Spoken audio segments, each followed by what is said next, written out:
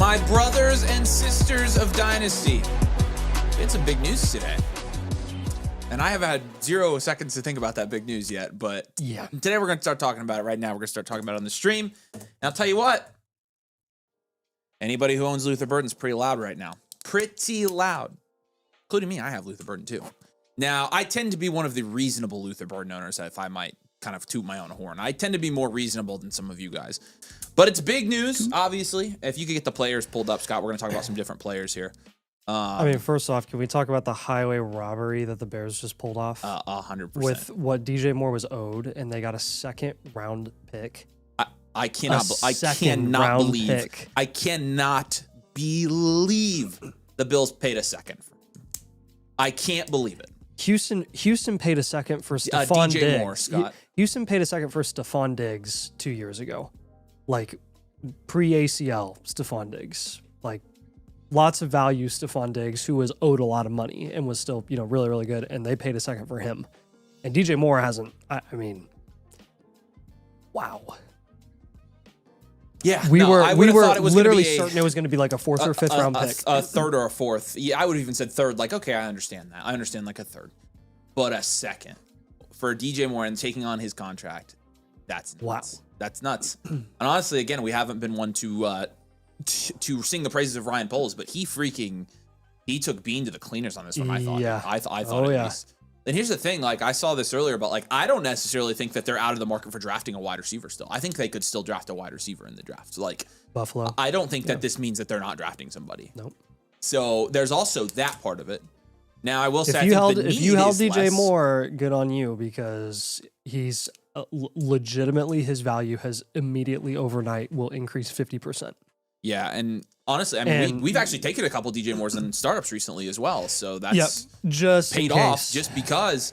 And also, like I remember I was on the team that everybody trashed me for last week that now is probably first in value share in that league because I made a trade that was awesome. By the way, for Roma Dunze, Caleb asked me. I was looking back and I was just like kind of going through our. He said the issues we have Loveland and Rome. I'd imagine Loveland would be easier to move in Rome, but Loveland's also tied in 3. I don't want to move him. What are your thoughts? And I said, I think we'd be patient. Both are holds in the event that DJ Moore gets moved. And it worked out. So now we're holding the bag. And this is pretty good for people who are holding the bag. In that instance, we have Rome and Colson Loveland, which in my opinion, like if I have to rank who this is stock up for the most, I'd probably say one is Loveland. I would probably say my number one riser from this is Colson Loveland in terms of the type of targets that DJ Moore was getting compared to the type of targets that Colson Loveland will get. I think Colson Loveland can help fill that role. Now, I also think, with DJ Moore being second on the team in targets, it's going to open up targets for just about everybody, but it's still crowded. Yeah, being second in the team in targets, though, like take that with a grain of salt. He still had 85 targets, and Loveland had 82, and that was really with half of the season him getting no usage at all. Had 82. That's nuts. And Burden for half of the season getting no usage at all. Yeah. So, and it was still that limited for DJ Moore. So there is still going to be an odd man out between those three guys. Because the thing is, DJ Moore last year was 10th in routes run in the NFL, and was 58th in target share. And so there's still going to be somebody there that doesn't disappoints. And I don't know who it's going to be. I'll let you guys decide who it's going to be. But, he had 259 slot snaps last year. That was 25th in the NFL. So about 26% of his snaps. Luther Burden was playing about 36% of the time out of the slot. 71st in the NFL at 143 slot snaps. Obviously, Burden's going to see the field more, I think. Which is fantastic for Burden owners. Now, here's the thing. Here's the thing about Luther Burden, and this is kind of why we've been saying what we've been saying about him in regards to his value in Dynasty. Let's say Luther Burden this year. I'm just going to give you, let's do this as an example. Let's say this year Luther Burden has 1,100 yards. So this year Luther Burden this year had 650 yards, 60 targets, 47 receptions, and 2 touchdowns. Let's say he does it. And he has 1,100 yards, 102 targets. Let's say he has 65-ish receptions and 7 touchdowns. That would be like the wide receiver, probably a low-end wide receiver 1, high-end wide receiver 2 if he did that. That's what those numbers are. Where do you think he would be valued in Dynasty if he did that? Top 8 Dynasty wide receiver. Top 8 Dynasty wide receiver. Because what I just named for you was Jameson Williams' 2025 fantasy football season. And where's JMO valued at? Well, JMO's being valued way lower than that. The end of the sixth. He's, all over the place. So here's my question. JMO's 24, by the way, on an offense that's just as crowded, but also just as fantasy productive. Why is JMO not valued in the 4th round right now? Heck, why is JMO not a top 8 dynasty wide receiver? Because if Luther Burden has this season that Jameson Williams had last year, we're all going to be saying that's a big success. You guys see what I'm getting at here? There's kind of a double standard with Luther Burden and his value. And I'm just saying, if Luther Burden has the JMO season this year, why are we elevating him any higher than the 4th round already, where he's already going at the 4-5 turn? I just don't think he has, and I don't think Luther Burden is going to have a top 5 wide receiver season. I just don't see it with that many weapons there. You guys can let me know if you think that will happen. But the event where that doesn't happen, we're talking about Luther Burden's ceiling being a high-end wide receiver 2, maybe a low-end wide receiver 1, maybe. I think that's very unlikely in my opinion. I don't think his value can go up much more than that. What? Prove me wrong. Why am I wrong about that? Timo says stop victory lapping that trade, buddy. We made the trade. We get to victory lap the trade. I made 2 dynamite trades in the last week. So I'm very happy about that. Why am I wrong about that? Burden is the new JMO. He's great. Too crowded. That's kind of what I'm getting at. Yeah. Same play caller too, 100%. Obviously last year, Jameson Williams didn't have Ben Johnson, but still. Now, who knows? Maybe Rome could end up being the JMO. Isn't it absolutely outrageous that on a separate note, isn't it absolutely outrageous that Jameson Williams was a wide receiver 12 on the year in PPR leagues this last year? I mean, I believe it. It's I literally crazy. I reaped the benefits of JMO in At the end of the freaking year, he just flock popped league. off, dude. I traded for JMO the week he started popping off, and then he was one of the most productive wide receivers in Dynasty, in fantasy for the second half of the year. Now, So, Mitchell's talking actually, about. I would like to see where he ranked. Let me do this. Mitchell's talking about Moore. He says DJ Moore clears Rome and Burden this year. From a production standpoint, that's very possible, actually. In fact, I wonder where people are going to start ranking DJ Moore when it comes down to when we get into redraft season. I bet it will be pretty free. I bet he'll be ranked as a top 18 wide receiver almost certainly. Because there's going to be wide receiver 1 expectations there, I think. I have Moore and I'm holding. People aren't that interested. No, Moore is not. No, Moore's fine. I don't think Moore is necessarily. If you bought into Moore at 11th round prices, DJ Moore, you don't really care to sell him now, I don't think. If you're a contender and you have him, you're freaking flexing that dude. He is a Devontae Adams of this year, in my opinion. He could be that. Obviously not near as good as Devontae Adams at this point in his career, in my opinion, but people don't view Odunze like St. Brown. They think Luther can overshadow him where JMO would never do that to St. Brown. Yeah, but here's the thing. Even if that's true, JMO was still a wide receiver 1 in fantasy. And so I don't think unless Luther Burden, unless you're talking about him having top 5 wide receiver ceiling, I think this is about what he would do, which would be great. But again, guys that produce at this level typically don't go that high in Dynasty. There's just a really big market disconnect with the type of player and also the level of production that Luther Burden can provide compared to where he's going in Dynasty. I still think that's very, very true. It depends on where he goes. If you're getting Luther Burden in the 6th round still, beautiful. I think that's still a good pick. If you're taking him in the 4th now, though, because I think his value is going to go way up, count me out. Count me out there. I still can't do it. I love Luther Burden. But he jumped 4 rounds in 3 months because he had a 27-point game, essentially. I'm not lying. So now on that same note, Rome Odunze, we're not even talking about Rome. Rome Odunze could end up being a huge beneficiary of this. Rome Odunze could end up being the guy that. What if he's the guy that takes his final step forward? We saw it at the beginning of the season from Rome Odunze last year, and then it was just awful. And part of it was that he was hurt for the rest of the year. He didn't even play weeks 14 through 18. But after he got injured, it was kind of meh. But at the same time, in PPR leagues, he only had 2 double-digit games past week 6 when he played week 6 through 13. Targets-wise, he only had 90 targets last year. And of course, again, on a per-game basis, he had more. But who knows? Rome Odunze could be a guy that takes a big step up. I like Rome Odunze still a lot, but it's still crowded there. And I still lean at price, Loveland and Odunze are my favorites. I honestly think there's a pretty viable scenario out there where none of these guys hit a price. None of them. I honestly, if they're all as good as everybody thinks all 3 of them are, then they all should be probably going at the 5-6 turn because they're all going to cannibalize each other to some extent. How much? I don't know. It's going to be tough to tell. But But I do think Luther's going to be on the field a lot more, and that's going to help. I think Rome Odunze is going to have less target competition, and that's going to help. I think Loveland's going to be used kind of as a wide receiver in that offense, and that's going to help him as well. So it's pretty much stock up for everybody. Like, it's pretty much stock up for Rome, stock up for DJ Moore, stock up for Luther Burden, stock up for Colson Loveland, and I don't think it's stock down for Caleb is the thing. So it's quite interesting. I think DJ Moore, though, look, if DJ Moore's price isn't going to move after this trade, I would go trade for DJ Moore in Dynasty after the fact. Yes. Well, again, that's with the caveat, with the disclaimer, if his price doesn't move. If his price goes way up in Dynasty, sure, I'm probably not going to. And also, I don't think there's going to be a ton of willing sellers of DJ Moore, especially from contending teams. But if his price stays the same after getting a very clear situational increase, I'll buy him for contending teams all day, and I'll flex him this year. I think he is a flex level guy in contending Dynasty teams this year. So that's kind of my thoughts. I think it's great for fantasy football, though. I think all around it's great for fantasy football. I think it's great for Dynasty. I think it's gonna be tricky. I think it's gonna be really tricky to navigate that Bears offense, but it was already tricky, and now it becomes slightly less tricky. I have a feeling we're gonna see a lot of moves like this that are gonna help elevate the production upside opportunity of a lot of free agents. Hope you're right, dude. And also, we may have a couple of hiccups along the way here and there that kind of impact the value of other players. I think one of the biggest things that we've seen is aside from the fall of Travis Hunter, who he's now outside of the top 100 on Keep Trade Cut. Fun fact.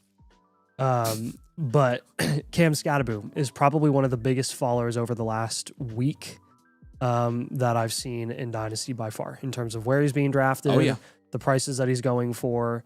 And it's very understandable because let's talk about Scatterboom. I don't know what decisions that front office and Harbaugh are making right now, but everything seems to be like pretty stupid.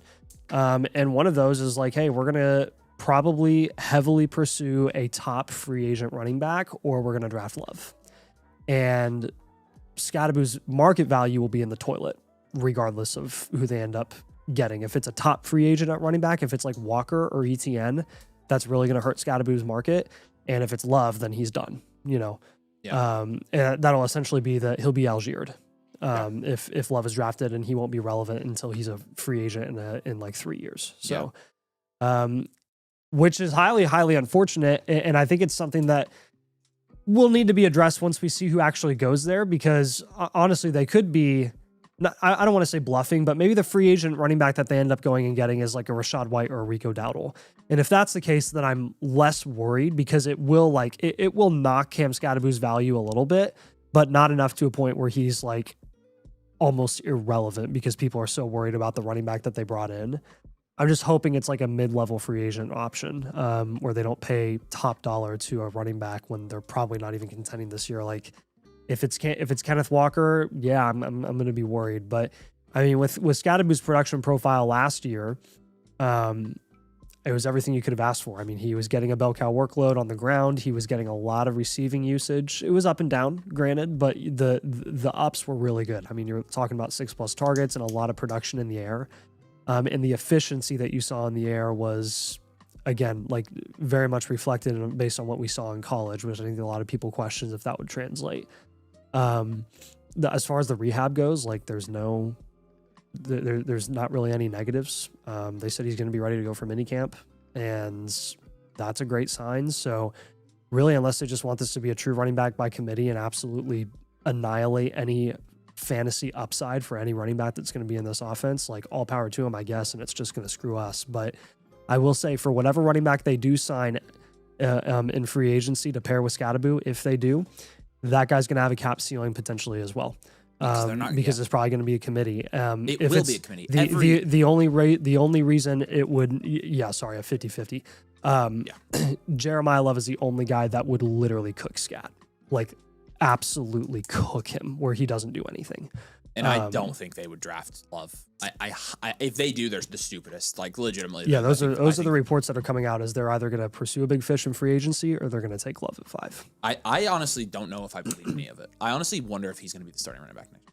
I wonder if it's smoke. Oh, I hope it's smoke. Because I think they're much more likely to take Tate than they are take Love. But like, yeah, I would love to not buy it, but they've already made a bunch of decisions this offseason that like make you turn your head, and you're I like, know. what? And it's also Roman and Harbaugh and Exactly. You just never know. And Nagy. So like you just don't know. You would think Scottaboo would be the perfect type of Greg Roman running back though, where they're like, yeah, we want to literally put the ball in this guy's hands and put the offense on his back. Alex says the name to watch for the Giants is Pacheco with the Nagy. Yeah, that makes sense, honestly. Yeah. So if that that's the type of guy that they pursue in free agency, then Scottaboo's going to eat. Scottaboo will be fine. Yeah.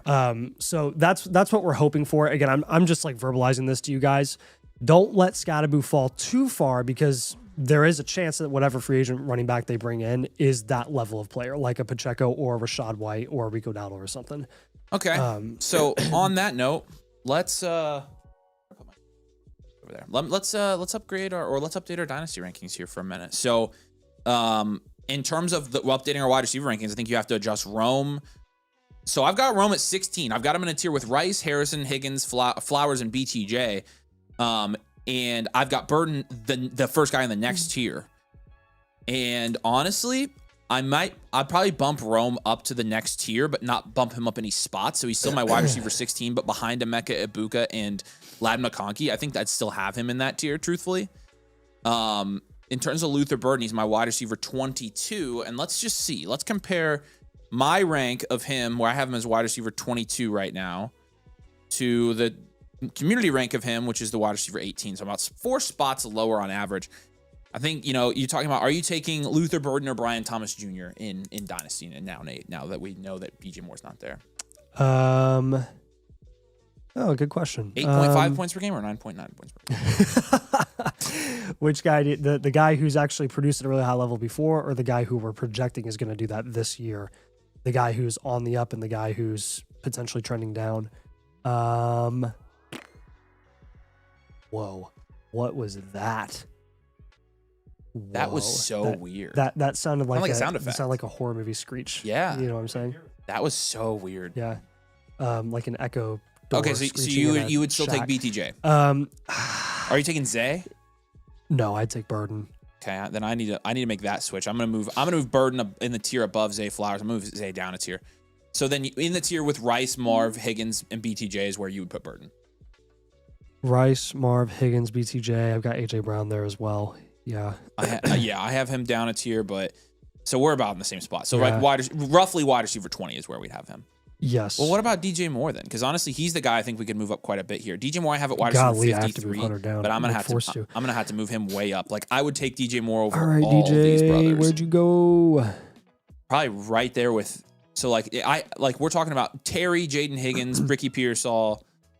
Like, oh man, I already had him pretty high.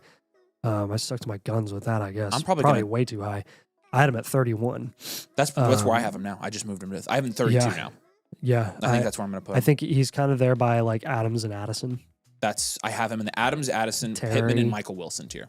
Yeah. So that's a pretty big stock up for DJ Moore. I just had to move him way up. And Travis Hunter, I mean, you'd take Pierce over Pittman and Wilson, right? He probably needs to be in that. He's the first guy in the next tier behind them, but I'm going to put him in the same tier. Yeah. What about Hunter? Like Travis Hunter, are you moving him? You mentioned you were going to move him down. How far are you moving him down? I've got him at 27 now, back to back with Addison. That's where I have him. Yeah. So, okay. So, but DJ Moore, obviously the biggest. I mean, DJ Moore is the biggest stock up guy. I mean, of the day, I think by far. I already had the other guys ranked pretty high, and Loveland I've already got as my tight end 3. So Diggs got cut. That was another like I'm low key move that no one talked about. I'm kind of surprised they did that, to be honest with you. I did not think they'd cut him. What? I think that is. I didn't know they could save that much by cutting him. All the news is going to be about DJ Moore and the implications with the Bears, and no one is going to pay attention to this and what the implications are here for New England's offense and what they're going to do. They're either getting AJ Brown or they're drafting Concepcion or Omar Cooper in the late first. I agree with you. Or both. They have to. They have to at this point. So Diggs had a good fantasy season too this year. Actually, Alec Pierce is another guy that they could go for as well. And the other thing about the DJ if Alec Pierce ended up being a Patriot, I would. Oh my God. I will be outside of Chris Ballard's house. Yep. The other thing about the Bills trading for DJ Moore is that pretty much takes them out of the running for Alec Pierce, in my opinion. I don't think they're going to sign Pierce now. So that's actually good for us. They're very similar. Where do you guys think Alec Pierce is going to go, by the way? And also, how much is Alec Pierce rumored to be getting right now in free? Like, what's the money rumors for him? I got to get my charger. I've not seen a price tag on Alec Pierce at all. The only rumors that I've seen with Pierce are, and again, this is independent of what Pierce said on K Adams, but all of the talk from reporters about Alec Pierce, not in Indy, but like unbiased reporters, are that Pierce is probably going to get a deal done with Indy ultimately. I don't know what's going to happen. I don't know what he's going to get paid. I honestly... Well, that was before he went on K Adams. Like, I mean, I don't think that was nothing. Like, I don't think it was nothing either, but there hasn't been any talk about Pierce at all. Hardly at all. It's pretty much been assumed that Pierce is going to be re-signed. So I don't know if reporters are getting any indication from Indy's front office where they're like, yeah, we're going to let him go. Or if they're like really, really confident that whatever they're offering Pierce is not going to be matched by anybody else in the league, which I think is also a possibility. I think sometimes the Colts can kind of overpay. Alex says Titans, Colts, or Seattle, 25 to 30 million. I have heard Titans a lot for Alec Pierce. Oh my gosh, Seattle with JSN. That would be. Oh my gosh. They would literally. They would throw the ball 30 yards down the field every play because one of them would catch it. That would literally be CeeDee Lamb and George Pickens. Like, but yeah, I mean, JSN would be obviously more productive. Right, and Pierce is Pierce would not be Pickens, but still, that would be crazy. I wonder though. It's the same type of thing though, because you basically move, Pierce and Pickens are more the outside guys, and so as much as I love Alec Pierce, I think you can make the the same argument about him from a fantasy perspective. Yeah, people are saying 25 to 30 million. That's crazy. Wow. Money, dude. I bet you the Colts are offering anywhere from 20 to 25 on the annual. And if he's looking for more than 25, I do not think anyone's going to pay that. I mean, Terry's contract was 32. Like, you're talking about him being one of the highest paid, like a top 12 highest paid wide receiver at $30 million. What are the true per year numbers for Terry? Hold on, let me find him. Terrell. Here, I got it. Terrell McLaurin.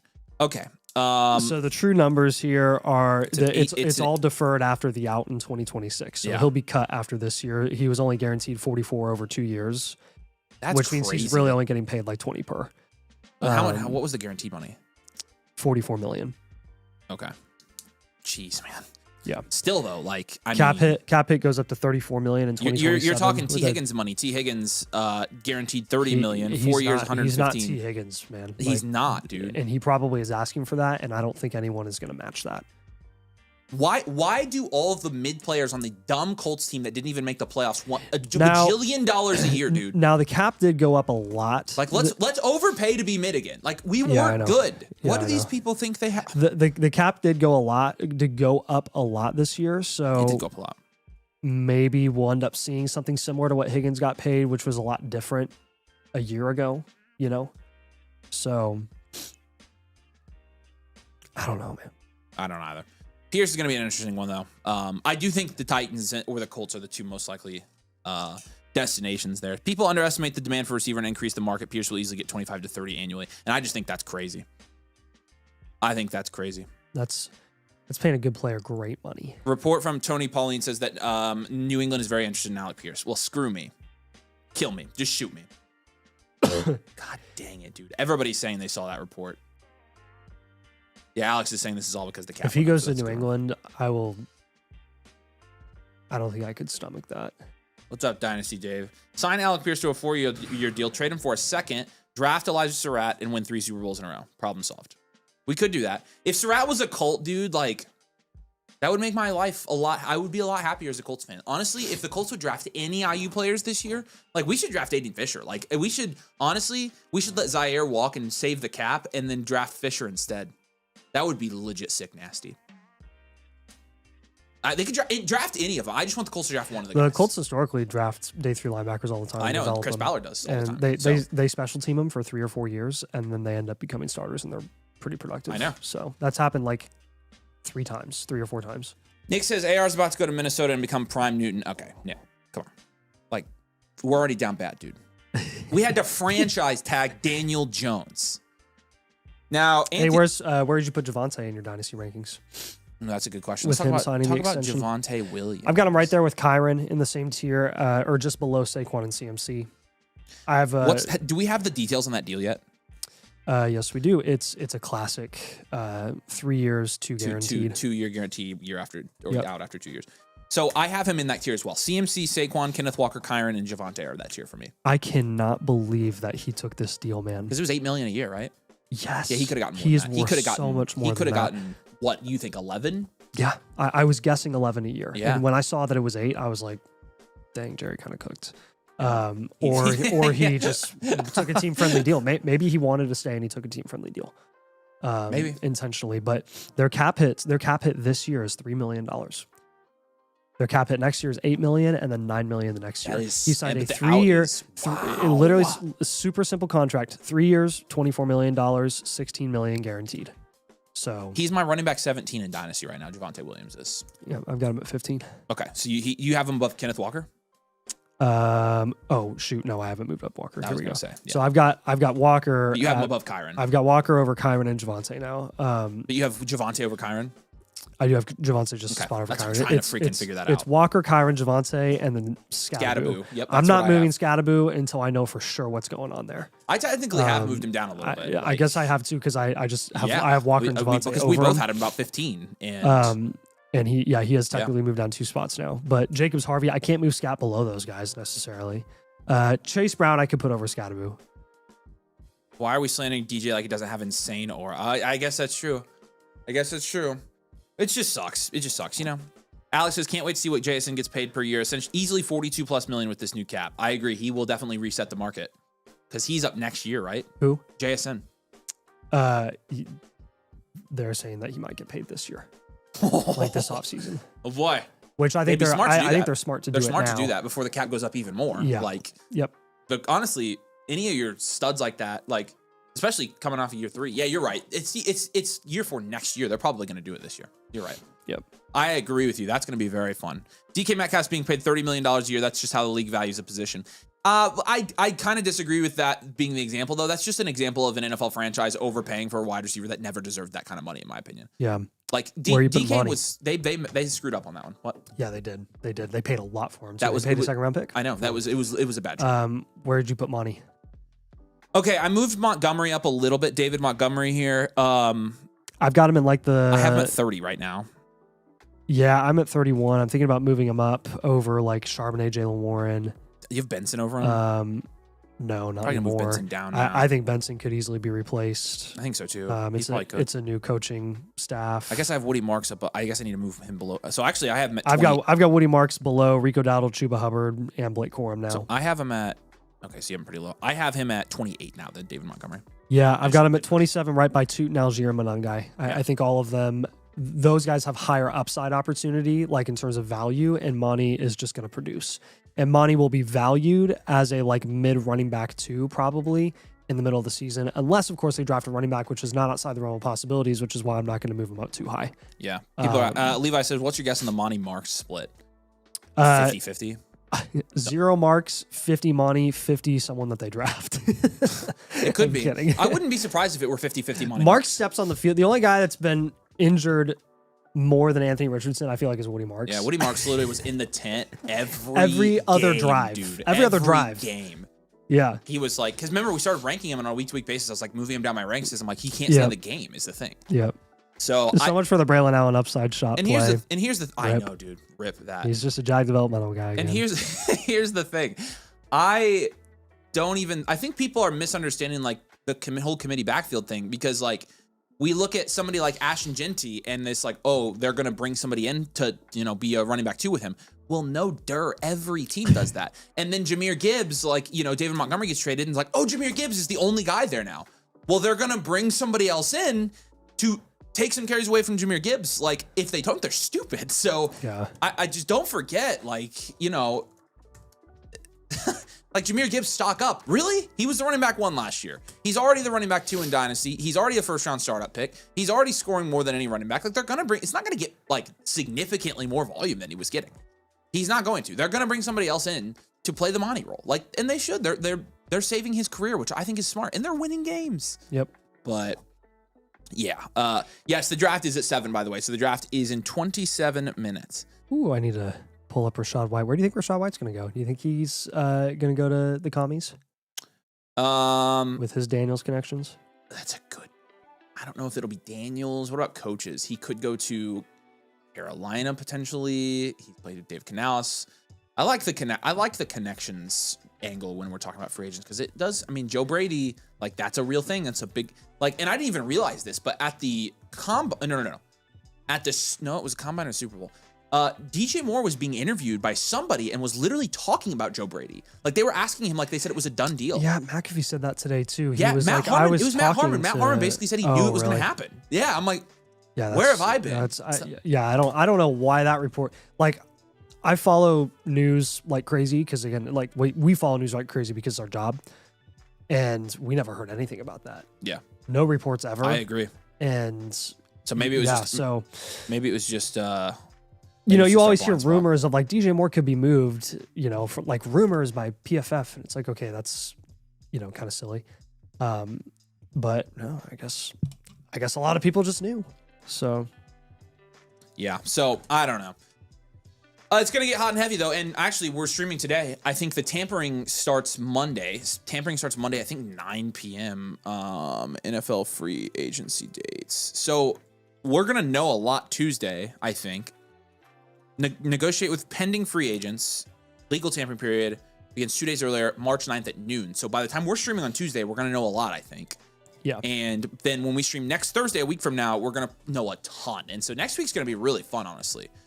it'll be a blast. I wanted to We're tell gonna you have this. good content coming out from it too. I will tell you this. I think that since I don't want to do anything about existing players before free agency for Tuesday's video, since we have to record it, Yeah, I agree. think we should do a 2027 look ahead for Tuesday's video. We may have to do a for Tuesday's video. Yes, I was gonna say otherwise we're gonna have to wait until Wednesday probably to do the video because Tuesday is when free agency starts. Wednesday And when a free lot of agency the- starts. Oh, I thought it was Tuesday. No, it's Wednesday at 4. Oh, okay. So we honestly might want to wait and drop the video Friday. Now next a lot of news will come out on Monday and Agreed, Tuesday, and there yes. might not be that much that actually happens on Wednesday Yes, that we don't know about. No, yeah, but, and that's what happened last year. So. A lot of the official signings, like Pierce, who's going to wait probably for free agency to officially open up, you might wait a day or two before we really know. So Yep, that makes sense. So we will have all the content scheduled out for you next week. But drop a like on the stream if you are watching and you can support the channel. Appreciate the live streams. Drop a like for us. Make sure you're subscribed as well. If you play Dynasty, this is the place to be. Obviously, we got Dynasty content all the time. So yeah, it's gonna be a fun night. So we do have a draft here in 25 minutes. We're gonna knock out a couple team reviews here. We've got some in the queue before. We do this, so we've got 2 team reviews that we're going to jump over. We can do any trade questions as well if we've got 3 those ready. 3 team reviews in the queue. And so we have a very short queue. I just dropped the link if you'd like to get your team reviewed tonight. Again, you will get it done tonight, guaranteed, because we only have 3 in the queue. And so take advantage of that. Take advantage of our short queue. And let's take a look at some of these teams before free agency hits, maybe make some market plays. We do have a couple of trades here that we need to discuss. This is Javonte Williams, Garrett Wilson, and the 209 for James Cook and Ladd. Take James Cook and Ladd. It's not even close. That's not even close. take 'em. Take it. Excuse me. Opticlone. This is it's two QB or Superflex 12 team start 10 PPR. Hurts, Genty for Tet, CMC, and Dart. So Dart and No. it's basically CMC and Tet for Genty. Well, I guess That's not bad. Hurts and Dart, I guess, technically They cancel. yeah. And then Genty, Tet, and CMC. Okay, never mind. That's Yeah. not that bad. I would take it. I just hate moving Genty right now. Yeah. But I'm with you, but We'll that's call it not fair. That's not a bad trade. It's fair. Yeah. All right, and then Ryokin's gonna be our first one up here. So let's get his loaded up and rolling. Ryokin, say hey in the chat if you're here, man. We appreciate you, buddy. And Schmumbo, looks like we got one of yours in. Appreciate you, dude. You'll be up here soon. Let's take a look at this for you here. So, team name is Ryokin. This is a new startup. He said this one was coming. It's a Superflex 10 team, start 11 PPR, full point PPR here. Or sorry, full point tight end premium. It says new startup. I feel like this one's pretty decent. Let's take a look at this and see what his value share and stuff is here. Okay. Team name Ryokin. Let's grade this out. You're first in the power rankings on Flock, so let's go ahead and see what you are on ours. 10.2% production share, which is third, so that's right at average for a startup. 12.3% production share, first in this league out of a startup. That's nuts. we be in. Oh man, this team is fabulous. How did you do this? Out of a 10 team. That's Yeah. good. Oh my gosh. Oh my gosh. Look at the J Hill team out of the startup. Where's the J Hill team? Scroll Ooh, down. what happened there? I think Oh, he traded. bottom. Oh, he traded back too much to get 27 firsts. That'll he's do taking it for 27. That'll do it. And he's got That'll do it. Loveland and who else? Yeah. Yep. All right. Well, let's grade this out positionally, and then we'll kind of get into your moves here. But this is Whoa. a premium, so I'm going to get kind of your advanced analytics out of the startup as well. This is a great startup team. Jackson Dart and Sam Darnold and Jared Goff's a 6 in the 10 team. Genty, and that's it's a 4. Neighbors, Tet, Brian Thomas, Jameson Williams is an 8. How do you have that wide receiver room with the picks you have? That's good stuff. Kittle's a 2 from a value standpoint, but obviously we really like him. Your picks, your draft capital, the 102. The 12th in our startup. I mean, your draft capital is a 9. You just don't have your 27, but you have so much this year. And your bench is like a 2, which is fine out of a startup. Overall is a 5.8 here. This is a standard value, well-rounded contend. This is impressive out of a startup, my man. Very good. We're looking at some of the different aspects of your team here, characteristics of it. You have 37.7% of your value at wide receiver, 15.8 at running back, and then 17 at quarterback, 28 at draft capital. So a lot of draft capital and wide receiver here. And a lot of that draft capital is going to turn into either wide receiver or running back. You have a double-digit value share at one position, 14.5% wide receiver value share. You have a 9.4% value share at running back, the other ones, and then 8% at quarterback. And 1. I don't know how you drafted this team. This is really good. Your average age as well, 25 at quarterback, 23.3. So I had some great trades. I can tell it's the only way to do this out of a startup is to make trades. 23.5 at running back, 22.5 at wide receiver. Wow, you are so young there. And 32 at tight end. Your installation, 6.3, production, 6.5, and your situational scores of 5.3 here. Pretty good 3 factors here. You're first in our power rankings. You have that surplus of picks this year. You have 2 cornerstones, 2 foundationals. You're going to end up having 3 cornerstones and 3 foundationals, probably 4 foundationals after the draft. Your highest categories, obviously, are the Jags, but then productive vets, you've got a number of those guys, Sam Darnold, Jared Goff, and George Kittle as well. Got a lot of upside shots, and then cornerstones, foundationals are your next here. So this is, again, a downright impressive team for out of a startup. Like, your flex spots. Really, I mean, when you're talking about, like, adding love to this team, too, this team's pretty gross, man. This is awesome. 102 as well, so you got Tate. By gross, he means nice. I think the only thing to do here is up tiers or pivots. Like you don't need to be down tiers here with the 4 top 6 picks. Yeah. Like, and the other thing is, what do you think at QB? We got Darnold and Goff. Yeah, I know, and I love. I honestly like. Should we just move one of them and then get like Stafford as our QB3? Yeah, and what we could do, it would probably have to be Goff on this team for me to be comfortable with it, and you'd probably have to move him for a wide receiver or running back. But again, like unless you can get like a super productive veteran guy, I'm not sure. Yeah. So Goff in our draft went in the 7th. Like, you could get Derrick Henry. Yeah, market's got him a little closer to Waddle, Javonte. So we could try that. Henry's another guy. And then we'll trade for Stafford to get like your like the Tonjas cut. Oh yeah, you do have that. Yes. I do like that. Yeah, you'll be good to go at tight end for sure. Yeah.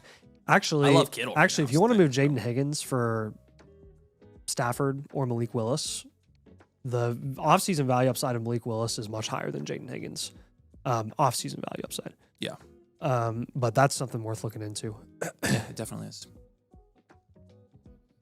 Oh.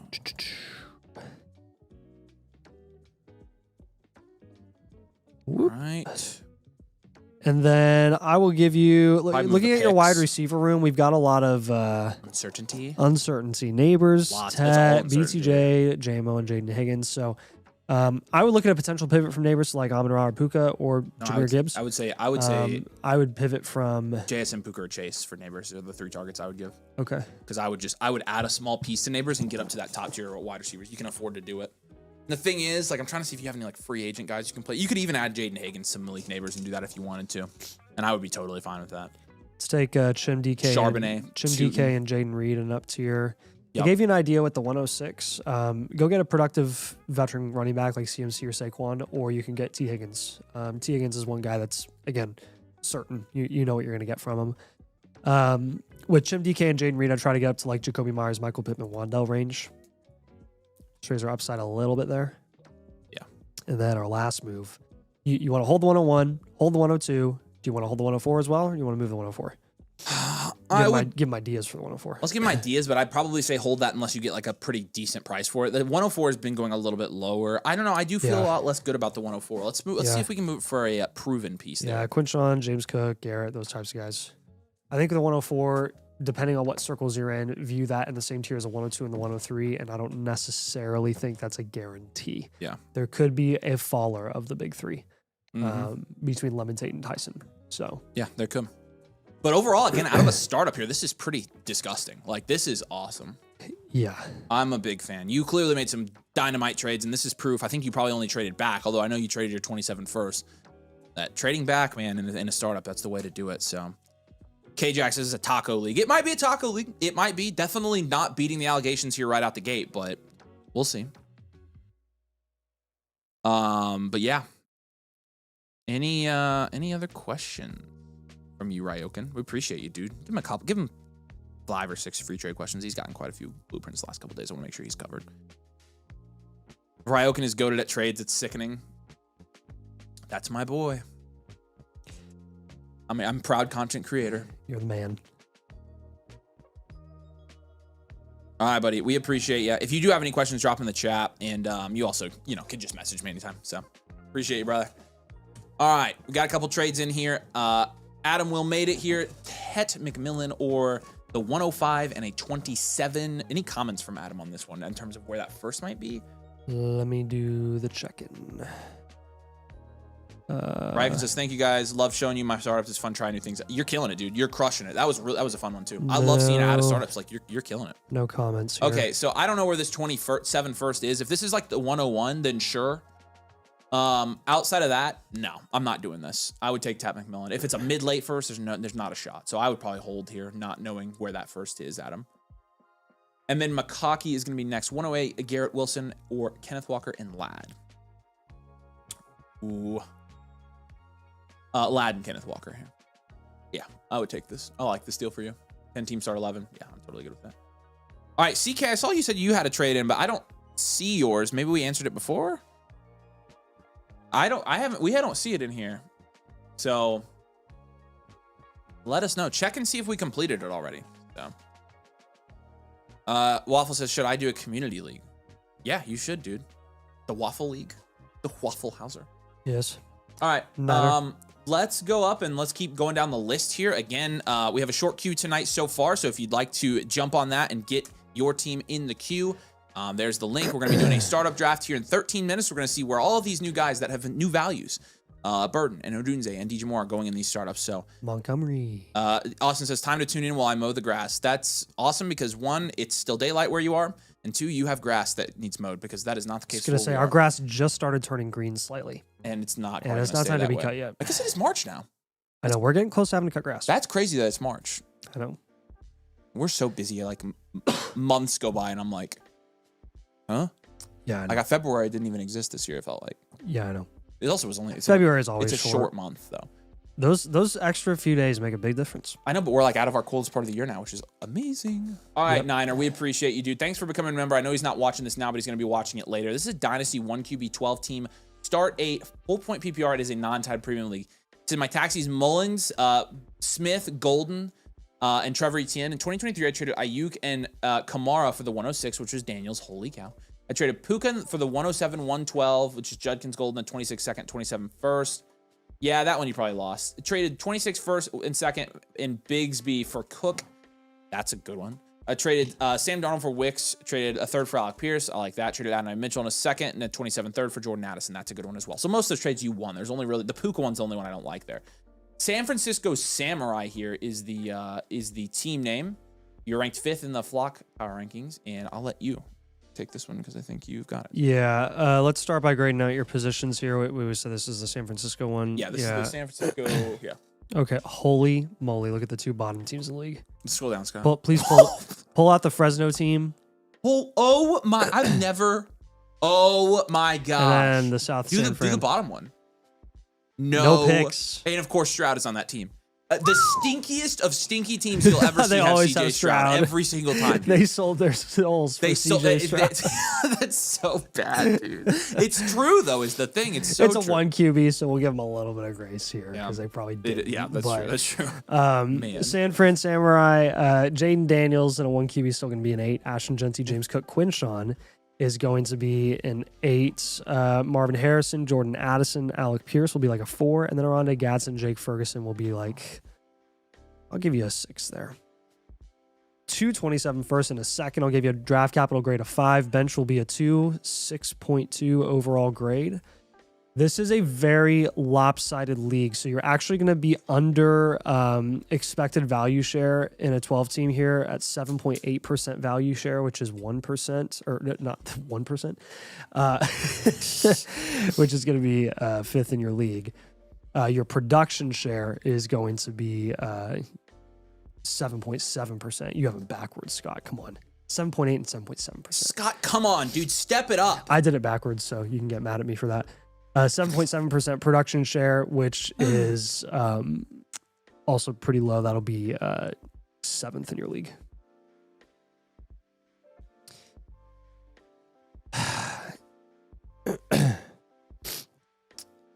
Your running back room is set. Your quarterback room is set. Tight ends, we don't really care about, especially in a non-tight end premium. Wide receiver is a huge oof. With only 27. Yeah, this is a super, super top heavy league. So like, just reload. I'm gonna lean. Just go for next year. I'm gonna go 1 year reload here. I think it's a little bit safer. 1 year reload, well rounded. We can make some moves here to make your contention status a little bit safer, and the fact that you have 227 first, one of which is your own, makes me a little bit less worried about your about just safely reloading this year and looking towards. I agree. I think with as top heavy as the league is, with as many question marks as you have from a production standpoint at wide receiver, I don't see any like immediate moves that are going to be like, hey, let's go for it this year, unless we like down tier from Genty and Daniels. And on this roster, I'm not comfortable doing that. No. They're carrying your value security. I love your running back room is great though. Like your running back room is fantastic. I think it's worth just waiting. Yeah. So in a 1 QB, we will have you move off of Jaden Daniels for another position because it's just not a priority right now. Yep. Gadsden and Ferguson, you can hold both of those guys. I'll have you down tier from James Cook here. I think there's actually a tier of mainstay running backs that you can get that have a good amount of production upside this season where you can offload them in a premium, or you can get multiple wide receivers in return. We can look into that. And then I think we're going to have you pivot off of Matthew Golden as well. So when we're looking at the price range. Hey, CK, you may have checked the creator on that. You may have submitted somebody else because we don't have it. So double check your trade for us here. When we are looking at the price range for Jaden Daniels in a 1 QB, you're probably looking at guys like Lab McConkey is right there. Excuse me. Wow. Romo Dunze is one guy that I would move Jaden Daniels for right now. And then if you're going running back, you can go Bucky's in that range. Quinchon, you already have Quinchon. Brees also there. So worth looking into all of those. Basically just a skill position guy at running back or wide receiver instead of a quarterback because it's just not a priority. With the Matthew Golden pivot, again, that's going to be lower end, but there are a couple of guys that we like the value upside of a little bit more. So right now he is in that range of a number of productive vets. Wando Robinson is going to be a free agent. He's going to get paid money. He has a good chance at gaining quite a bit of value. I think that's a good short-term market play. Same with DeAndre Swift and then Devontae Adams as well.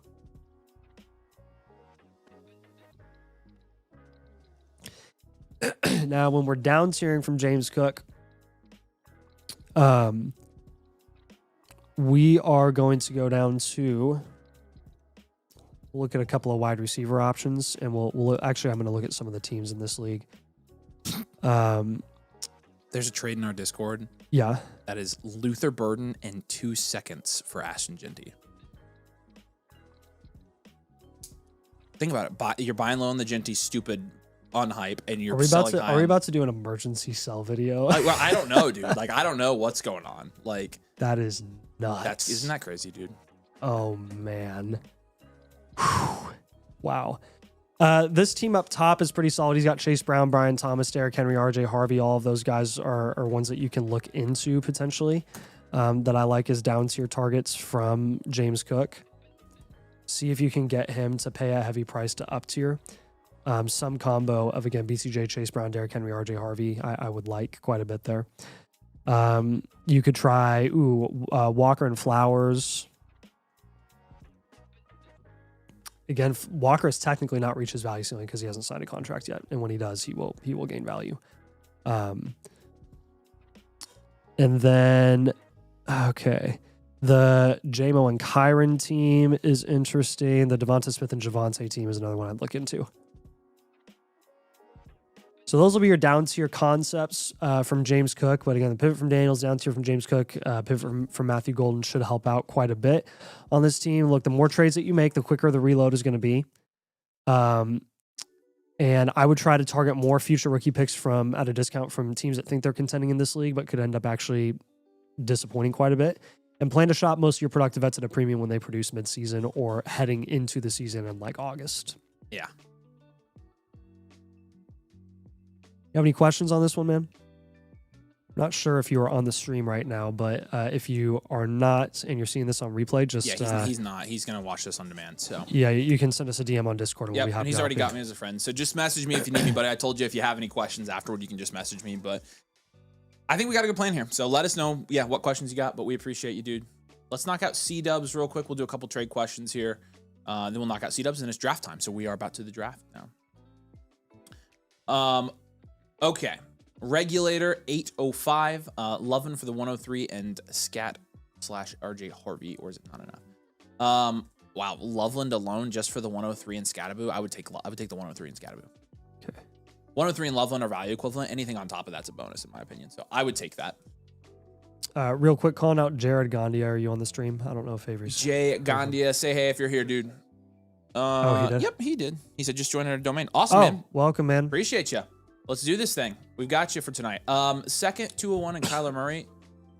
Yeah. Still a W with my team.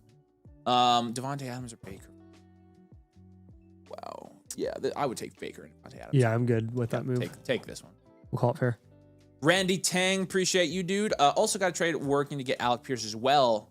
Take Javonte and run. Yeah, take it. Don't even think about it. Give him another trade question as well. You're not paying $15 for us to just tell you to take it and run. Well, you got another one there. Take it. Congratulations. That's crazy. Yeah. Yeah, and let us know about the Alec Pierce trade too.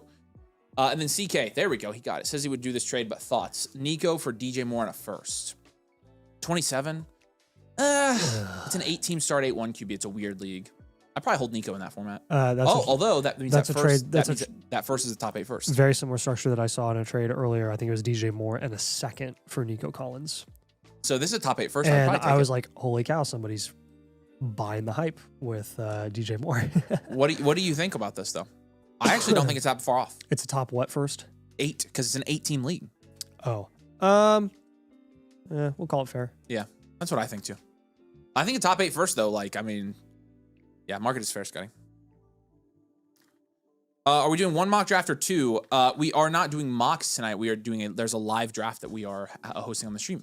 Okay, this is Luther and the 110. No, not even close. Not even close. Luther and Bucky are value equivalent now. Like, I'm telling you, if you're only trading Burden for like a crazy asset right now, because you've got to let his value settle. So hold here, JJ. Last thing you want to do is sell him too early. Yeah, agree. And then the 107 and Garrett Wilson are the 104 and Travion. So moving up, getting Travion. Garrett's greater than the 104. Henderson's greater than the 107 by quite a bit. I think this is a fair move. I think it's fair. I'd probably lean hold here, Jordan. I probably lean hold. There's a good chance that the 104 and the 107 are not too far apart. That's true, and that would be kind of your. But again, that's the thing. You're trading away the 107. I'd probably hold. Yeah, that kind of makes my decision easier. Thank you. Life of Flux says, how does one get into one of these live drafts? If you become a member, you can get in one of them. So. You will actually C-dub. I think we're gonna do C-dubs after. We're at 2 minutes now, and so that took longer than I thought. So we'll get back to this after. Yeah, Life of Hawk, we can get you into it. Show them the wheel, Scotty. We can get you in one of these live drafts if you become a member. If you're interested, let us know, and we can give you the details for that. I've got the link here to get in the team review queue right after we finish this draft. But we gotta see the wheel. Yeah, I was gonna say we got the wheel. So I went ahead, and if you guys have made a purchase for tonight, I went ahead. We've already thrown you on the wheel. The wheel is the top authority and domain. It's not just any wheel. Nathan and I report to the wheel. It's the wheel. So we are not even the highest ranking members of our own company. The wheel is. And so anybody who makes a purchase tonight will spin the wheel. You'll get everything free. So take advantage. We'll put your name on the wheel. You get everything free plus a swag box. How about that? So that's our fun thing for tonight. Drop a like on the stream. I'm pretty sure there's 400 people watching, which is awesome. Thank you. We have 66 likes. Like, do you guys just see the like button? You're like, eh. No. If we hit 150, we'll give away a blueprint. Excuse me. X-Ray says I need running back bad. Apologies for No, my dude. coughs, BT dubs. Yeah, Nathan is ill, so don't Dude, ill shame I've him. been in shambles the last couple of days. I'm in shambles, but In a different because way. of How's your day been? don't talk to me about it. I'm legitimately like, my head's spinning right now. Like, and I'm not sick. I'm just like, I'm so tired. Like, I've just been literally staring at my screen and like doing a million things all day. I've been like watching you guys do your thing. I feel like you guys are in like the forest that's burning down, and I'm just like at the edge of the forest with like my little pail of water, like, whee, here you go. It was fun. Hopefully you guys, hopefully those all look good because Life Fox says annual membership, I'm assuming. Yes, that is correct. So again, if you do want to join, we can get you in any league you want, actually. We've got a number of leagues that are coming up, so for our new peeps. So all right, there we go. 111. See, you guys could do it. I knew you could do it. We appreciate all you guys. Thanks for watching. All you guys just double it in 30 seconds. Yes. All you guys who watch, you guys are the reason we can continue to make Dynasty content. So if you love Dynasty, just know that your support goes a long way in making this happen. So we appreciate you. Every time I freaking see RG Carlson's, he's always on there, and it's me in my freaking sweatband and the freaking glasses. I feel like he's everywhere. Dennick's in this league. Ryokin's in this league. Messi's in this league. BK's in this league. C-Stanton's like, look at all these guys. Collins in this league. Like, oh my goodness. Look at all these peeps. This is going to be a good league. And we're kicking it off. Tiger Dynasty. Interesting. All right. Bijan goes first overall. Let's see how this goes. Let's see how this goes tonight. We're at 117 likes. Joshua says, thanks for the reminder. I always forget to like the live streams. No, that's what we're here for. Jason says, are there any cheaper domain leagues I can get into? The standard league for a domain league is $25. So I don't know if that's what you would classify as cheaper, but that is like the cheapest we run, I think. So I have the monthly membership. Is only the annual that gets you in the queue for a live draft. Yeah, if you upgrade, which will only charge you the difference, then you get the blueprint and we can get you in a draft like guaranteed. So if YouTube didn't add liked videos to a playlist automatically, there'd be more likes on videos in general. You might be right about that. Heck yeah. Life Fox says, copy that, saving up for a wedding in June, dropping 100 right now. Don't make the most sense. Yeah, no, that totally makes sense, man. We appreciate you. Congratulations, by the way, on being engaged. That's freaking sick. Good luck with your wedding. There's plenty of stuff you can get for with the monthly and free on the channel. We do not paywall any of our content. No. Just the personalized stuff. RG's drafting the auction draft with me right now. RG, dude, you're freaking everywhere. Say it together with me. Kickers are placeholders for rookie picks. Okay. We should have a drinking game where when people ask that, we take a shot. We'd be freaking blackout drunk. Absolutely. Like, we'd be cooked. I already would be after one. Murphy says, do I swap my 112 for BTJ? Yes, in a heartbeat. Logan says, how do I join a domain league? And then Jason says, do I need to go to Discord to get into the league or is the Flock website? Okay, click on the bit.ly. Scott, pull the bit.ly up for him just so we can general reference this real quick. If you go to the bit.ly, refresh that. That's not right. Always refresh the bit.ly. There we go. It's that first one. Again, code domain, annual Motherflocker tier, that gets you into a league automatically. So show them the new member leagues for this month. Here are the leagues that we're rolling out this month for our new members. We still got that graphic, Scott? Here, we're showing you right now. There you go. So we got 4 auctions, 4 high stakes, 4 standards, 2 premiums, and 2 leagues with 26 and 27 first getting drafted. So again, any new members for Motherflocker March will get in those leagues. Reminder, our goal for Motherflocker March is 175 new Motherflockers. If we hit that goal, Nathan and I are going to do an all-night live stream. We did this 2 years ago. It was a big hit. It makes us miserable. We're old. We're tired. You'll think it's funny. So every new member counts towards that as well. All right, so this draft is going pretty much how every draft goes. You've got the 2 quarterbacks that just went. But you, of course, the first 4 picks weren't quarterbacks. So classic domain league. Classic domain league. LifeLock says, anyone looking forward to the NFL draft live stream? It's going to be fun this year, dude. We're going to be here. But spoiler alert, we're going to have some good guests. Yup. We're going to have some good guests. In fact, if you've ever seen, hopefully, probably all of you have, if you ever seen Pure Potential, Paul Patterson's going to be in studio with us for the NFL draft weekend. So yes. Surprise, surprise. We're going to have a kind of a loaded show with guests, too. It's going to be fun. It's going to be so awesome this year. We have a lot of fun stuff planned. T-Mode said, remind me what kickers are for. It's for kicking you right in your freaking butt, dude. Nice. That's what I'm gonna freaking do. Show you where to. Alex says the Star Wars content from the all-night stream was peak. Yeah, and we're gonna have more of that this year for sure. When we get the only thing that keeps us going when we get to 3 a.m. is start talking about Star Wars. Like That's like, actually the only thing that can keep me awake. I'm telling. That's what I'm saying. I do. Shows you how much of a nerd I am. When I am driving and it's late at night, the only thing that keeps me awake is trivia about football or Star Wars. That's it. There ain't nothing else that can keep me awake. There's no heavy metal music. There's no podcast. There's no anything. Yeah. Nothing will keep me awake. Doesn't matter how many lights are flashing in my face on the street. Nothing keeps me awake. But NFL trivia and Star Wars trivia do. So there you go. David says, I hear you're going to have some really awful guest crasher plays too. That's very true. Levi says, sweet combo. Hopefully you guys can pump some energy. And Paul seems like a cool dude. Yeah. No, I mean, we, you know me. I'm Mr. Energy. You know Nate is Mr. Energy as well. I'm just going to let Nate and Paul do the show. And I'm just not going to say anything. That would be freaking hilarious. Does the Motherflocker cover blueprints monthly for one league or for all my league? It gives you new infinite blueprints for the league that you get with your voucher when you sign up. So it's only one league. Infinite is a lot of work. It's a ton of work. I hope you know how much it takes to pull it off every month, because it's why they're expensive, and it's also why we can't offer them willy-nilly, is because it literally is so dang expensive to do. It's probably a bad business move, but we love you guys and we don't care. Somebody asked how much the studio was. It was quite pricey. Is there anything wrong with me telling them about how much the studio costs? Is there any drawback to that? No. The whole setup, I'd say, in here, equipment, lights, computers, I would say we're at least 30K into the studio, maybe more. So, and we're pretty big on, like, you know, when we make money, we saved up for the studio. Like, we like reinvesting it to make the content better, and the studio was like a direct thing for that. So, as you can imagine, like, the studio was very expensive. So, it's in my basement, but yeah, it's a little behind the scenes for you. So, it's a big investment. It's a big investment. It doesn't necessarily add to the value of my house either. So, there's that. Who else is gonna, unless somebody wants to move here and run a fantasy football podcast and steal our logo?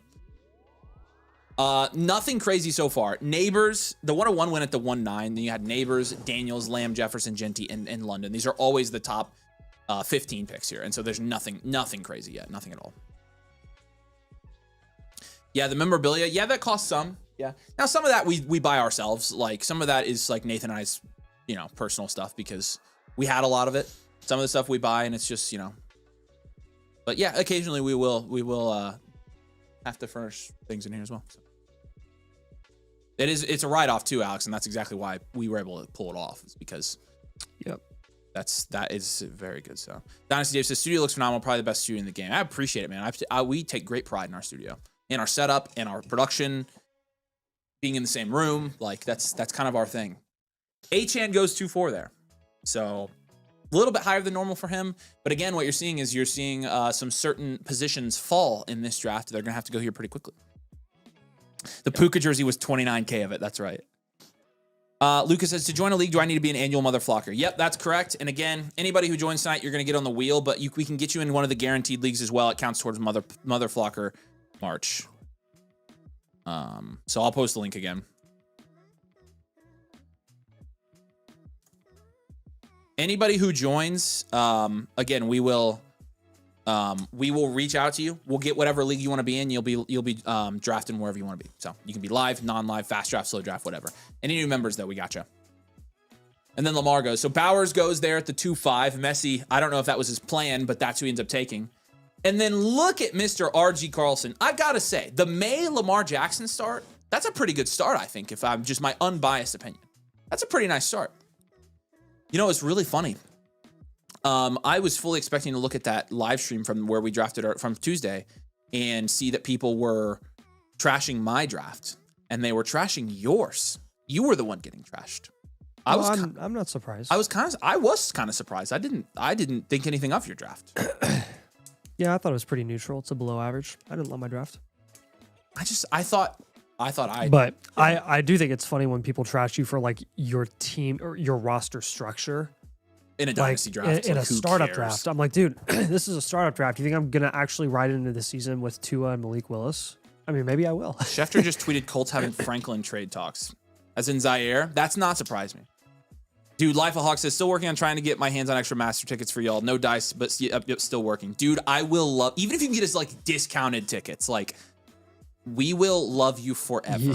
Yeah. Like you would make our year. That is like bucket list. I appreciate you trying, dude. That's so nice of you to try. That's so cool. I love the Gibbs Hampton start here. I love the double running back. I love that Hampton fell to you. He didn't fall to me at the 2-6. I personally would have taken Hampton. Burrow goes there at the 2-8. I love the Hampton Gibbs start as well. When your annual comes up for renewal, do we count as new members or existing? You do count as an existing member. So otherwise we'd hit it. We'd probably hit it just from our renewals. But no, we appreciate you renewals as well. I had one renewal ask me if they could count towards the count, and I said yes. So we're one higher. Oh, we need to do an update on that, by the way. I'm pretty sure this morning we were at 30, by the way. So we are, I don't know if we're on track or not. There's 31 days in March, right? Let me check. Kyle says we were at new March members. Wait for it. Yeah, 28. So 16% of the way through March.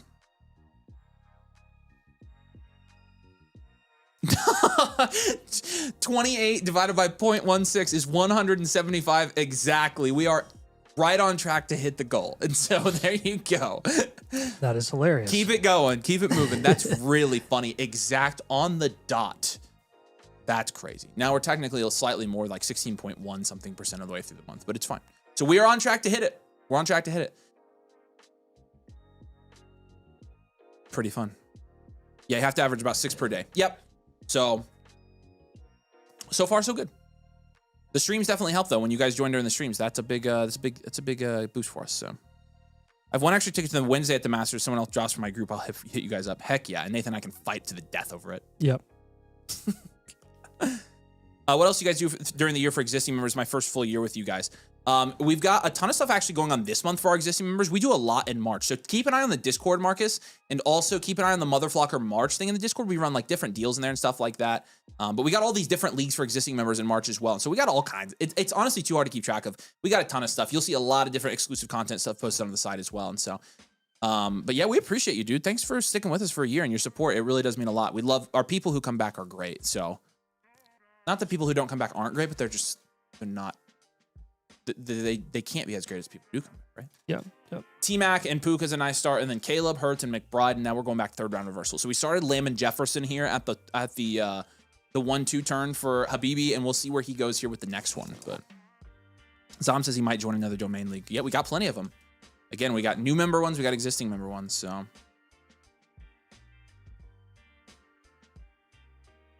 but yeah.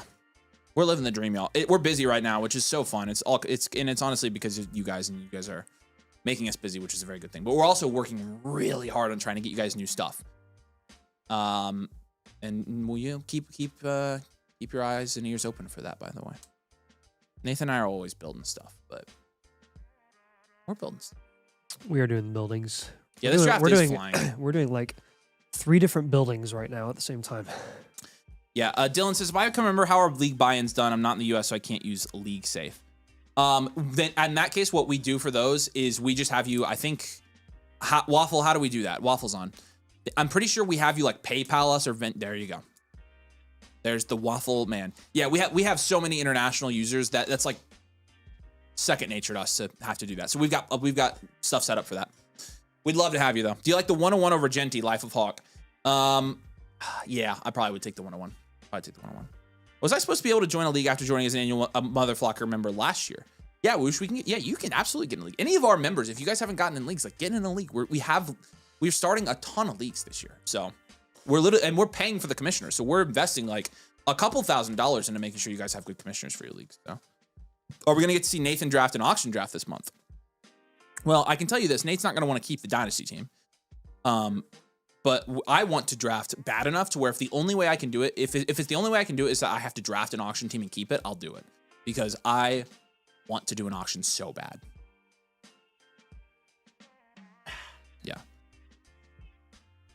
If you're in Canada, you can use League Safe. Yes, that is true, I think. What landing spot do we want for Love? I just honestly don't care. I don't mind the Cardinals landing spot for him. Cards would be nice. The floor? I'd be good with cool. that. Yeah.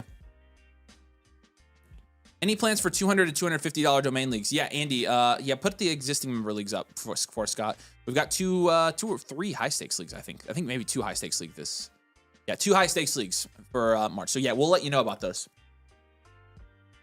We'll run a deal where you can buy yourself a spot into those, guaranteed. So we'll have that soon too.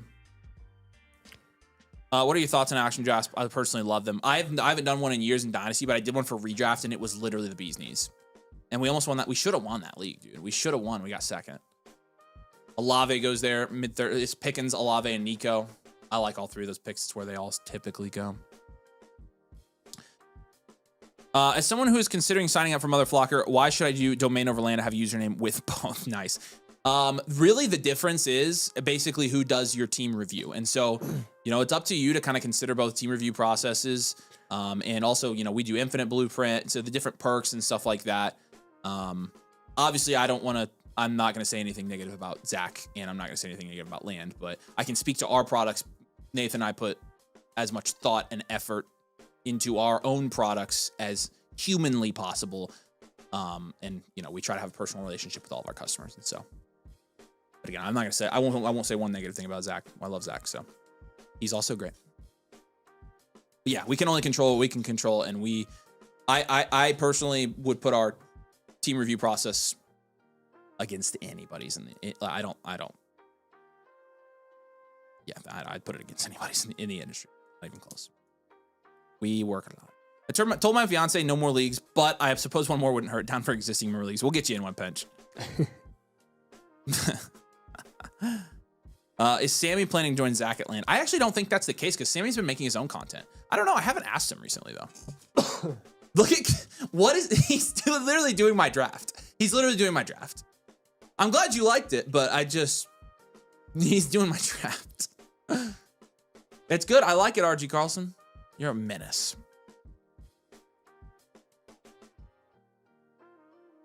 Who's the biggest ball knower in Flock? Ooh, that's a good question. Who would you say? One of the FSE guys. I was gonna say I think Danny's the biggest ball knower. Yeah. I think Danny knows ball. They're also the biggest homers. Oh, they are.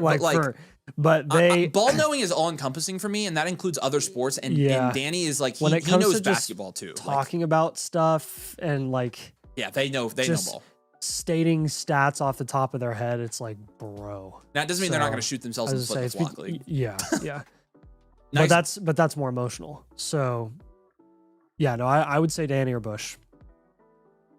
Jackson Dart goes there, and then James Cook goes right after him. So 2 really good picks there. Which, speaking of ball, Tatum's back.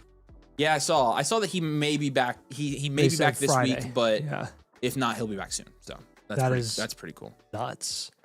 But also, I mean, you put that timeline together. That's 10 months. Yeah, sure. 10 months, dude. For a basketball player. Jason says, I'm not gonna lie, Flock Dynasty would be sick. Yeah, here's the thing, we don't have the bandwidth to do it, and also we've talked about it, and it's just we can't logistically. I know you guys would love it, but you would get bored with it pretty easily with the way it would have to work. So Alex says, ball knower's clearly Mason. 7 years ago, he won $150,000 in Best Ball Mania. Did he really? Mason won that much money? I'm not under contract with Underdog, but at the same time, I love how the years ago increases every time it's mentioned. It's like 500 and 4 score and 7. That was clearly a joke because he said 7 years ago. That's funny. 4 score and 7 years ago, Mason won Best Ball Mania. Danny got cooked in the BDGE tournament though. Yeah, I don't think that means anything. I was there. I don't think it means. Trust me.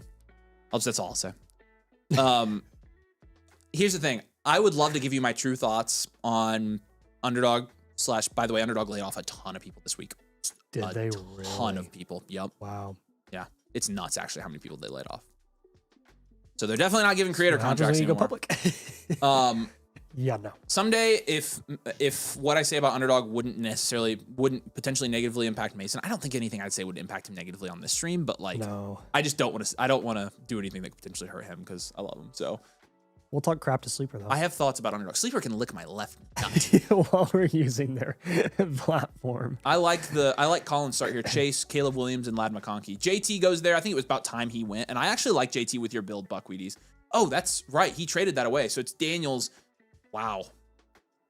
Missing his 5th and 7th round pick. So we'll see how that, it's a bold strategy, Cotton. We'll see how it pays off for him.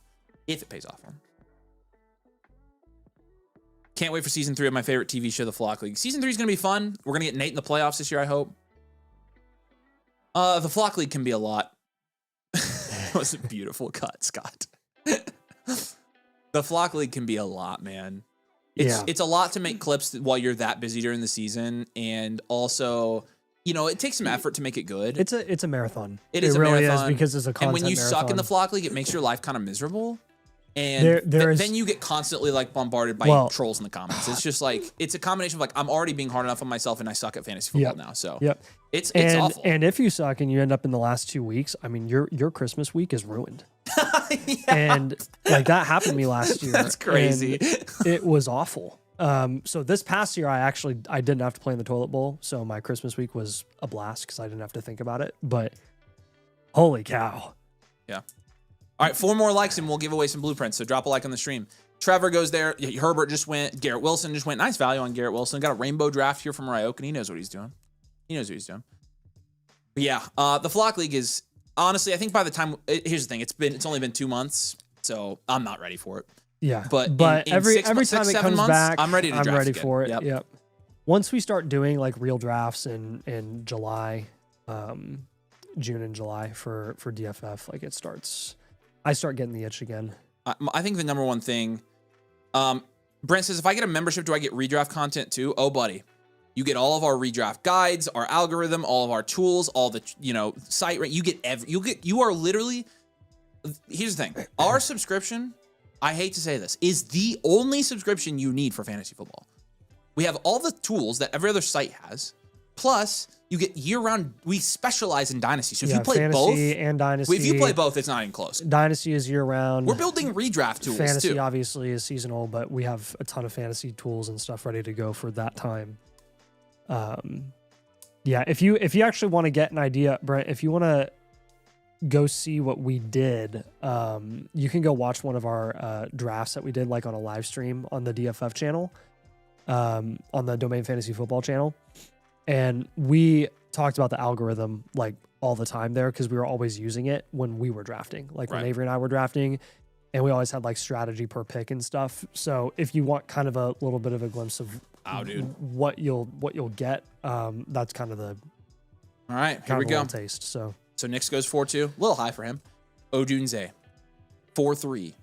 Colin takes the Odunze. Caleb Williams. That's almost a full round. So he usually goes 4 or 5 turn. Anywhere from the end of the 4th to the early 5th. And so, yeah, that's about a 3/4 round jump there. Yep. That's crazy. So I honestly don't think this is necessarily a bad pick either. Like I think I'm fine with this. Yep. I think I'm fine with Rome here, especially with all the hype right now. But it's also a domain league, so that gives him Daniels, Daniels, Pickens, Caleb, Lad, and Rome. That's pretty disgusting. That's a pretty nice start, to be honest with you. And Purdy's a nice little addition there. I love Buckwheaty's draft so far. Really do like it. Scott, by the way, our wide shot is off center. Oh yeah. BT dubs. Alex says, love the Odunze value jump. Yeah, no, that's do I look cricky? No, you're probably fine. Did you see that? No. Sunraker says, to vouch for these guys that joined 2 seasons ago, won my home league 2 years in a row with their advice. I'm glad you did, Sunraker. And I say this all the time. Like, if you're playing in competitive Dynasty or fantasy leagues, like, we feel like we're plugged in enough and we play enough to really help people, like, give them an advantage. If you play in home leagues, though, with people who don't know what they're talking about, we will help you win. Like you can actually beat people who don't know what they're talking about as long as you have somebody that's pretty plugged in. We see it in pretty much all non-domain. And at the end of the day, fantasy football's luck, but like you can give yourself such an advantage sometimes with home leagues. So, and Colson Loveland goes there mid 4th, which is actually the same spot he's been going this whole time. So he didn't really see a value jump yet. And I have a guess on who he's going to take here, but I don't know if we'll see if he's. I don't know. We'll see. All right, we have 157 likes. Let's give away a blueprint. 10-minute timer here. We put a 10-minute timer on the screen. Let's pull up our old friend Nightbot. Now, Nightbot can be kind of a B word, so keep in mind if you do anything to misbehave, Nightbot gets kind of mad at you. So let's do. What should our keyword of the day be? Rome season. Rome season 69. 69 in the chat, baby. It's Rome Odunze season. All right, 10 minutes to win a free blueprint. Go. And he took Bucky. Okay. I like that. I feel like this is one of those things where when I, like, my first 4 rounds, people will be like, yeah, Avery really screwed up here, but yours, they're going to be like, actually, that looks pretty good. This is free. I swear, I think you did this. I think you did this just to, I think you literally did it just to do this. All right. How fun is this? Can't make this up, dude. All right, we'll see who Messi goes with here. Igbuka went 4-5. That's, you know, better for his value for sure. Execute order 66 on these Rome season posts. It's for the free blueprint. That's why we only do 10 minutes, though, so they stop. RG is committed to the bit. I 100% agree with you there, Alex. And then that's the one. Is that the... Oh, you know what, though? That's not the same draft as mine. I didn't even catch that. You guys didn't tell me. That is the 103, not the 102. I got the 102 at the 3-6. So not exactly the same. I got better value. And Chase Brown goes 4th round there. That's the 105. So the picks, the first 5 picks have gone quite a bit earlier here than what they normally do. The picks have gone up a little bit, which I don't mind. The 107 draft is looking good. Whoever drafted the 107 on Tuesday should have seen this guy first. There it is. There it is. I was looking at Matt Harmon's Dynasty rankings. He had Ricky Pearsall as a super buy. Yeah, he's a big Pearsall guy, and he's super wrong. Oh, will you move the... Yeah. And there it goes.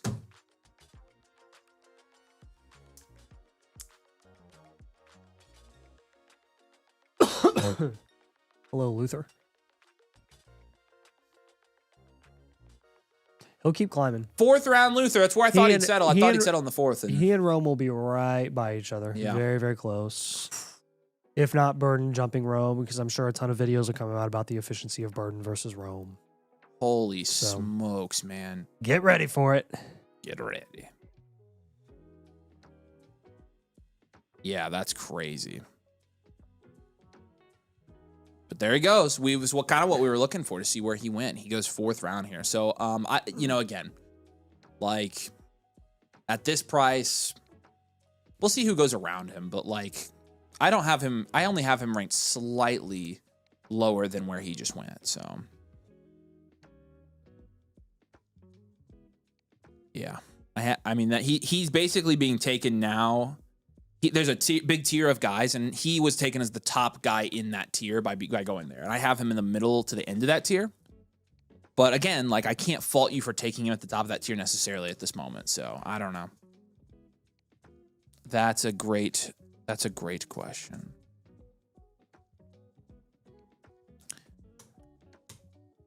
But there he goes. And then Rashee Rice also in that tier goes right after him. Right there. And Danik has this one. So all 3 Bears receivers in the 4th. Surely one is going to fall. I think 2 we are going to fall. I think 2 potentially could fall. 2. All right, we have 4 reviews in the queue for after this draft, so you can submit your team using that link. If you would like to get in a domain league and you can get your team reviewed tonight on the stream, you can do that. The annual Mother Flocker tier with code DOMAIN, which is our membership, comes with a free team blueprint on tonight's stream, Infinite Blueprint, which is a new blueprint for you every single month of the year. You're going to get the Domain League Network. So again, people are asking, how can I get into leagues? We can get you in a Domain League with competitive Dynasty players in a good format, any format you want, any buy-in you want, get you the Rookie Vault, the Bakery, etc. You get all of this when you become a Domain member. And again, we can do your team review tonight for you free on the stream, as well as get you in any Dynasty League that you want to draft and if you're wanting to join a new league. And so take advantage. Check out the link I just posted. And again, it's code DOMAIN annual Mother Flocker. Any of you guys, and then also we have all carts open. Obviously, Blueprint Premiums jump the line, but any of you guys who want in new leagues and you also have a team that you'd like to get looked at on the stream tonight, that's the way to do it. It's the only subscription you need for fantasy football. There's our current wheel. You also get on the wheel. We're gonna spin the wheel, and at the end of the night, somebody's gonna get their whole purchase free, and they're gonna get a swag box sent to them. Get on the wheel. Livehawk says, I love watching y'all's viewer count go up every stream. Yeah, actually, 500 in an early March stream is kind of insane. Like, that's a lot for us. So we're very, very grateful for all you guys. Thanks for watching. Yes. And it's obviously a big news day too, and that pumps it up. And some people hate watching. That's also people want to know about DJ Moore. Yeah, and I don't blame them. And Dak goes there. See, Brees goes 5-3, so he doesn't make it back to Carlson. Okay. So the bid is now done. Yep. Even though that was the 103. And then Harold Fannin goes. Dak obviously has been going, in my opinion, in the 5th pretty consistently here recently. So, which is kind of crazy, but Dak was such any OGs, by OGs I mean if you were around last year when we were at 20K, you'll remember who was the number one person we recommended as a buy in our blueprints the entire offseason. Dak Prescott. Easily. Yep. We did not. I mean, it was every QB move was down tier to Dak, down tier to Dak, down tier to Dak. Well, now you got not only the value jump, but you got the production from him last year as well, which is why we said it. 4 minutes. Rome season 69 in the chat to get in the giveaway for a free blueprint for tonight. Alex says, I remember the pre-8K sub days, the live stream were six times the viewership from back then. Yeah, it's crazy. It's crazy how it's grown. We have the best job in the whole world. It's awesome. David says, yeah, I hate watching these guys. Yes, you do. David remembers how many subscribers we have, David, when you were around? Do you remember how long it's been?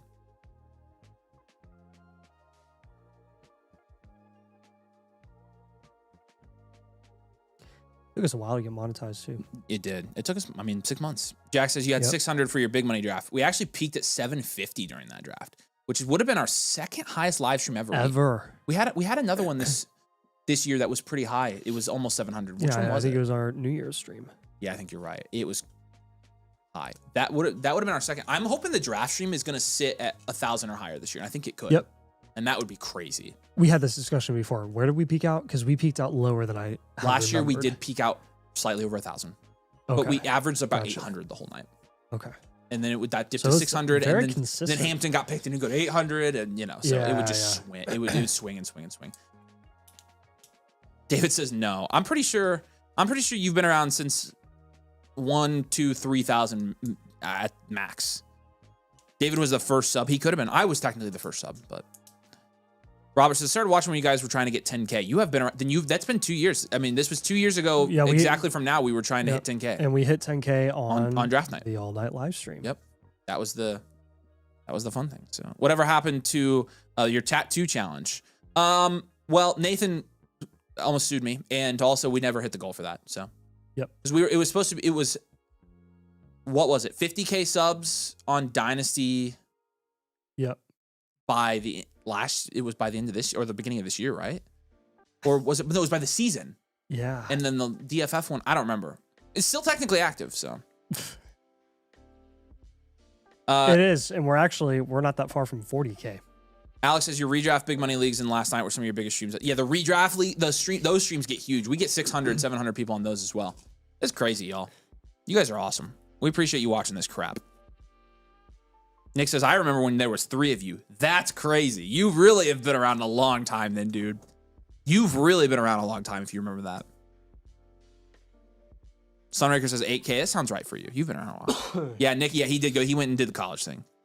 Akol says, my first blueprint from y'all was 2023 when Deshaun Watson was going round to his startups. I remember, dude. You have been around forever, man. Those were some of our first blueprints. I know you were one of our first, so. Alex is here around 15K. We learned a lot on how to play the market from the Deshaun Watson experience. Oh, yes, we did. We did pretty well. We were talking about Deshaun Watson when it was the podcast. Yeah. So before we even had the YouTube we did channel. okay. We hit on some moments and we really missed on others. Like with the peaks and the falls of Deshaun's value over like an 18-month period. But overall, it was definitely a nice experiment. Learned a lot from that. Learned a lot on how you can manipulate your value return with those types of assets that move like crazy or that fluctuate like crazy. So Quinshon goes mid 5th. That's decent value for him. And then again, that tier of BTJ Marvin, T. Higgins, and then Tyler Warren. Jameson Williams actually jumps up and goes late 5th in this draft. So that's pretty interesting as well. Warrior said my first blueprint was an elite value. Beat that. That's 1 minute. Scott made the timer big. Whoa. Rome season 69 in the chat. Enduro Zach just put it last chance, and we're doing a free blueprint giveaway. It's a very blurry countdown. I know. Wirecast That is so funny. didn't use their high-end budget for their count. Dude, That's this long sleeve is like very soft, very cozy, but it's also like not thick. Like it's very thin, which I like. You like them thick, don't you? No, I just said I like them thin. Alex says some of the all-time best takes were to buy Judkins and Dak. Yeah, those were two good ones. Buying Rice was up there with me. Judkins was the easiest one. Every once in a while, we go out on a limb and we're so confident. We're like, we will put our reputation on this take, and Judkins, man. It's the only reason we did it. Oh my gosh. Very interesting, Denick. Denick goes ahead and takes Love with Knicks and Herbert already. I feel like he took Knicks ahead of ADP. Okay, here we go. Time to do the giveaway. Thank you, Scott. That's funny. All right, the winner of the free blueprint on tonight's Dynasty Domain March 5th, 2026 live stream at 7:35 p.m. is Creed. Congratulations to Creed Spenrath, 7186. Or Creed's Penrath. One of the two. I don't know. You can never tell where the spaces are. Creed, appreciate you, man. Open a ticket on the Discord. We got you, brother.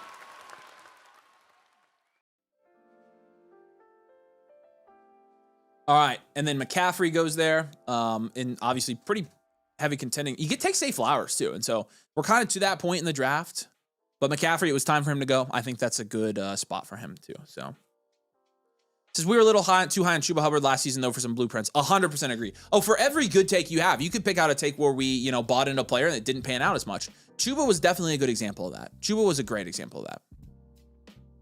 Tallyho says he's got Dak everywhere because of these guys. Atta boy. No, trust me. I know we've you did win, Creed. Congratulations, dude. Open a ticket on our Discord so we can get you your voucher. Yes, this is a super flex, by the way. So, all right. I've been with Bush and Danny since almost the beginning. They had like 500 subs. Bush and I shared rookie spreadsheets early on. That's crazy, dude, because they've been around quite a few years longer than us. So you really are like an OG with the content game. That's cool, Andy. Kenneth Walker unfollowed the Seahawks on Instagram, so it doesn't seem like he's coming back. Could be a negotiating tactic. I think my boy's looking to get his bag and why he won't give it to him. I think that sounds like typically that stuff is a pretty good indicator, honestly. And they're speaking of Kenneth Walker, he just goes here at the 6'2", which is pretty good value for a free agent like this. I think he's going to be higher in value than this when he signs somewhere, especially if he goes to a contender.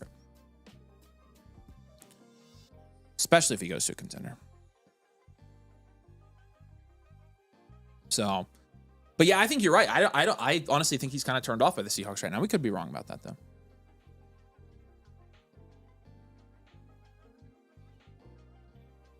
All right. Does Nathan hate Caleb's current price or Drake May's nickname more? He hates Drake May's nickname more for sure. That's 100% what he hates more. I honestly think you don't hate Caleb's price that much too. No. Okay, so it's not that bad. No, definitely Drake May. Yeah, never mind. Can't say it. This is the classic running back run here. McCaffrey, Walker, Barkley, and Javonte, and then AJ Brown goes right there. I like all four of these running backs at price, though. I love taking running back right here at the early 6, so I love that. I love it when my dad sends me a highlight from Amelia's basketball games because my sister is like a how do I say this? She's really good at basketball. She's really good at basketball. Like she's gonna play in college, and she's in middle school right now though. But she's crazy. She's in 8th grade right now, right? She's in 7th grade. They won the world championships for AAU. So like I would say she's older than she is. She's so tall. So and she's like 5'9", I think already. Yep. She's in 7th grade. She's crazy. She's my adopted sister, by the way. In case you're wondering why I didn't get the athletic genes. Well, you're tall. I did play basketball too. Yeah. I just wasn't as good as her. ETN goes there as well. They're doing this to try to get under the salary cap. Just cut Pittman, and you'll get $30 million under the salary cap. What are they trying to do to get under the salary cap? Trading Zaire. They said the reason is to get under the salary cap by next week. Nathan Schmidt. I agree. Don't you guys think that should be his nickname? Do you guys want to bet on OSU IU this weekend? No. I would have gladly done the football game, but the basketball game, no. Kill us. I don't believe in this basketball team at all, dude. This is like I'm frustrated. That's supposed to be like the decider. It is the decider. They have to win, if they lose their they boat race Minnesota, man. I know they did, which is funny because we freaking lost to them. Kyron goes there. So both of those teams are on the bubble right now. Yeah, and Ohio State, they killed Penn State the other night. Yeah. So. Yep.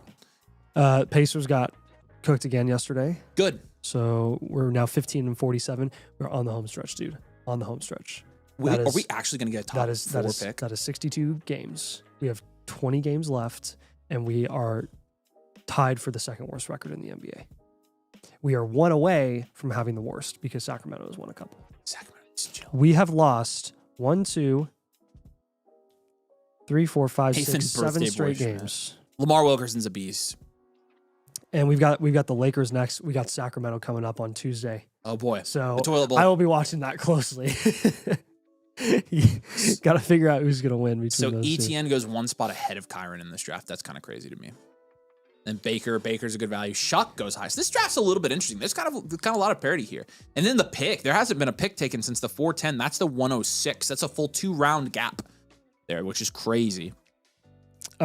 Purdue almost lost to freaking Northwestern. Yeah, no, they almost lost as well. Penn State hoops should not be the measuring sticks. True. Who are you guys taking in the fight Saturday? Truthfully, I haven't even looked at the card. I don't know who we got Saturday. Do you guys like ice hockey? I like it when we beat Canada, but typically I'm not a hockey guy. Not an NHL. We've lost. IU's lost 4 straight, dude. We don't deserve to be in the tournament. Before the Minnesota win, of course. I agree. I tend to agree with you. And OSU is 18-12. They're 19-11. Oh boy. Oh boy. They also beat Purdue. Wow. They've lost to pretty much everybody that we've lost to, and they've beaten pretty much everyone that we've beaten. They beat Wisconsin too, and we beat Wisconsin. We're gonna find out then. Dang nab. I'm sure we'll find a way to choke. All right. Isn't Miami still undefeated? Miami, Ohio? Yeah, they are. They're ranked 81st in KenPom. Their analytical profile. That's a whole thing. Scadaboo 6'11". But aren't they ranked like top 25 in AP?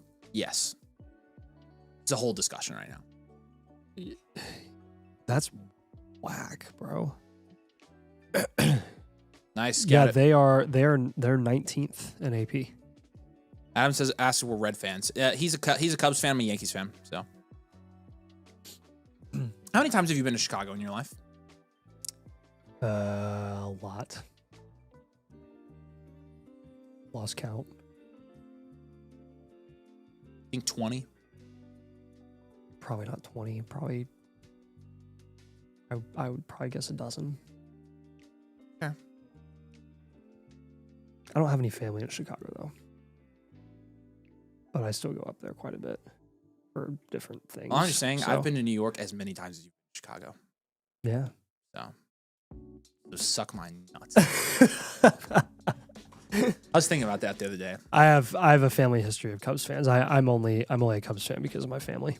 Well, it also is the closest. Them and the Reds are the closest teams. My dad grew up a diehard Cubs fan. Ryan Sandberg was his favorite player. And my his dad grew up a Cubs fan. I was a Cardinals fan. So I'm like at least 3rd generation Cubs fan, maybe 4th. So I don't know. Smitty goes to the 6th. I would just like to have our own Major League Baseball team. That's what I want to, because I would stop rooting for the Yankees. Why don't the Reds move to Indy? I don't know. Smitty goes. I like the Reds. The Reds are my second favorite team. I loved the Reds growing up with Joey Votto and Jay Bruce, Aroldis Chapman. They had all the peeps. They had I always forget their second baseman's name. It's like oh my gosh. Wow, this is so bad of me. It'll come back to me. Anyways, What were you saying? Oh, I was talking about the draft. Oh yeah. Smitty goes 6'12", and then Jacobs goes 7'1". Scat keeps falling. I know. And then Goff and Darnold. Goff in the 7th still really nice, but I'm very interested to see Scat before the news was going 5-6 turn. 4-5 turn, right? Or no, 5-6. 5-6. You're right. It is 5-6 5-6 turn. Yeah. Yep. Yeah. So, yeah, no, he's clearly been a big follower. He's been the second biggest follower in Dynasty next to Travis Hunter. Yeah. And it's all based off of what the front office has said. Yeah. And that's the 107. So I'm very standoffish with Scatterby and Hunter right now, but I could easily see them turning into value wins. Oh yeah, they easily could. Both of them could. They're Yep. risky bisky though. Yep. I don't know. Sometimes buying into the uncertainties is not a bad idea. when they're priced where they're at. Yeah. But like, dude, I sold off Scatterby before his value dipped. Remember, I traded Garrett Wilson and Scatterby for Jency in that league 2 weeks ago. David's lecture. Or it was actually a week and a half ago. You remember that? Oh yeah. Yeah. And that's already like. Oh, that's a huge value win. That's a huge value win. Yeah.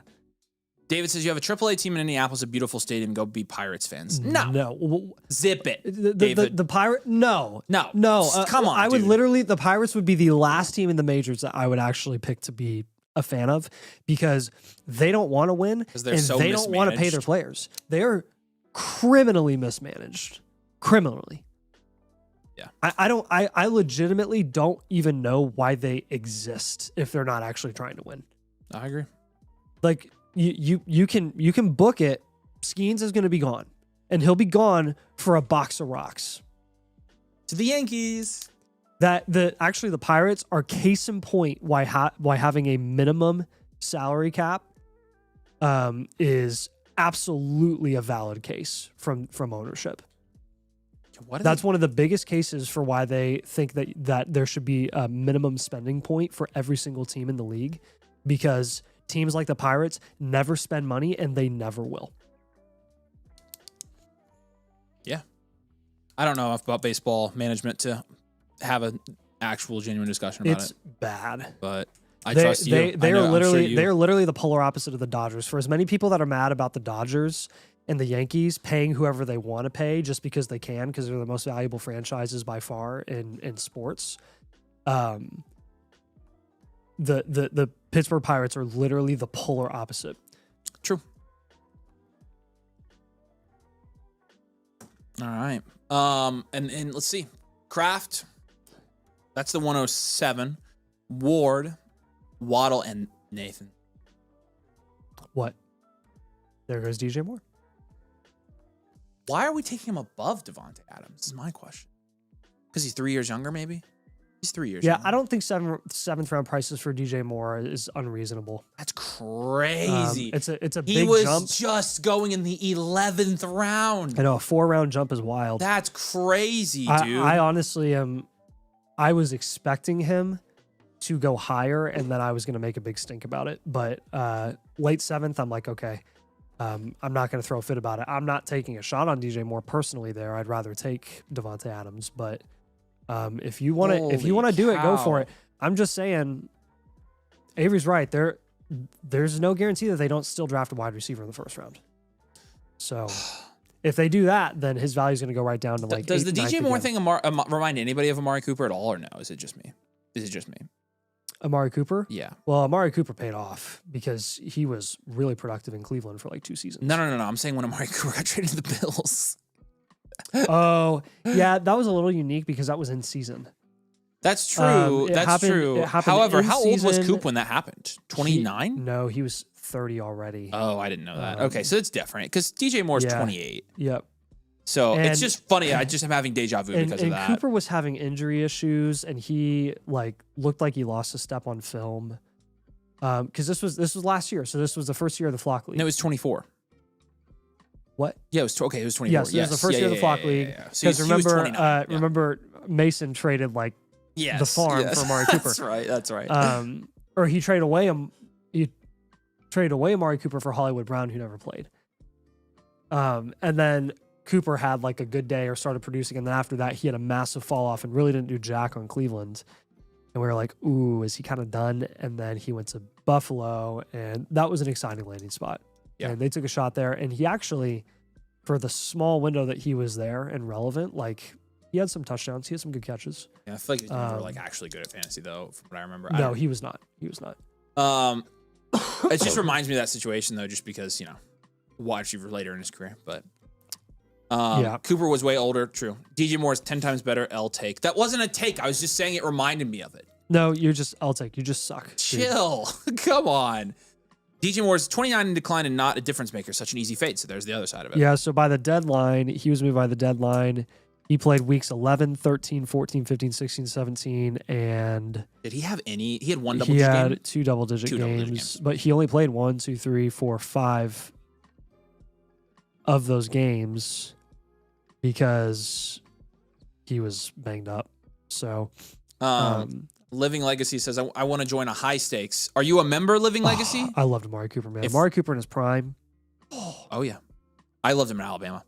If you, he was my favorite college player. I loved him at Raiders. Like, yeah, I was a big. That was when I was in Alabama. If I were to get a non-Colts jersey, Amari Cooper was my first choice when he was in he was in Oakland. Have one. I know it's freaking Trent Richardson from when he was in Cleveland.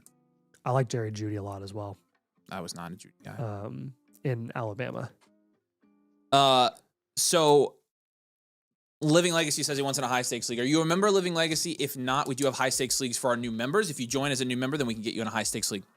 So let us know. We'll do a high stakes league. We'll set up a high stakes league to draft live on the stream here. So anybody who joins, if you want that high stakes league, let us know. So try to join with code domain, but it didn't go through or something.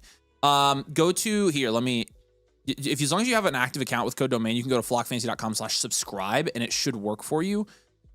If you have any more trouble though, if you want to open a ticket on the Discord, we can help you get it go through so you can join a high stakes league with us. So we can get you in one though. So there you go. Try that. See if it goes through. It's annual mother flocker. Make sure your code domain, and then yeah, just message us in Discord and we'll get you in one of the high stakes leagues. So Totsky says he wants to join one. We've got him for our existing members too, buddy.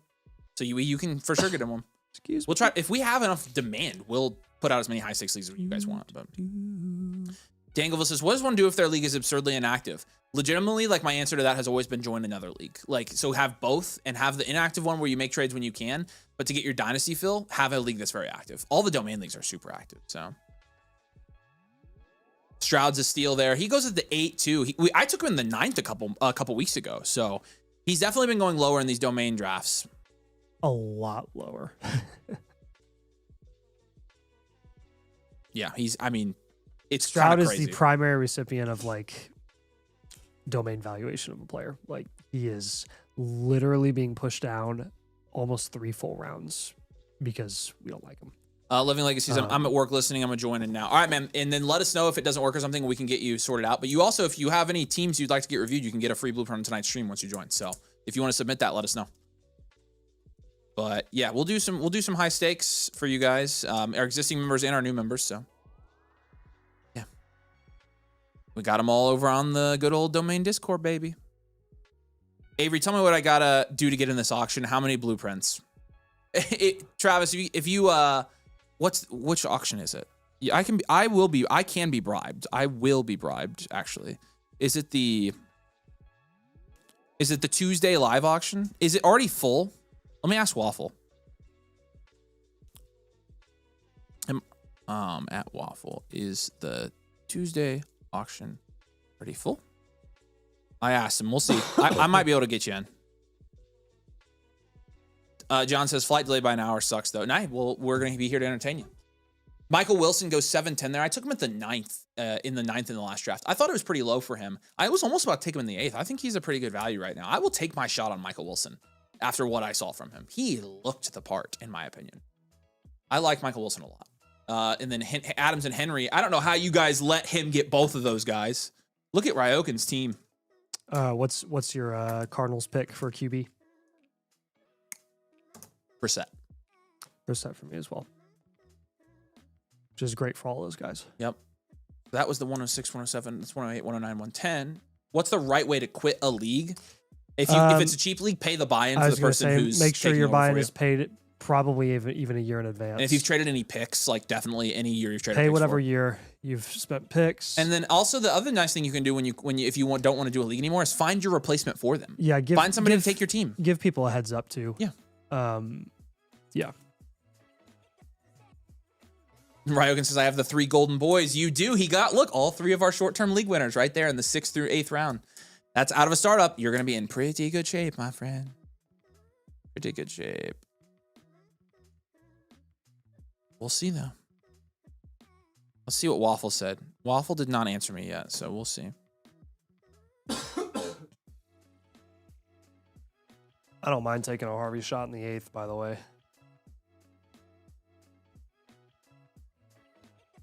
Yeah, no, I don't blame you at all.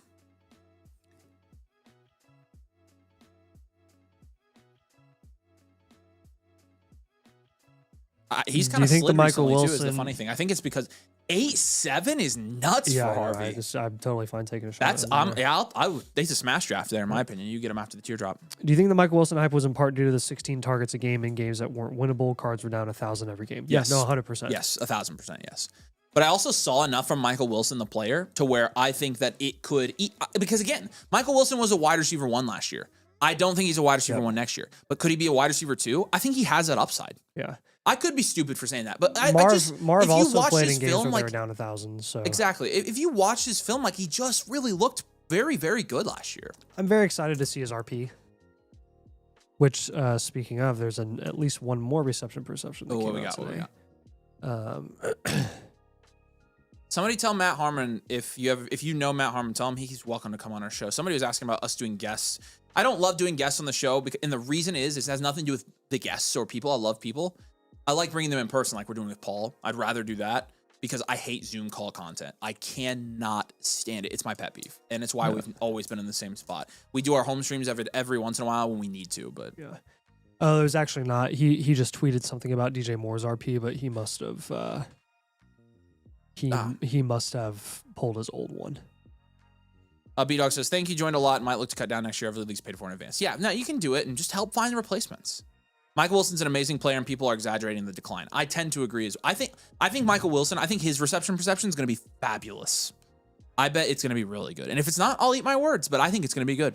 I think people think it's going to be a Wandale type where it's lots of volume, lots of targets, and it's not actually winning in routes. I think Michael Wilson, I think he is a winner on some routes. That's what I think. So Alec Pierce was what, 84th percentile against press coverage? Yep, he was very good against press. And pretty good against man.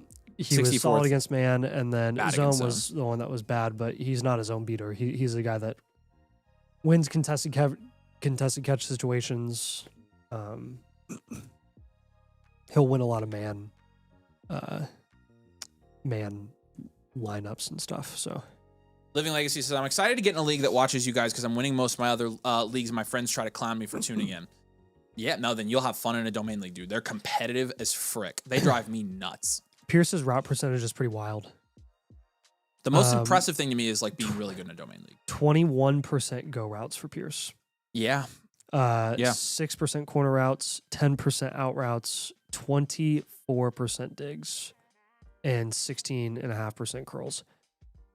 His post so the digs and curls, like, I mean, that's 30% of his routes. Yeah, that's more of that's the intermediate game. Mm-hmm. Obviously, the deep game is just go routes, corners, and posts. Hey, Creed, go to the Dynasty domain Discord and open up ticket in Blueprint Help. So that's really where the big difference was with Pierce this year compared to years before. Is his outs, digs, and curls were like notable, where he actually got a lot of production from those, and he was hardly running those at all in years past. But anything in the short game, he's not going to get any utilization there at all. So the auction draft for Tuesday, I just got word for you existing members. I guess for new members as well, I'll run this. The auction is not full. There are 11 spots we have for the auction league. I will make you this deal, and you can decide if it's worth it for you or not. Any Blueprint premiums that come in tonight on the stream or any new members, I will give you a spot in that auction league. I've got 11 of them. So if you existing members want it that bad, then I can be bribed, and if we get any Blueprint premiums in, I'll put you in the league automatically. And new members, any new memberships. It's an auction Dynasty drafting live on Tuesday, and so There you go. There's no way for new members and exit. There you go, Travis. There's your way. It depends on how bad you want it. Let me in. Depends on how bad you want it. If I do anything less than a premium though, I'm just gonna work. It'll be too fast. So, Ryokan asked if he could get in. I'm gonna write your name down, Ryokan. We could talk about that. Yeah, you've bought quite a few. If you want suggestions, he bought one. Huh? He bought one tonight. Yeah, I know. So I put him on. There you go. That's one taken. So new members and Blueprint premiums. That will be if you want in the auction league, you can get him. So that's Tuesday night. It's going to be fun. It's a fast auction. It's going to be a blast. And if anybody wants to let me do it, I will. Hunter goes 8th. That's pretty normal for him at these days. Pitts. Yeah. Stafford, Addison, Laporta, and then Gadsden, Swift, and Willis. So y'all are cooking in this draft, by the way. This is a fast draft. They are It's already moving, it's only 8 dude. o'clock. Yeah. They are moving. Could not believe it. Malik Willis goes there. Obviously, lots of hype around him. Swifty goes there. I think he's going to, continue to be with the Bears if I had to guess. Aquafina wants to know.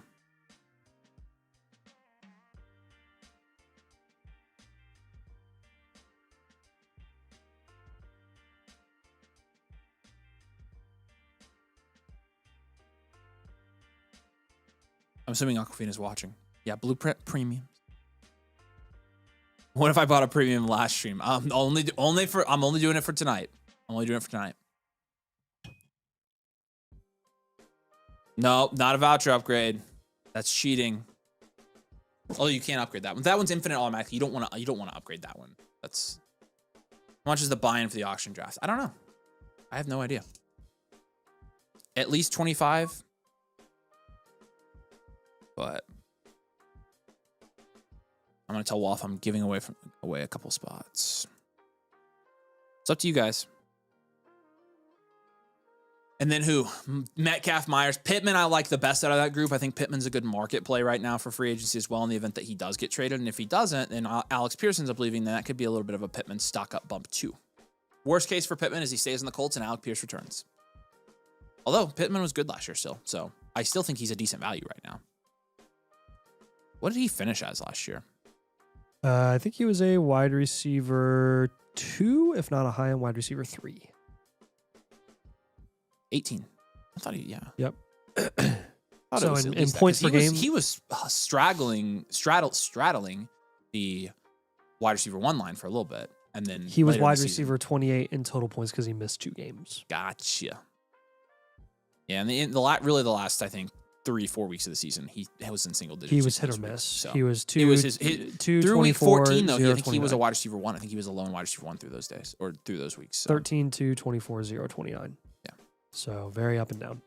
There you go, Alex. If you want to draft the best auction team, let Avery do it. I've got an endorsement from Alex on that one. I do think I would do well on it. It's all or nothing with Pierce pretty much every single week. LMMYT says, which of the 4 tabs announcements welcome to Blueprint Lobby is where the league links are to join? Go to your account page on Flock and press link Discord, and then it will unlock the other channels for you, and you'll get the domain leagues one as well. So, my friend said he got Bowers in the 3rd round a couple of years ago, but not a domain league. That's crazy, honestly. Crazy. Thoughts on Downs? Yeah, I mean, it just gets crowded there. Downs wasn't fantasy productive enough. Like, there's another one we didn't necessarily hit on was Downs. It's just, I don't think enough volume for him. He also wasn't on the field as much this year. In part because of how they were utilizing Pierce, I think. So, but yeah, Downs last year was the wide receiver 44. Kind of disappointing in 16 games. It was kind of a disappointment for us. And again, snaps percentage was typically in anywhere from the 50s to the 60s, which kind of a Luther Burden type. So, yep.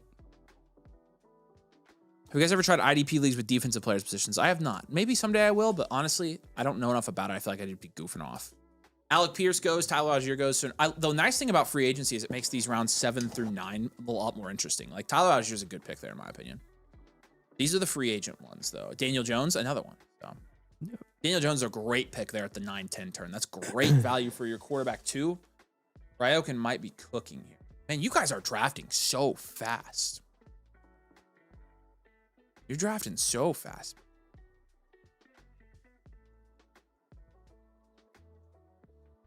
We got 2 premiums in, so Unbelievable, you're gonna be in.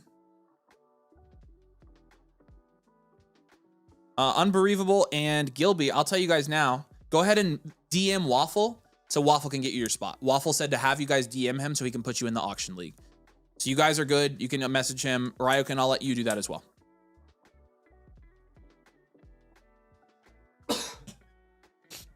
Stop coughing, dude. Shut up, Nate. Somebody, did you see what Becca posted? Somebody was like, guy in the red needs to chill on criticizing his partner. Yes. Like, okay. You should hear me off screen. Right. You'd hate it. It is to chill. Travis says, do I need to add to it for live? No, I think you're good, man. They're not voucher. No, you both are good. You guys are fine. Appreciate ya. Nathan, you're on the clock on the high stakes, by the way. Yeah, I know. Avery would have this draft stuck in the 5th round if right you just now. shut up.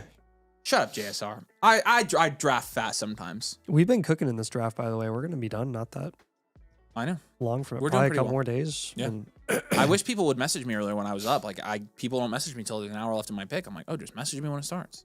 yeah. I took Justin Fields just for hits and shiggles. So Happy Madison says Nathan is sick. Rip channel next week. What are you talking about? You mean the channel next week? And we've survived Nathan being sick. Crazy Challenge says Girl Scout cookies came in today and they're great. I honestly super duper need some Girl Scout cookies. I'm hungry. I'm just like. Can we get any imitation Girl Scout cookies from the store? And we could get them. They have like they have Samoas at the store. Those are my favorites. They're my favorite as well. Take a look at that. Let's see if we can DoorDash some Samoas. Yeah. Any other snackies? I'm hungry. I didn't eat, so I'm. Oh boy. I'm tempted to do the what would they be? Coconut cookies? Yep.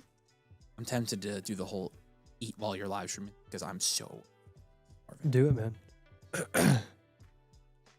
I don't know if I can. Ooh, we should. You give me all kinds. Okay, cool. Thought about crumble. Yep. It's not too bad. All right. Boring picks for me.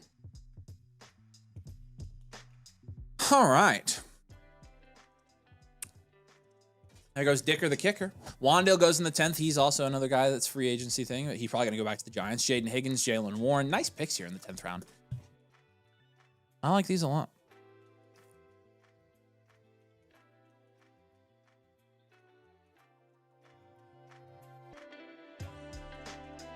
Jordan James is kind of buried there in the ADP. Parker Washington, Ricky Pearsall. B-Rob's going to get sent. They're not re-signing him. Yeah. Pearsall in the 10th. That's not bad value for Pearsall there. It's been going so low in our drafts that, again, a domain league draft, Kittle's a good pick. Domain league draft and Monty goes in the 10th. That's pretty good value for him too. You have to treat a domain league very different than you treat like a normal league. It's a whole different strategy. It really, really is. Happy Madison. I'm so sorry, Nathan. Recover like a champ. I appreciate your dedication, sir. Appreciate you, Happy Madison. He's fine. How do you sync the Discord? I don't really use that much. I know Jack. Just again on your account page of the Flock site. On your account page. See me in November, dude. There's a button. Oh yeah. I like how my immune system just took like a At least yours yours works, works, dude. You know how sabbatical. long it's been since I've run a fever? I don't run fevers. I have run like Yeah, it means your immune consistently system long- works. Like, long, extensive fevers 3 times over the last 3 months. Sean Tucker got non-tendered. I feel like everyone was saying he was going to be stuck in Tampa. Yeah, they were. Also, the fact that he's non-tendered, I don't think he's going to be relevant. Everybody told me that they liked Sean Tucker. That's why they weren't resigning Rashad White. So they're definitely going to bring another back, either through free agency or through the draft. Yeah. Roddy says, all the Algier landing spots I'm seeing look great. The Commanders, Chiefs, Bears, etc. Yeah. All of those would be pretty good. Oh my gosh, Algier to the Chiefs. Oh, I would. He would fit well there, dude. Oh my gosh.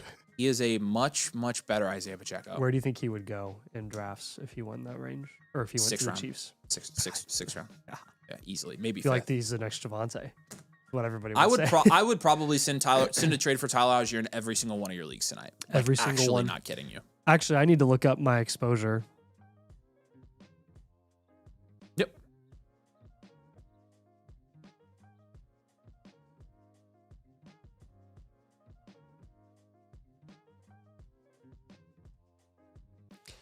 Let me look at my Algier exposure. Excuse me. So many people have tried to pry Algier off my teams, and I'm like, no. Yeah, not happening. Okay. Availability in other leagues.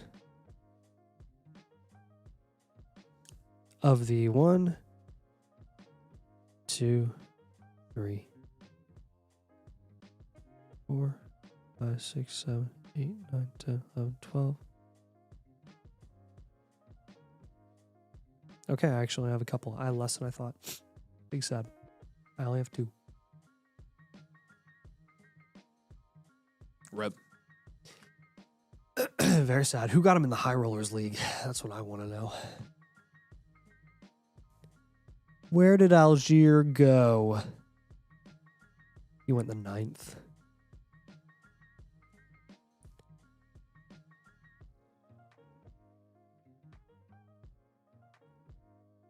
Bring some tacos from in Roscoe.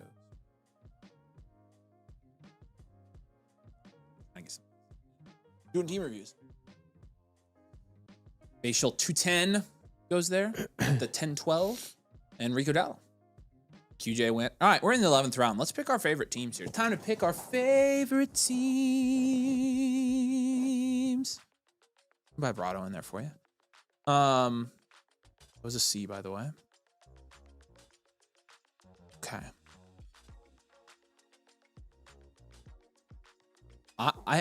There's a couple. Click on the 103 for me, Scott. Click on Colin. I'm gonna look because he's made a lot of trades. Yeah. Okay. Click off of it. I'm good. Can I look at Dennick's team? 102. Dennick's made a lot of trades. Dennick traded down. Back. Um. Yeah. No, that's not my favorite team. No. Nope. He does have an extra 27 first. He sucked, Dennick. No, he has an extra 27 first. I was joking. Trolling him. I like Buckwheat. Okay. I'm picking Ryokin. I've liked his team all night. I like every single one of his picks. Really, the McBride pick is tough, but you rebounded, and you're starting running backs and wide receivers are Bijan, Garrett Wilson, Zay Flowers, McCaffrey, Adams, and Henry and McLaurin. Like, that's pretty elite for having McBride on that team too. I think you really landed the plane for having an elite tight end draft here. I rarely will pick an elite tight end draft as my favorite, but in this case, you earned it, my friend. Congratulations. I'll take Buck Wheaties at the 104.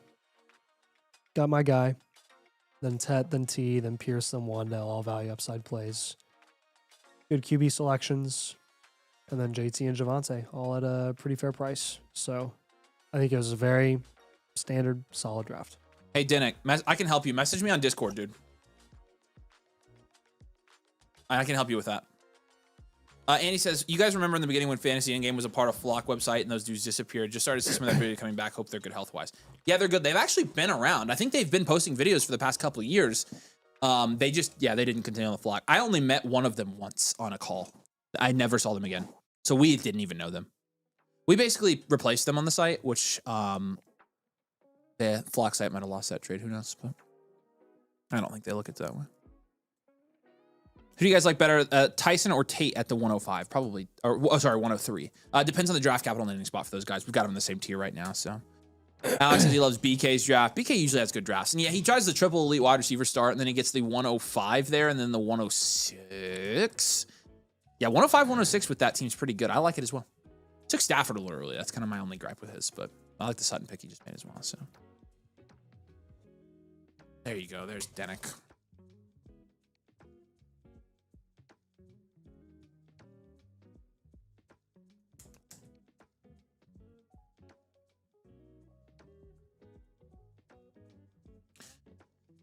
I love Tyson, but the injury history really concerns me. Yeah, you and everybody else, honestly, like, I get it, but it's already kind of baked into his price, and I'll let the NFL decide. If the NFL is that concerned, they will let him slide. If they're not concerned, he'll go where I think he'll go. So. Gilby says, not sure how I feel about mine. Where you at, Gilbs? You're going to be in the Tuesday draft too then. Which one is yours, Gilby? Am I missing something? Gilby, which one's yours? Is your sleeper username not Gilby too? You guys have so many freaking you. Gosh, guys, you're killing us. You're killing us, Smallses. Smallsies. Okay. Review time. All right. Let's jump. He's 107, Gilby. Oh yeah, so he was drafting that. Okay, so yours is RG Carlson. That's yours. Nice little effect there, by the way. Hey, I like your first 4 rounds though. It was really good. Okay, let's I'm helping I've got the here. sniffs. Let's jump over and do some reviews. Again, if you have a Dynasty team that you'd like Nate and I to take a look at, we've got how many are in a queue, Scott? 6 in the queue. So we've got plenty of room for tonight. We plan on being live for the next couple hours. So you can submit, again, using the link that I just dropped in the comments below. And again, any Blueprint premiums jump the line. You can also get in the auction league if you'd want to, if you're interested in that. So you got the Blueprint premiums that jump the line. We're going to do some of those now. And then also, again, any new members are going to get a free live team review on tonight's stream as well, getting a domain league. So you can take advantage using the link in the comments there. All right, here's the trades for us here. Let's start with this first one. This is from Noah. 103 or James Cook. It's fair.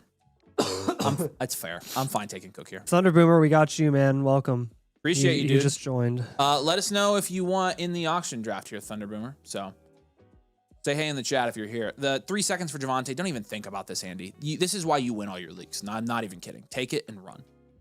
Take that and run. No, take Javonte and run. There you go.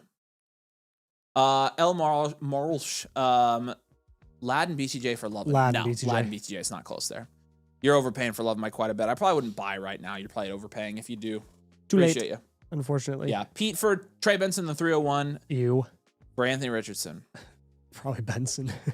He said, I'm a rebuilder chasing upside. I'd probably take Richardson. I actually agree with that. I agree with his logic I don't know. here. I could easily see Richardson getting traded for what Lance got traded for. I know, but the 301 is nothing. And Trey No, Benson's I don't care about too. the So 301. I think Richardson does. I have think the it depends value on upside. which one you think is the better upside shot. I think it's Richardson. I think it's Richardson. They're both disgusting. Quarterback, like young quarterback with trade hot. If he gets traded, that's an instant value win. So. Yeah, but if he gets traded for what Lance got traded for, it'd still be a value win over this. He'd still go higher. You'd still get more for him than this if he gets traded for that. Lance got traded for a 4th. Yeah, but the thing is, as a backup for Dak. If he goes to the Vikings for a 4th, he will be more valuable than them. Yes, to the Vikings. Again, yes. It's a quarterback. Quarterbacks always have more value upside because they're always one injury away from being a starter. Yes. Whereas, Trey Benson probably cooked. And so 301 is nothing. I would take Richardson. I like the process there on a rebuild. Now be prepared, Anthony Richardson sucks. So if you do get a value, you sell him right away. I was offered the 101 for the 102 and Trevion. No. You're getting the 101. Yes. I'd take it. 10 teams, 10 teams start 8. It's a 10 by 8. Yeah, you do that. Yeah. 100%. There's Slapshot Ace. He's Thunder Boomer. He's going to pass in the auction. All right, cool. Well, we got you for the review tonight anyways, man. We appreciate you. Watson, he'll be on the deal, by the way. Yeah, take Algier here. I like Algier a lot. Actually, you should be able to get more on top of Algier. Watson and Algier go multiple rounds apart. All right, cool. We're rolling. Let's do this. We've got Unbelievable up first. Actually, Jared. We're doing Jared's first. That's a premium. Jared, we appreciate you, man. One of our new members. Jared, say hey in the chat. Hopefully you're still here. We appreciate you joining. Make sure you add Nathan and I as a friend on Discord and make sure you send us a message as well so that if you have any follow-ups after your blueprint, we can help you with any of that. You also can give us trades anytime, both in DMs and on the site. This league for you, taking a look at your team here, is a 1 QB league. It's a 12-team start 8 PPR. Left us a couple notes here. He said finished fifth this year after winning it all last season. Trades are difficult because people want to win each trade. It recently traded Jennings for Ayuk. Also have a trade on the table. Saquon for Brian Thomas Jr. Okay, trying to resist trading picks for vets. Keep up the good work and happy birthday to Nathan. Nathan is a big birthday boy today. We appreciate you for shouting him out, Jared. We appreciate you for being a member. This is, again, a 1 QB 12-team start 8 PPR league. The team name here is Jay Gandia 2. No tight end premium on this league, by the way. We'll start with your production share and your value share here, and then we'll go from there and do your individual positional grades as well. Did Production. you get those Samoas? I had not gotten the Samoas yet. Do you want to potentially? Yeah, why don't you do that while I'm doing this? Why don't you? Well, I've got to do that. Well, I know, but I'm doing the premium stats, so. I know. But I gotta get started on our moves. Okay, then I'll do it. 12% production share is Sounds first. like we're gonna have to pause. Yeah, this 12% production shares first on the cookies. Yeah, so 12% production shares first in your league. That's 4% over expected in a 12 team, and 14.4% value share. Holy smokes. Brother. That's second. That's crazy, dude. Your quarterbacks, you've got Jalen Hurts in a 1 QB. It's a 7. Bijan, Gibbs, and Genti and Saquon is a 10 out of 10 out of 10. Chase, Jefferson, Rice, AJ Brown is a 9. And how did you get 5th? And then Gadsden's a 5. Draft capital is a 2. Bench is a 6. Overall is a 6.6. This is an enhanced value. Well-rounded. Contend. How did you freaking get 5th? This is a fabulous team, my man. Definitely have some moves we can make for you. In terms of your value proportions, running back is 47% of your value. Wide receiver is 35% of your value. So 82% of your value is at wide receiver and running back. And then you have a little bit at quarterback, 11.5% there. And so pretty much all of your value at wide receiver and running back there. You have a 33. This is a running back heavy team, by the way. You have a 33.5% value share at running back. That's absurd. Yup. 16% at wide receiver. We'll keep it that way too in a half PPR. 6% at quarterback and 4% tight end. You have your average age at each starting position here: 27 at quarterback, 23 at running back, 25 at wide receiver, and 22 at tight end. Your 3 factors are great: 7.5 insulation, 8 at production, and 6.5 at situational. We have you first in our power rankings, and you have 5 cornerstone assets and 2 foundationals here. Your highest category is cornerstone. Your second highest is serviceable. You've got Christian Watson, Brandon Ayuk, Brenton Strange, and TJ Hawkinson, all as serviceable guys on your roster. And so really, really well built roster here. 1 QB league, obviously, but your 3 factors are great. Your roster construction is great. Your running backs and wide receivers are great. Your flex spots are great. In fact, we're probably going to make a couple up tier. We will definitely be making only pretty much exclusively up tiers here. Up tiers and pivots. That's all we're doing. And we're going to see kind of where we can get better, raise your upside at certain positions and things like that. And so Jared's here in the chat. And if you have any questions here, man, just let us know and put them in the chat and we'll put it up on the screen. We appreciate you, dude. Let's get into some of the moves we'd have you make here, but a very well-built Dynasty team. Yeah. So there are a couple of options that you can do with a lot of like the similar types of players, because Bijan, Gibbs, Genti, Barkley, you got to hold all those guys really. And then Chase Jefferson is your core 2 at wide receiver and a half PPR. You want to stick with those premier options. But then Rice and Brown, Christian Watson, you're going to want to look at moving all of those guys, potentially probably Jalen Hurts as well to get some up tiers done. 27 first, you can probably, you honestly could probably include that since it's going to be a late first in some of these up tier moves. Which actually I would look into that with like a Jefferson plus your 27 first and try to get up to those other premier wide receivers. Which Jefferson is a premier wide receiver, but one of those top 3 guys. Like Puka or JSN.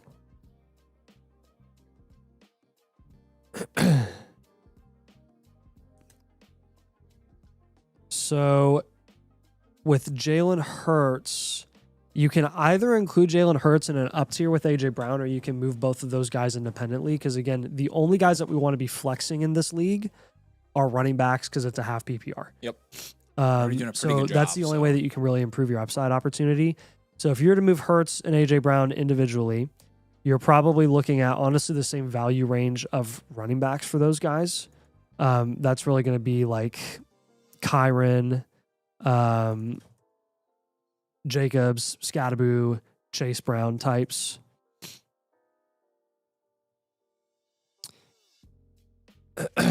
Excuse me. Try to get as high as you possibly can.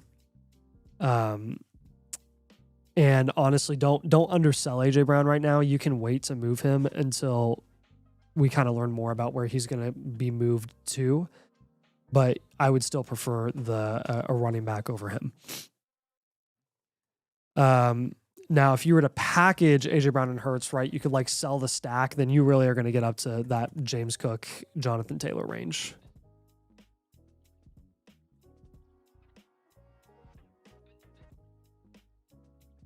And then some lower end moves. Oh yeah, Rashee Rice I didn't mention, but if you want to up tier at wide receiver from Rashee Rice with like Christian Watson, then I would try to get a guy that maybe is a little less dependent on just a crazy amount of target volume, and more like explosive upside opportunity. You can move up a tier when you package both of those guys. Try to get up to the Garrett Wilson Olave range.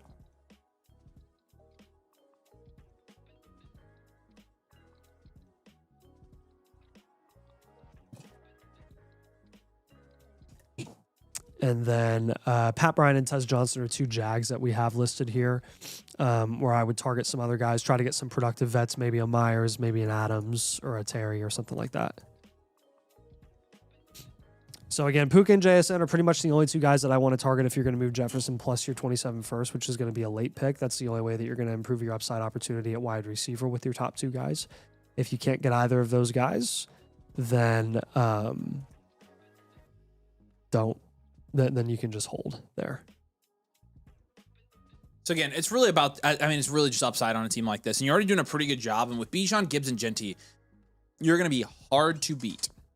Yeah. You're going to be hard to beat. But I think you're in perfectly good shape here, man. And like you should theoretically be really good in this league. All right, so Jared, what questions do you have about that one, my friend?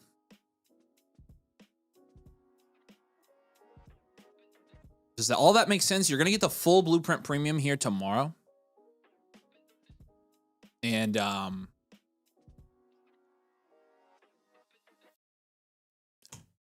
and if you have any questions, you can always just message. He said, I had Pukas in this team too, but traded him when he was hurt last year for the eventual 101, which is Genty. Yeah, and obviously that trade ended up being okay.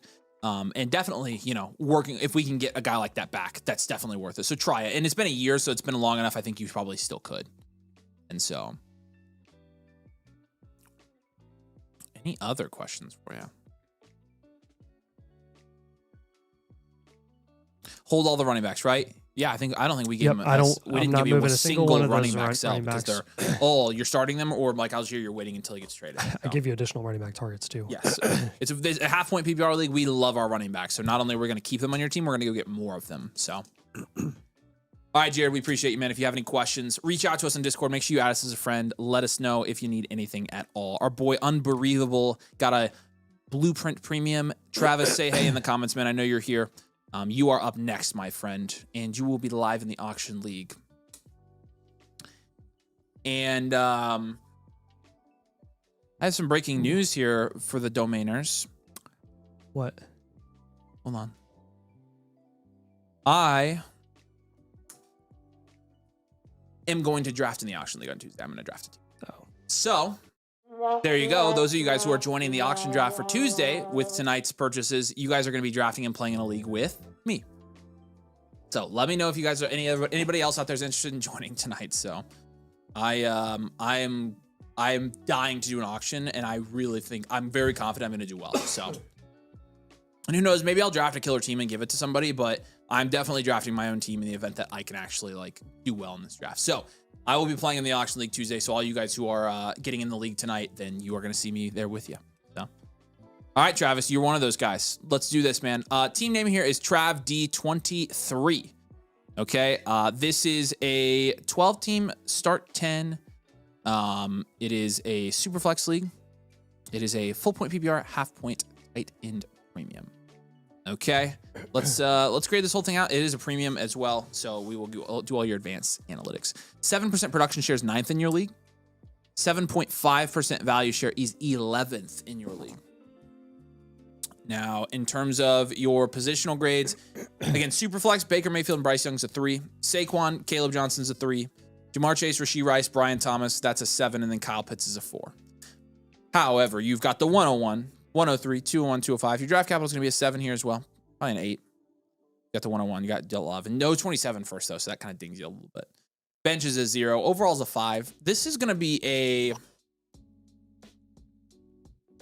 Yeah, I definitely, with your value share being 11th in this league, definitely want to reload this year. So let's do 1 year reload, well-rounded, reload contend being your outlook. And let's kind of see if your data supports that verdict for us. 33% of your values in draft capital, so you're going to be young this year anyways. 47.5%, 48% essentially, of your values at wide receiver. You have a double-digit value at wide receiver, double-digit value share at wide receiver, but the rest of your value shares around 2 or 3%. That's kind of problematic for us. You're a little bit old. You're over 25 at every starting position. Your installation's a 4.8, production's a 5.5, and situational's a 6.5. And so, yeah, that definitely points to us wanting to reload here. In our power rankings, we have you as 7th, but again, part of that is your production score is elevating you a little bit more. You're right on the verge, man. Yeah, and so I again, with 11th in value share, I would definitely be really, like, you're below what you should be at in a 12-team league as well. You only have 1 cornerstone and 1 foundational. Everything screams reload here before it gets worse. And so that's what we're going to do. Now, the good news is I don't think you're like close to being like dead in the water. It's just a matter of like, we got to start stacking some guys here. And Love's going to help with that. Obviously, whoever you get to 103, one of Tate or Lemon or Tyson or somebody like that, they're also going to help. But yeah, your 3 factors kind of solidify kind of what I think with your value share. Like, you should definitely be looking to just take this year, build value, and try to build this team back up so we can contend next year. That's what we're going for. So, all right, we appreciate you. Let's do this. So, I think in terms of moves, like you were just making, reload moves. You probably. The Rice and BTJ are so tough on reloads, dude. Yeah. I would pivot off of Bryce Young for sure. Yep. You can shop BTJ. Okay. Rice is just tougher right now. I don't really, I just don't know if you can. I'll give you some trade targets for DJ Moore, kind of our breaking point for DJ Moore, where it's like, yeah, we'll take that guy over where Moore is being priced. Javonte is one of those guys. We saw Waddle and DJ Moore go back to back today in the 7th. If you can get 27 rookie picks, if you can get a future first for DJ Moore, which we're seeing, then I would go for that as well. Mm-hmm. I give you my blessing to shop Kyle Pitts now, because he's got a pretty solid market. Jacobs, ETN. Those are all guys in that range that I'd be good going for there.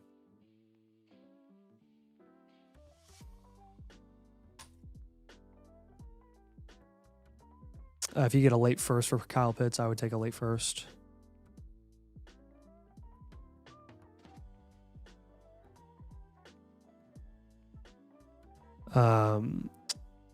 I will give you a small Jamar Chase down tier. You do Neighbors plus Kyron. You could look into a Amon-Ra St. Brown plus. You could look into if you want to do a bigger one, like a London plus. Yeah. The London team has Quinshawn. I'd try to get both of those guys. And then we'll take some of your seconds, the 201 and the 205. I think we'll package those and we'll up tier. Yep. Either into the first round or try to get a proven player with value upside. So when we're grabbing both of those picks and up tiering, we're probably looking at Henry, Addison, Adams. That's a very... Wow. What? That's a very good question. What? Why is he ranked... Why do we have him ranked 11th in value share in our calculator and Flock has him 2nd? Chase, first overall player. 2nd to 11th? Well, look at the rest of the league. It's super even. Scroll down for me, Scotty. Oh my gosh, it's so even. Yeah. Holy This cow. really could go anywhere. That's why I think you're so close. But here's the thing, regardless, I've got you making the same moves. The BTJ pivot, the shopping DJ Moore for a certain price, the small down tier from Chase to kind of help round out your depth a little bit, the pivot from Bryce Young, the pivot from Kyle Pitts, the 201 and the 205 up tiering.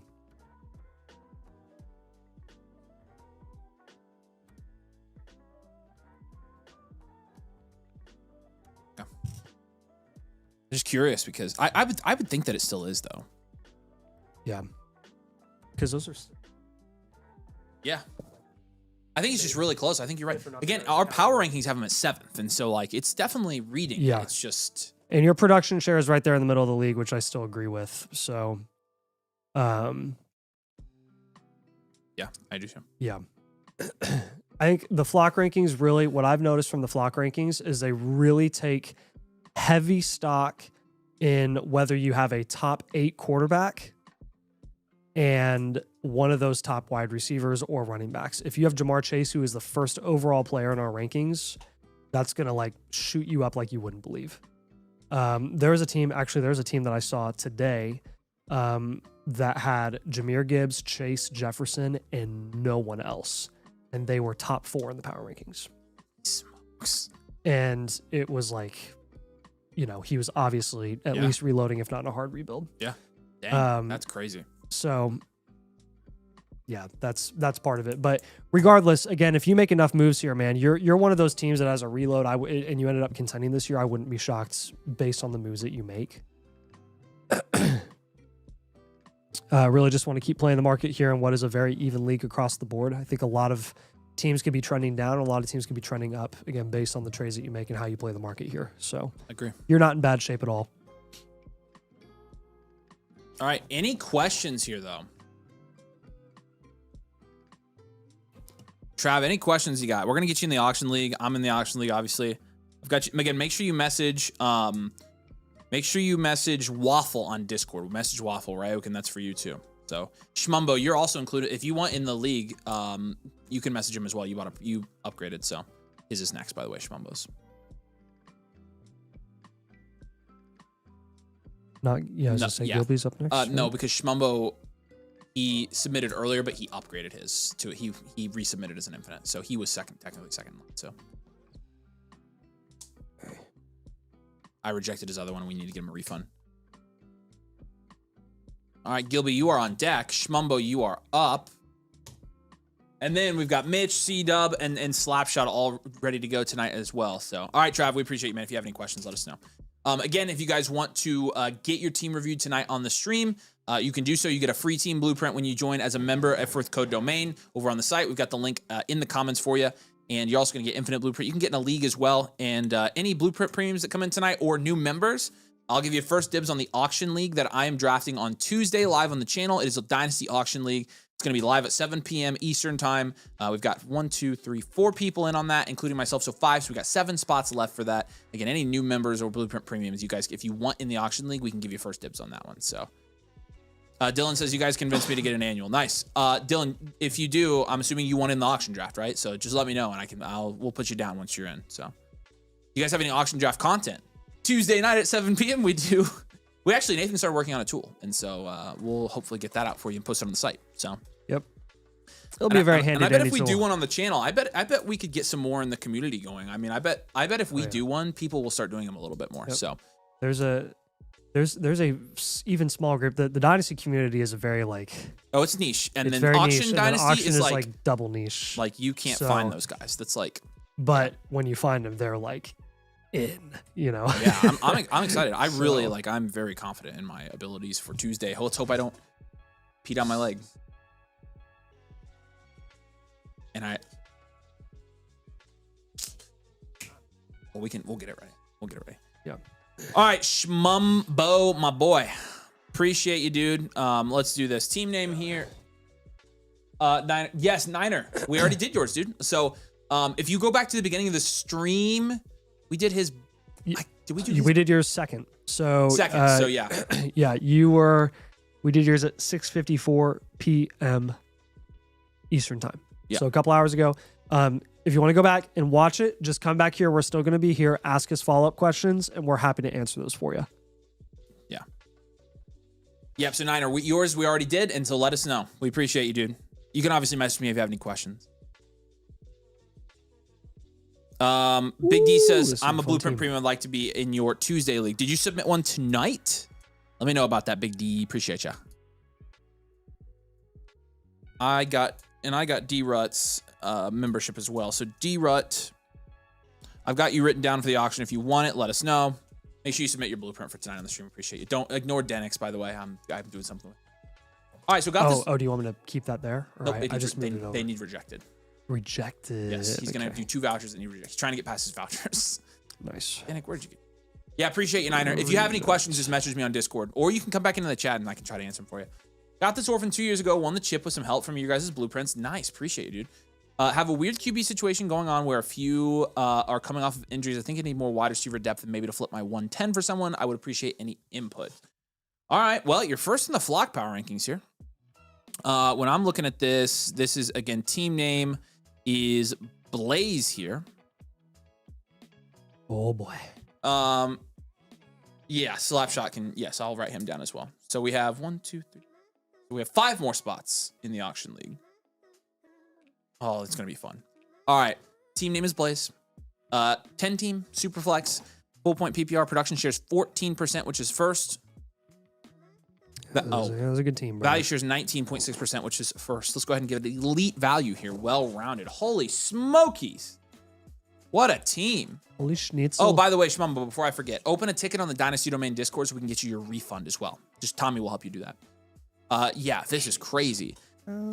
Caleb, Pat, Dart, and Daniel Jones. It's a 9 if I ever saw one. Genty, Hampton, Chase Brown, Javonte Williams. I mean, that's probably a 9 as well, maybe a 10. JSN, Puka, London, 9. And then McBride, Loveland, 10. 11, 12, 13, 14. You got the 110 and a first and 27, so that will be a 4 at draft capital, 7 at bench, 8.2 overall. Absolutely. Oh, Tyler Higbee got extended. Absolutely nutso team. This is crazy. Even for a 10 team, this is nuts. You got J-Mo on your bench, Javonte Williams on your bench. You got Dart and Daniel Jones on your bench. I mean, this is crazy. Yeah. All right, so let's take a look at some of your advanced analytics here. Very even value proportion chart here. 33% wide receiver, 21% running back, 25% quarterback, and 15% tight end with a 4% draft capital sliver in there. You do have a, oh my gosh. Your value shares are as follows. 19% quarterback, 20% running back, 20% wide receiver, and 36% tight end. Brother. Your 3 factors are as follows. 9.3 insulation, 9.3 production, and 9.0 situational. Your average age is 27 at quarterback and 23 at all of running back, wide receiver, and tight end. The 110 this year, you have 7 cornerstones and 3 foundationals and 3 mainstays and 4 serviceables. Your highest is cornerstone at 25% of your roster is cornerstones. One of the best teams I've ever laid my eyes on, my friend. This is incredible. This is incredible. Was this a flex night team? Did you not submit this one? This is crazy, dude. All right. Do what? I wish I would have submitted for flex. Yeah, dude. You probably would have gotten top 10. But either way, still very good here. Still extremely good. Let's take a look at this. So in terms of moves, like, I mean, you've got the 2 top wide receivers. I'd probably go get Bijan on this team or Gibbs, but probably Bijan. I'd probably get Bijan. Yeah, I would take London in your 110 and just get as high as you can. We'll just, go Amon-Ra, work our way up, go as high as you possibly can, chase Bijan. Whatever it takes to get the best of the best, go for it. Genty and Hampton you can hold on to, but we're going to take Loveland and J-Mo, and we're going to up tier there as well. You have Trey McBride. You don't need Loveland. So go get the, top 20 Dynasty assets that you don't currently own. Get Devon Achane. Get, get Lamb. Shoot for Gibbs. Same thing here with Dart. Like, we're probably looking at Amon-Ra, Neighbors. Heck, if you could even up tier to like Lamar, and then you can move off of one of Caleb or Mahomes for another position if you ended up doing that. Then some lower end moves. Daniel Jones is your 3rd QB option because we're going to regardless move off of one of your top 3 QBs, and then your 3rd QB will be Daniel Jones. I'd rather have Stafford, Kyler, or Bryce Young. We'll take Monungai and Warren and up tier there as well. There we're probably looking at Travis Etienne, 109, Jordan Addison. And then Jake Ferguson and Pat Bryant, just kind of a low serviceable jag up tier. DeAndre Swift, Wandell, and Alec Pierce, guys that have value upside this offseason, or depending on where they end up going. I would look for those guys. But really, I mean, don't be afraid to pay the price for highly productive vets. I didn't even mention Saquon or CMC. I would target both of those guys. Devontae Adams, Derrick Henry. You literally have all the value leverage in this league. So take advantage when you are making these moves. And don't make any unnecessary moves, right? Your team's already so dominant, so elite. if you're not getting at least a couple more like top 12 guys in Dynasty, then it's probably not worth you making a ton of moves up top unless you're up tiering. The ones below where you have a bunch of Jags and like serviceable guys that you can up tier and get some more productive players because your depth is already good, like we definitely want to do that. But yeah, no, this is an awesome roster.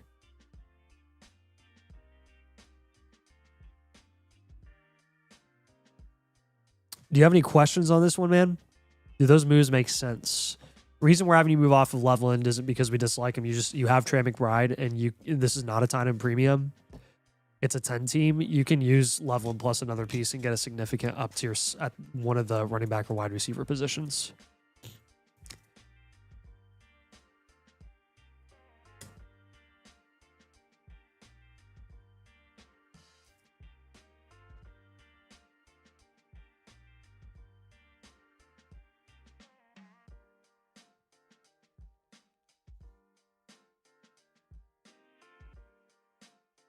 All right.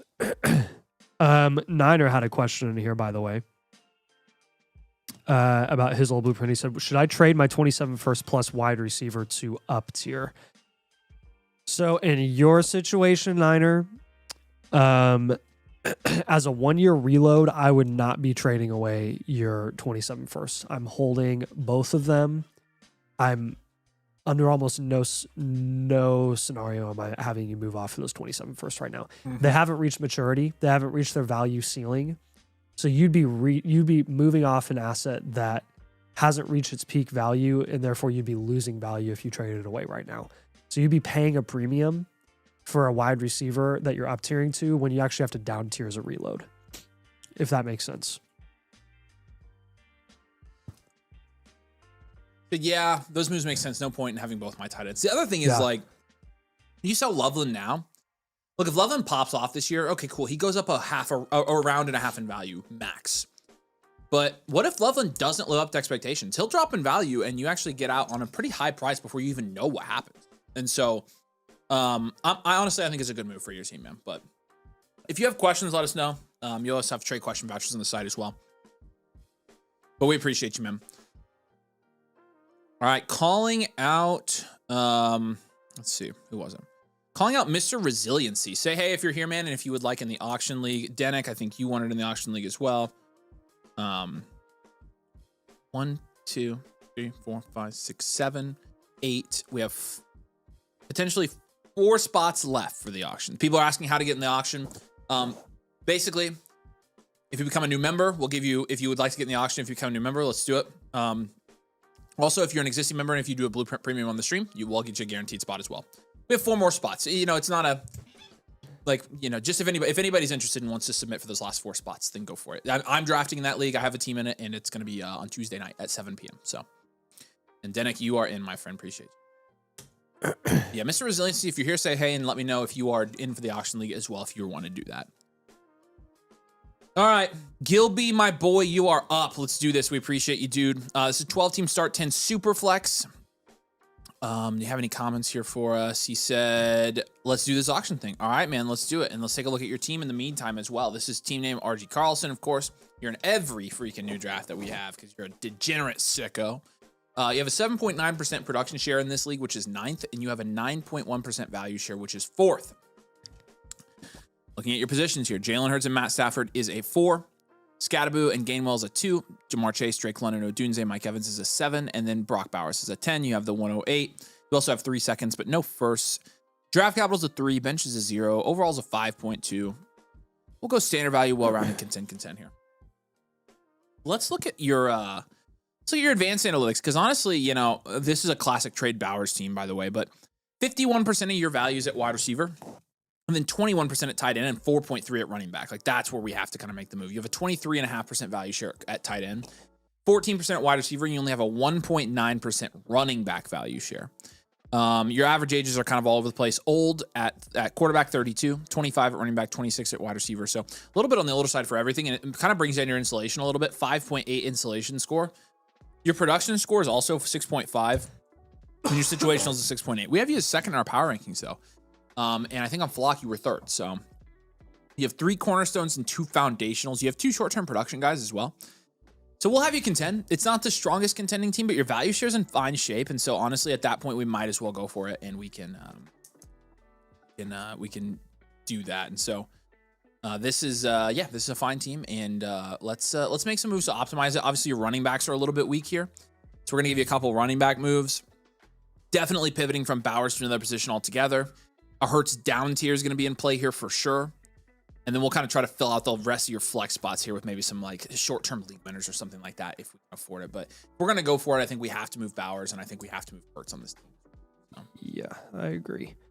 With the Hurts downs here, the Dak team has CMC. I would love to get that deal done. If you want to do a big down tier, you could do Jared Goff plus Garrett Wilson. If you wanted to do kind of a mid down tier like Brock Purdy plus Josh Jacobs, I'd be good with that as well. Probably moving from Bowers to another position entirely, like multiple assets. I would actually down tier from Bowers to get running backs and wide receivers primarily. So when we're looking at those types of moves, the Amon-Ra team actually has Gadsden. If you just want to get Gadsden thrown in on top, it's technically a pivot. You just get an extra piece. I'm cool with that. If you did a small down tier to Achane, that team has AJ Brown. I'd see if you could get something done there. And if you want to do like multiple foundational assets, let's say that the George Pickens team is involved. That's the same team as Dak and CMC. That team also has Bucky Irving. I would look into that. I will give you a small, and by small, I mean small, down tier from Jamar Chase to like CeeDee Lamb plus Judkins. You could try Neighbors plus Javonte. You could try... The Jefferson team has T. Higgins. I'll look into that as well. Pivot idea from the 108. You actually could... Stafford is your QB2. That's not necessarily our priority right now, is to make QB2 better, though that's something you're going to want to look into at some point in the future. If you wanted to move the 108 for a quarterback, we're probably looking in like the... Baker, Darnold, Cam Ward range. So that's an idea there. Also other players there, Kyron Williams at running back. A wide receiver option could be like a Devonta Smith. And then probably looking at like some Jag moves here, because Rome I want to hold. Evans I want to wait and see where he signs. Jennings I want to see where he signs. Don't really want to down tier from London. Don't really want to move Rome. Can't really move Scattaboo. Let's take Debo and Kenneth Gainwell and try to up tier, just package some like Jag serviceable guys and see how high we can get. Probably looking at, again, really, really cheap guys. I'm thinking like Rico, Algier, Downs type players. I do the same thing with like Besh and AD Mitchell because those guys also carry value.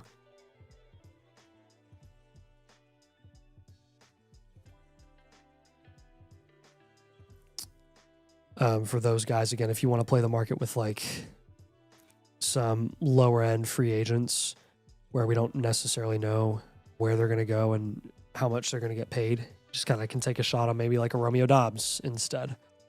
Or if you want to get a cheap tight end, you could get like a Brenton Strange or maybe a Jalen McMillan, who could be a big recipient of like Mike Evans officially leaving.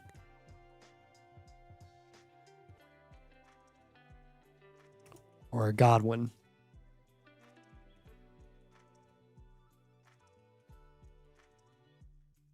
Just trying to get those small value wins on the lower end so that you can ultimately package those assets later once they do gain value and try to get like, you know, a step up.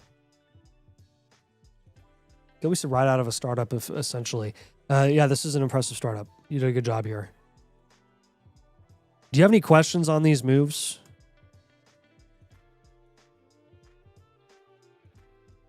I think overall, again, you've done a really solid job.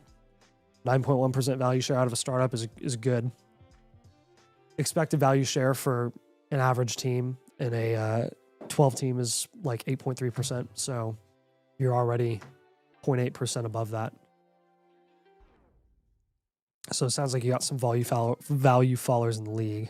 Yeah, and the other thing is, like, right out of a startup, I mean, it might be a little tough to make trades here, but I think you'll be able to over the course of the offseason as stuff happens. Free agency, that usually shakes up dynasty leagues and markets. The draft, obviously, and then as we get closer to the season. So you will, you should be fine. So.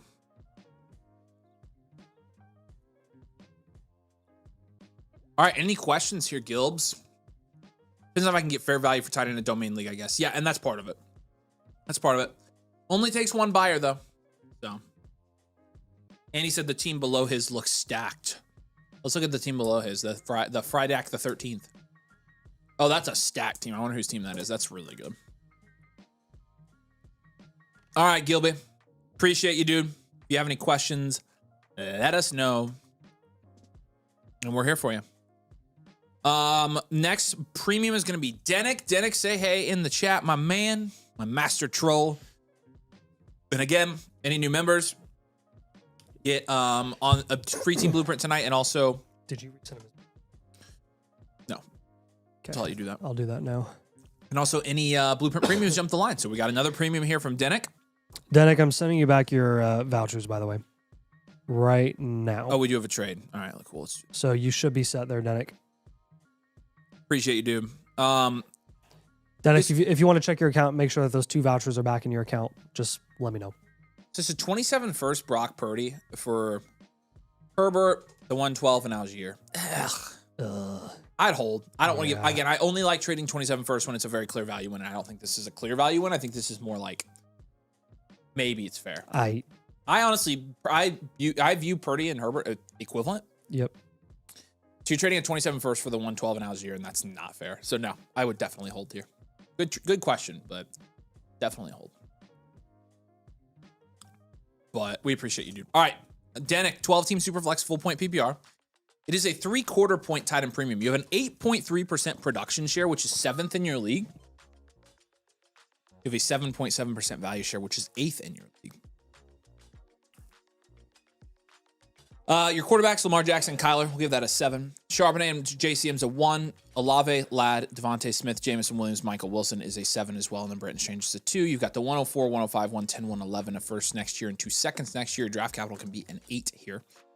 Bench is a 1. Overall is a 5. This is 1 year reload. Yeah, 1 year reload. Well-rounded reload. Okay.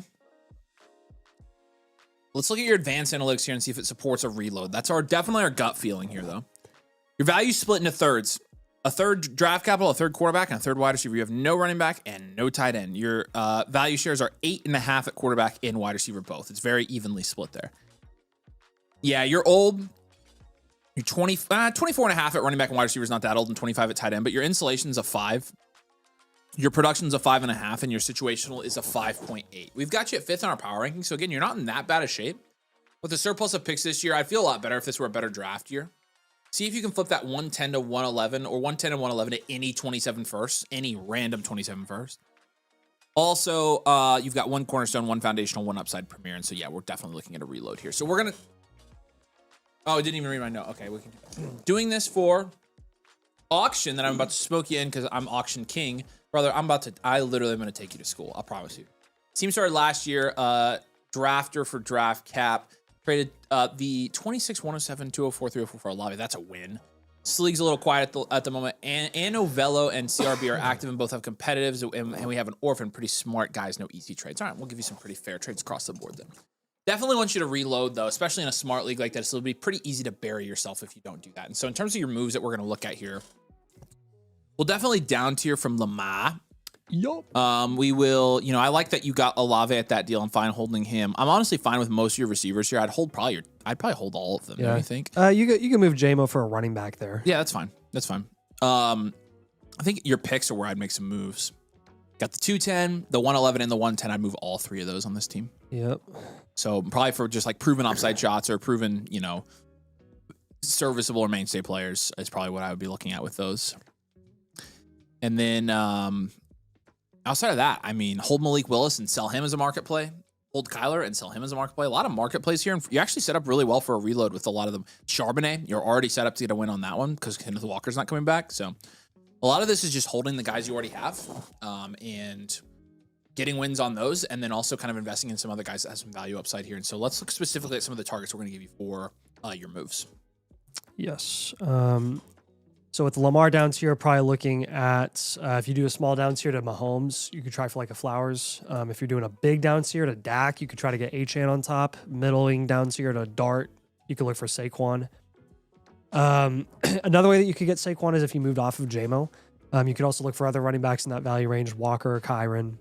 The 111 and the 110, you're probably looking at ETN, Jordan Addison, Gadsden for the 111, the 110. See how high you can get. See if you can get to like Waddle or Jacobs or Javante.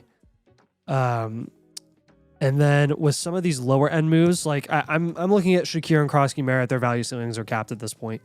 Khalil Shakir has already gotten his extension last offseason. It didn't really result in any additional production upside, and they just went and got DJ Moore. See if you can package him plus like Krosky Merritt and get up to a Montgomery or another productive veteran in that range, like a Sutton, or just general 2027 rookie picks if you can get your hands on any of those.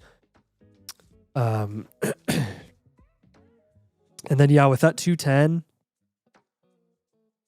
really probably just seeing what upside shot you could get in exchange for that 210. See if anybody is like really high on second round picks, higher than they should be, and see if you can get any good shots to take down there in that range.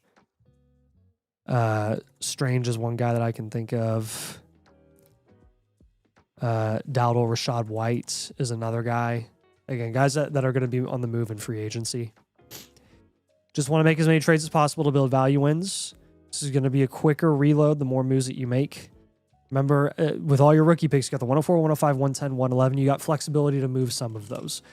And ultimately, we're probably not going to advise that you stick and pick with every single one of those, because then you're just, again, depending. You know the process. You just don't want to depend too much on all of the rookies just hitting. You want to take advantage of the value that they hold, and then try to kind of spread out your value across proven players with value upside and unproven players with higher value upside. So use those rookie picks to gain value wins. And don't down tier too far, any more than like 1 or 2 tiers when you are down tiering. You don't want to be getting, like, when you're moving a guy like Lamar, you want to make sure you're getting a cornerstone plus or multiple foundational assets. You probably don't want to get like 3 upside premier guys, for example. Does that make sense, Denick?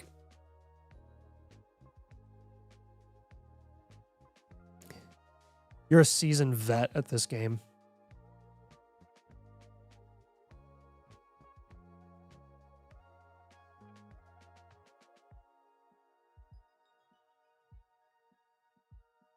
Was offered Jonathan Taylor for Ladd in the 110. Lab. Yeah, probably Ladd. I wouldn't do it. They're going pretty close. Yeah. I'm glad you got a blueprint for this team, Dan, because it sucks. This team is awful.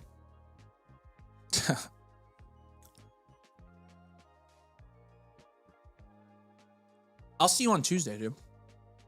Mitch is not gonna lie, this line jumping is annoying. I'm sorry, but that is they did pay for it at least. So sorry. The good news is we don't have any more in the queue, I don't think, and so you'll be up very soon.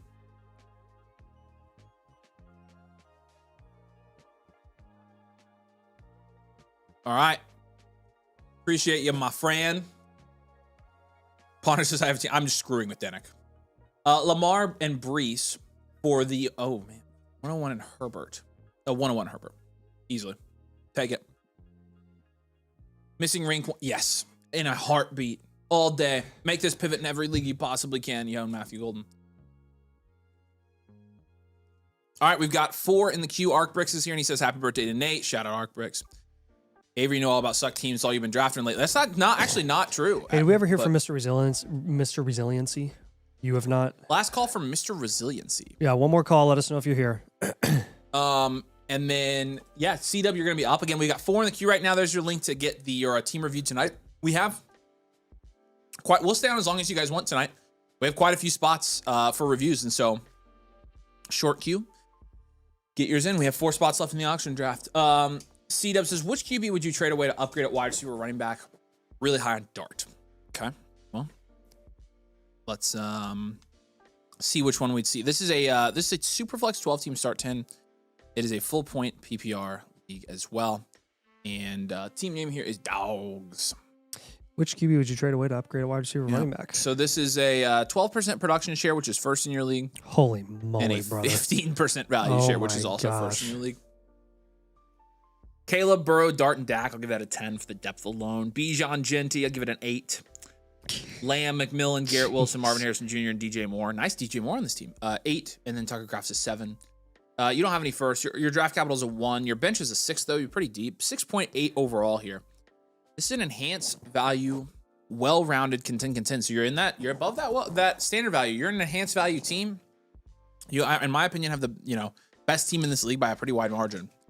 And yeah, in terms of QB to move for a running back or wide receiver, well, right now one of the top 2 guys, Burrow or Caleb, whichever one you get better return for. I'd probably hold Dart and Dak. Yeah, because you're just not going to get enough return for them. And again, like you honestly could look into moving 2 of them. I would probably say Burrow is my choice. Burrow would be my choice as well. So for Burrow, who are you getting? Hampton, Achan, London, 2nd round guys, in startups. Yeah. High end would be like Achan 101. Yeah. Those usually go like early first, depends on where Burrow's being priced. So. Did I say Achan? I meant Genty. I was going to say. I was like, you're getting Achan. I think you can get Hampton. Yeah. Let's capitalize on this DJ Moore stuff. He left a comment here. He said, just traded Rice a 2nd for Wilson and early 27 first. Jeez. How'd you do that? Nice. Then traded the 27 first with Young and Swift for Burrow and Kraft. Wow. That's very impressive. So it sounds like you somehow capitalized on Rice's value. I don't know if that guy is up to date with what's been going on with Rice, but good move there. And then it sounds like the guy that you moved the first for, he's got to be rebuilding or something, because he probably is overvaluing 27 firsts. And you got a really good deal there as well. So nice move. I would just guess that most of your league is not going to value Burrow the way that he did. I think he overvalues 27 first more than Burrow is undervalued. You can correct me if I'm wrong, but if you can't get enough return for Burrow, then you can move Caleb instead. They're both going in the same value range. We're going to take Marv and DJ Moore, and we're going to up tier there. And again, try to capitalize on DJ Moore going as high as he did.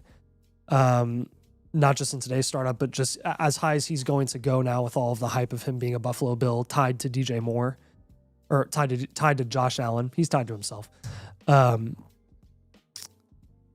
I legitimately would be looking at like James Cook, Jonathan Taylor, Olave. Like I would aim very high with adding DJ Moore to Marvin Harrison Jr.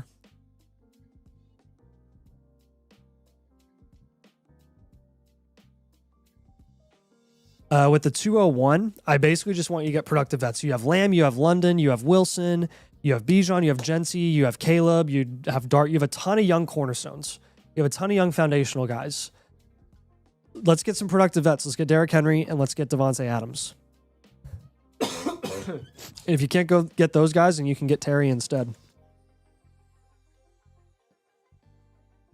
Just try to add some like experience, high production upside opportunity guys that you can feel comfortable about flexing any given week. And you have the value to comfortably take on those volatile assets. So don't make any moves that fail to improve your upside opportunity. When you are looking to up tier, rebuilds and reloads are going to be your best bet, as proven by this 27 first Young and Swift move for Burrow and Kraft. That's technically an up tier. Yeah. Technically, the bulk of that deal is Burrow for the 27 first in Bryce Young. And that was a really big win in that up tier. So you can take advantage. Do you have any questions on this, man? Yeah, what are we thinking, C-Dub? It's a good roster. Would you try and up tier off of Kraft? You could, but here's the thing, Kraft's kind of undervalued right now too, and so like from a marketplace perspective, like it's kind of a bad time to sell him. Yeah, and you have Kittle. Yeah. So with Kraft and Kittle, that's kind of a nice little combo. Of like, hey, if this guy doesn't work out, then the other guy has a pretty decent shot at doing well. It kind of solves your tight end solution. It's kind of solves your tight end room short term and long term there. So yeah. Afton Chisholm though, I love that you have Afton Chisholm on your roster too. Yep. All right, we got JDH and Land of the Cleaves up. All right, sweet. JD, we got you. Say hey in the chat if you're here, man. We appreciate you, man. Mitch has made it very clear that he is annoyed, so let's knock his out real quick, and then we'll go to JD and Land of the Cleaves. He's been waiting a while, so you're welcome, Mitch. I do cave to customer dissatisfaction. That is a flaw of mine. Just so you know, though, Blueprint Premiums always jump the line. They do jump the line. We're making an exception for the one customer I've heard that has been like, okay, this is actually getting annoying. You're like, okay, that makes sense. But they did pay for it. But you paid full price for Live Team Blueprint, so you deserve it. We appreciate you, brother. This is an 8-team, too. This is going back to our roots. We used to play an 8-team. One QB 8-team, though, is nuts. 8-team start 8 full point PPR. He said, my wide receiver suck, but I did it to myself. Traded Hendo and Tet for the 101 and 204. Oof. How can I up tier without losing my running back value? All right, let's plug this in.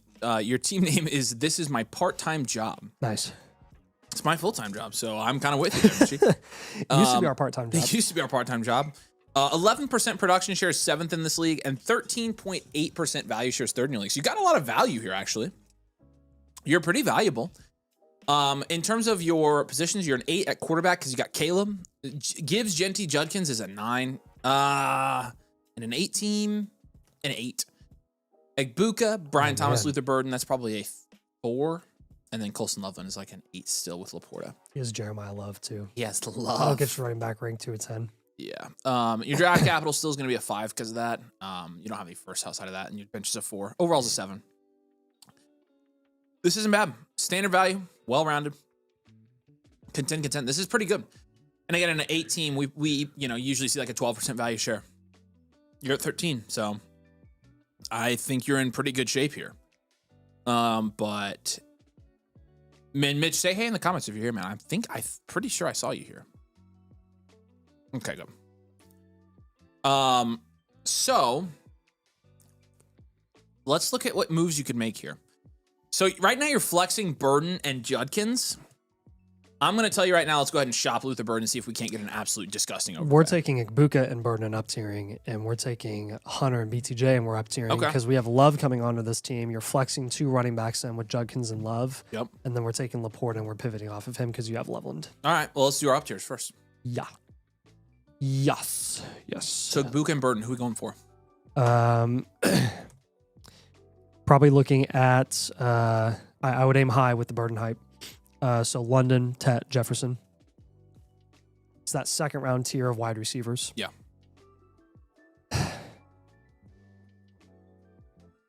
And then with BTJ and Hunter, you're probably going to be looking at the tier below that, probably like your Olave, Pickens, Nico. You honestly could include Tet in that tier too if you wanted to. He's closer to that tier than he is the one with Jefferson, Lamb, and London. Yeah. With the pivot from Laporta, I would probably shoot for, since we're doing 2 up tiers at wide receiver, you can go for a wide receiver there if you want to. Waddle, Flowers, Devonta Smith are all right there. Mm-hmm. So any one of those guys as a third option at wide receiver, I think is going to be fine, competent enough with decent upside individually. Even in an 8-team, Devonta Smith has really good upside. Flowers does as well, week to week. So, so the London owner wants Judkins and Burden. We could do that. Judkins and Burden for who? Well, for London, but we could get a little bit on top. Yeah. That's actually pretty reasonable in an 18. It is pretty reasonable. That's very reasonable. That actually, Judkins and Egbuka are value equivalent. So if that's what it takes to get a big upgrade there, I'm okay with that. So the Jefferson owner wants the 101. I'd probably hold. Yeah, you can hold there. I'd probably start Jeremiah Love before I start Jefferson in this league format. Yep. So. If he's not sold, if he's not enticed by an up tier, that's fine. Yeah. There are other options in the league. Yeah, but yeah, that Judkins and Burden for London, I'm cool with that. In this format. Okay. What else were they? I mean, those are our 3 moves, really. The up tier from BTJ and Hunter, the up tier from Ibuka and Burden, and the pivot from Laporta. Really just want to use your positional dominance to answer any upside questions at other positions. I mean, you've also got, here's the thing. He's also got Higgins, Myers, Watson, and Washington. Yeah, you can package all those guys. Yeah. You can make 3-4 up tiers here. If they're valued in any way in an 8 team. So I think they still would be. I mean, especially like Watson right now is for sure. I don't know about. It's an 8-team start 8, so we're really only looking at like 64 guys that are startable on a weekly basis. So if anything, they're going to be worth throw-ins. So if those guys are worth anything as a sweetener in one of these up-tier deals, then go for it. I'd be cool with that for sure. You were 8-7 last year. Yeah, I think a lot of that is just your upside at wide receiver, so you kind of get that up. This is probably the very simple solution to make your team probably a lot more competitive this year. You have a guy like Jonathan Brooks on your bench. I would hold somebody like that. A lot of youth here too. You went 8-7 with this youth, yeah. And you didn't get a premium, but I'll give you this tidbit. Your average age is 22.3 at running back and 22.7 at wide receiver and 21 at tight end. You are young, dude. This is a young roster, which is good. Your installation's a 9. It's so high, dude. So that you've got that going for you as well. But yeah, we appreciate it. What questions you got, man?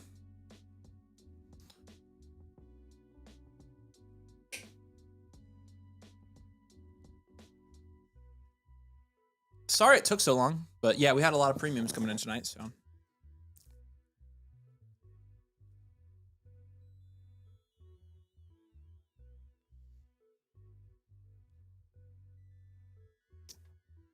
I moved him over already. So if you refresh, it'll be gone. See, I started 2-5 when I was 6-game streak and then lost out of the play. That stinks. Well, honestly, again, like your team with as young as it is only is going to get better. So. Dan wants us to rank these guys after trade. Moore, Burden, Odunze, and Loveland. Loveland. Odunze, Burden. Loveland, Odunze, same tier. Burden in his own, Moore, multiple tiers below.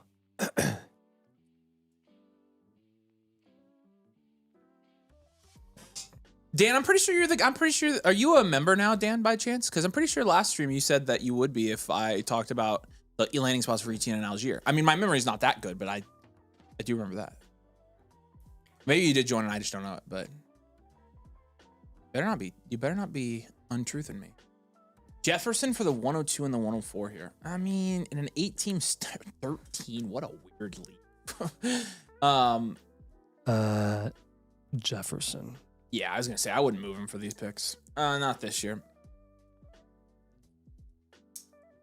Glad you asked though. We appreciate you. All right. Yeah, JD's usually here. JD, are you here in the chat, man? Say hi. I'm assuming he is. JD and Andy. No Andy's here. Let me know if you guys are wanting in the auction league, by the way, if you are here. We've got spots for you. Dan said, I'm memorable. You are memorable. You are a memorable person, which, hey, let that be a selling point to you as well. I remember people. Remember our peeps. We like our peeps. We really like them. All right, let's do this for JD. Appreciate you, JD. Let's dive into your review here. And so this is a 12-team super flex start 10 full point PPR league. What's under my towel? Wow. Third team, y'all. Let's go. High stakes $250 league. League's a little top heavy, so playoffs and making running easy every year. Made the ship a few times and won it once. Depth, and you've won a $250 league multiple times. Yeah. You're freaking good. You sell Pash on the auction, by the way. Oh, cool. I'll just be donating my money. At least you're self-aware. The depth and bench are lacking. Thanks again, guys. We appreciate you, man. Let's do this. This is a full. You're gonna get the full workup here. This is the works. This is the highest car wash you can get. Okay. Production share is 9.1%, which is 6th in your league. Value share is 5.6%, which is 11th in this league. Okay, so value share is a little on the lower end here. Lamar Jackson, Jalen Hurts is a 9 in this format. Swift, Toot, and Chuba's a 2. T. Higgins, Zay Flowers, Mike Evans a 4, and Gads and Mason Taylor is like a 7. This is a very top-heavy league. Yeah, you've got the 27 first here. You have no first this year. Draft capital's a 3. Bench score is going to be a 1. The overall is a 5. With the nature of this league, we're going standard value, well-rounded. He says he makes the playoffs every single year. Wow. Because look at how top-heavy it is. Look at everyone beyond 6. How does he? If this league is that top-heavy, how is he 11th in value share here on ours? He's 4th. I was reading the wrong team. Holy smokes. Okay, so we got What's 8. his team? Hold on, hold on. What's under my towel? I know. I gotta do his premium stats. Okay, Scott, here we go. Again, run it back. 8.1% production shares, 8th in your league. This makes so much more sense now. 8.9% value shares, 4th in your league. I was reading the wrong team. I'm very sorry, JD. Josh Allen and Daniel Jones is a 7. There we go. Saquon, Javonte Williams is like a 3. Chase, Amon-Ra, QJ, Myers, that's a 7 again, and Dalton Kincaid's a 3. You have a 27 first. Draft capital's a 3. Bench is a 0. 4.6 overall. Standard value, well-rounded, content. Now I'm in the right place. I was so confused. Yeah, he said, look at the bottom, guys. Yeah, let's scroll down. Let's look at the very bottom team in this league. I don't think this isn't as bad as the team we saw earlier, but it's bad. He's got at least first-round picks. Let's look at your advanced analytics here for this team. 52% of your roster's values at wide receiver. Another 30% at quarterback, and then 9% running back. You have double-digit value shares at quarterback and wide receiver. 10% quarterback and 14.5% wide receiver here. You're a little bit on the older side, 27 at running back, 25 wide receiver, 28 quarterback, and 26 at tight end in terms of your average age by starting position. Your insulation score is a 6, your production's a 7, and your situational's a 6. Even across the board there. It's solid. You're in 4th in our power rankings. You have 3 cornerstones and no foundational, so a little bit on the thinner side, but again, you said this is a high-stakes league, and you make the playoffs, you make a run every year, and you have a contending-ish team, and so we're going to do standard value all around, and we're going to have you contend. We're going to try to make this team even better because your flex spots are rough. Worthy and Myers and QJ, woof. I mean, production-wise, of course, you got Myers in there, but like still. I love that you have Javonte and Saquon. I think we're going to make a Josh Allen down tier here. I'm going to try to keep the band together with the top 2 wide receivers, but I'm not sure what Nate's thinking. I would look into a potential small down tier there, but we'll definitely start with the Allen down tier. Again, same thing with Allen. Lamar and Daniels, if you can get any plus on top of either one of those guys when you're down tiering from Allen, just do it. Like any relevant plus, like a Tucker Kraft on top of Daniels, a T. Higgins on top of Lamar. If you're doing a big down tier to say like one of the foundational wide receivers in the Mahomes, Hurts, or Dart range, the Dart team has Devon Achane, for example. Like you should be getting that type of haul on top of Dart if you're going to down tier from Allen. I'll give you ideas for a Jamar Chase down tier. Just because, again, he's one of those top 3 guys. You can get so much return and still stay in that cornerstone wide receiver range. If you go to London Plus, you get a big plus on top. That team has Breece Hall. If you go to Jefferson Plus, you should be able to get a big plus on top. Jefferson is pretty dang cheap right now. That team has Henderson and Nico Collins. I look for either one of those guys. The Malik Neighbors team has Cam Ward, which is actually worth maybe you targeting because of your quarterback room, and then you can kind of play the market there. And again, that's a small down tier from Chase. I would look into pivoting from Dalton Kincaid to like Wandale Pittman or Bashal Tutin, especially if you're going to get like a Kraft on top of a Daniels when you down tier from Josh Allen. I think it's worth it there. We'll go ahead and pivot off of some of these other wide receivers down in that range as well. Quentin Johnston and Xavier Worthy are 2 guys. Jacoby Myers, I think, is a good hold for this team, especially for a team that's looking to probably contend. Najee Harris is going to be a good hold. Dobbins is a good hold. Javonte and Saquon are good holds. Daniel Jones is another guy that I probably look to pivot off of. There are a couple of quarterbacks in his value range that I just prefer over him. That include Stafford's actually one of those guys. Depending on how cheaply your league values, like a Tyler Shuck, I would take a shot there as well. Maybe a Bryce Young.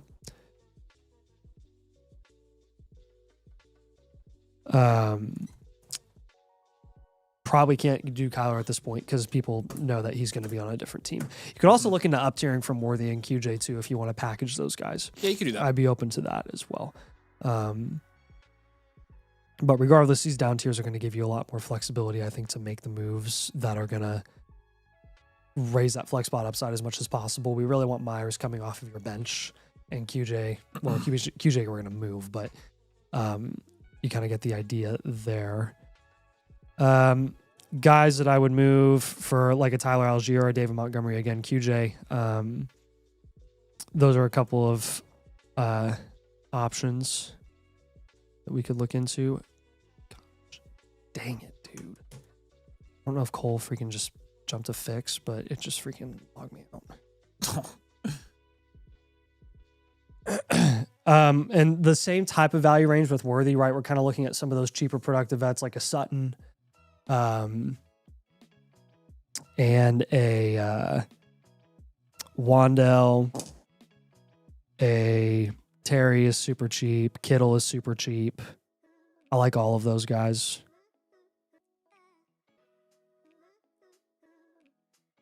Do you have questions on that, man? Yeah, what do you got for us here?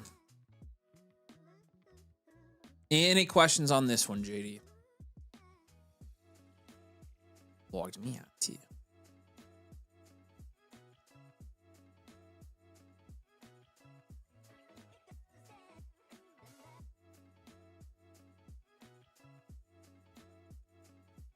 All right, man. If you do have questions, just put them in the chat for us. But we appreciate you, dude. And let us know what questions you got, dude. All right, Andy. You are up, my friend. He said, I'm good. I figured a down tier. Yeah, that makes sense, I think, for this team. So appreciate you. If you have any questions, let us know. Emeka Ibuka and a 27 first here for Debo, Derrick Henry, and the 103. To look at the league, it's ours. Which league is this? Click on the team. Oh, yeah. This is the freaking live league, right? Yeah. Not sure I'm competing. Not sure you are. Go back to his team or the trade real quick. You got Bowers. You need to move, dude. No. No. We're not doing that. No. Again, I'm not giving up 27 first unless you're getting a steal. That needs to be the opening line to our. Unless it's a steal. Unless it's a steal. Okay, we got 2 in the queue, y'all. If you'd like to get your team reviewed, you would be up here very soon. Here's the link. Follow it. Any new members get a free review tonight with the annual Motherflocker tier with code domain. Also, keep in mind, we have new member leagues that we're going to be rolling out. Our goal for Motherflocker March, of course, is 175 new members all night long if we hit our goal. So we're getting an all-night live stream if we do. And then, of course, we have goals past that. Domain concert at 200, hot chip challenge at 250, and we'll shave our heads at 300. So good luck with that one, but we are not banking on you hitting that. So check it out. And again, we appreciate you guys. And yeah, we've got room for some more spots tonight. Just took over this crappy orphan for the love of the game. Let's start the hard rebuild. Attaboy, Andy. We appreciate you, dudes. I will say, Andy, just in case you are curious about this, just give you guys a quick update here. Quick update. In terms of you being our all-time #1 customer, you are within $400. So do know that you are quickly approaching the customer #1 status that has been held by our own Dalton Robertson for a long time now, but for a whole year. But you are very close to becoming our all-time #1 customer. So we appreciate you a ton, dude. Let's grade this out. Okay. This is again, a 12-team Superflex full point PPR. It is a 1 point full point Titan premium. You got a 3.8% production share, which is 12th in your league, and you've got a 6.2% value share, which is 9th in your league. You've got Lamar and Cam Ward. That's an 8. 1 at running back, you got nobody. 1 at wide receiver, you got nobody. You got Fannin, that's an 8. 102, 107, and 2 first next year. Draft capital's an 8. Bench is a 0, so 8s at quarterback, tight end, and draft capital, and pretty much nothing at running back and wide receiver. You know what the drill is. That's going to be a hard rebuild, player deficient, rebuild. You don't have any players on this team is the problem. Now, in terms of your value proportion, this is pretty funny. 40. Do what? Oh, overall is a 5.2. Which is not the worst I've seen for a hard rebuild. So your value proportion is really funny. It's 48% draft capital and 40% quarterback, and then the other like 10% is like tight end, and then like 1% running back and wide receiver. You have a 9.7% value share at quarterback and a 6.4% value share at tight end. The rest are pretty much 0. Your average age by position, you're pretty much 25 across the board, except for tight end, you're 21 there. You're pretty young. Your 3 factors all register below 5, so that kind of signals to us that we need to rebuild as well. The 3 factors kind of give us some hints as to what's going on with your team. Your installation here is a 4.8. Production score is a 4.8, and situational is a 2.8. Okay. You've got 1 cornerstone in Lamar, 2 upside premieres in Ward and Fannin, and then that's pretty much it on this team. Lots of Jags. You knew it was going to be a hard rebuild. We know it's going to be a hard rebuild. We're going to do these 2 things. Number 1, we're going to down tier from Lamar. Number 2, we're going to down tier from Harold Fannin or move him for another position altogether. We're going to hold Cam Ward and see if we get a value increase there. I think outside of that, I mean, you're just packaging Jags together, right? I mean, he's got the picks. Probably try to move the 107 for a player, maybe. 202 and 207 and 209 and 212. We're going to move all of those seconds as well. So those are going to be our main moves here, are with those picks, and then also down tiering from Lamar, down tiering from Fannin as well. Yeah. So we're down tiering from Fannin. Yep. Down tiering from Lamar. Yes. You say we're trading Cam Ward? I don't know if you said that. I was just asking. No, I want to hold Cam Ward. You said we're down tiering from the 102? I did not say that, but you 102? should. You should down tier from the 102. And then maybe trade the 107 for a proven player, and then trade 207, 202, 209, and 212. All those. Those I would package an up tier for sure. Sure. I packaged. Actually, we'll package the late ones. The 202 you can get a little pretty something alone. Yeah, you can. But the 207 and the 209 will up tier. Agree.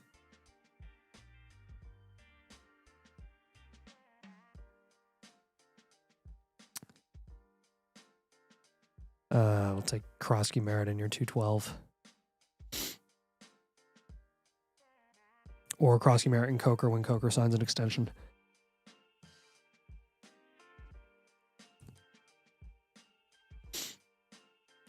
Swift for the 202. He's right there. Adams is right there. Pierce is right there. The 207 and the 209, probably looking at Wandell, Sutton. For Jalen Coker and Krosky Merritt, probably looking at Algier, Rico, and Chuba.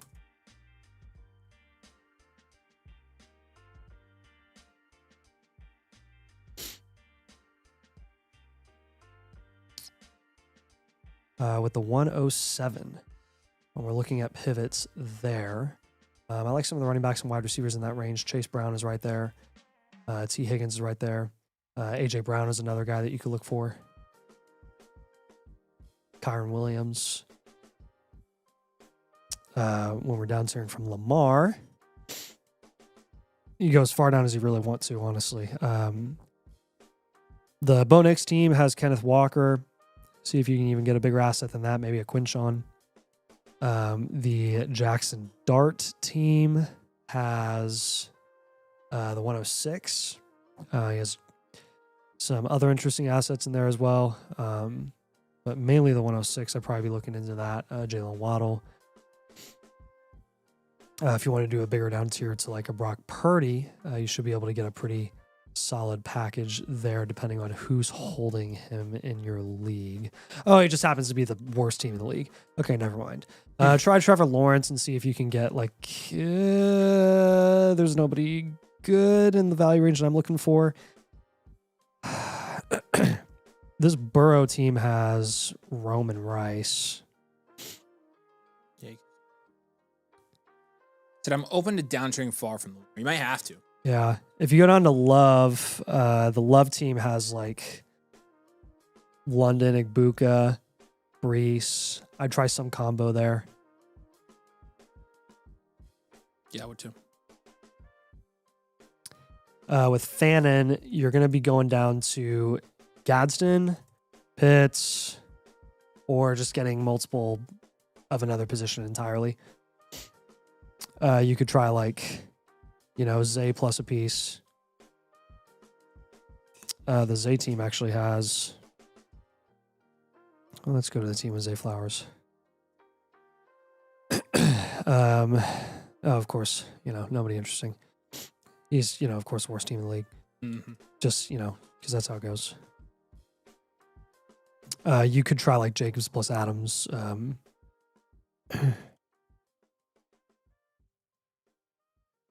The Pitts team has the 110. You could try to get first on top there. The Gadsden team also has some picks. Addison as well. I'd probably look at trying to get Addison on top. You could always try to get like 2027 rookie picks in addition.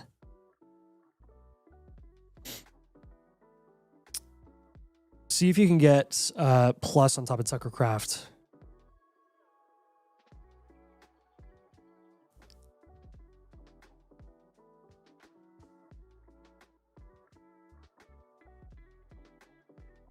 Since a 1 point time premium actually traded Rome for Fannin.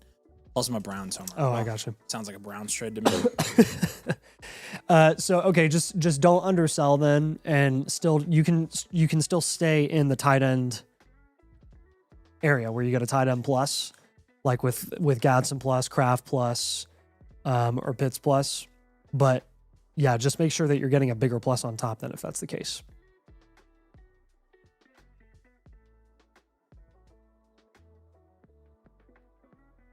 Yeah, with that Jacobs team, you could actually get a bigger plus on top then. Hardik, you can submit a trade question, yeah. You'd try like freaking Rice and Javante if you wanted to. Rai Peru says, how do I show my team? You can either buy a team blueprint, that will live team blueprint, or if you become a member, you can get yours shown for free. So, any other questions on that, Andy? Just make as many trades as you possibly can. Gain value, less about immediate positional need. Everyone on your current roster should be shot for the right price. Yeah. Said thanks, Nate. Why aren't you thanking me too? What in the world? You're welcome. Thanks, Avery. You're welcome.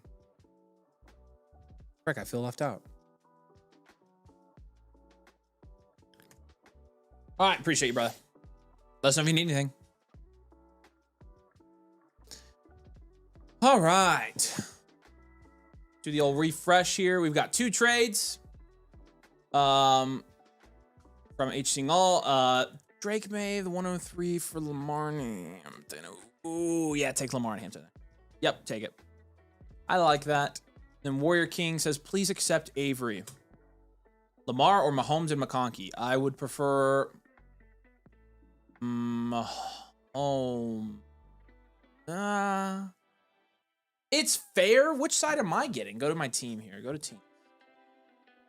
Which side am I getting? What's the secret league? Okay, open.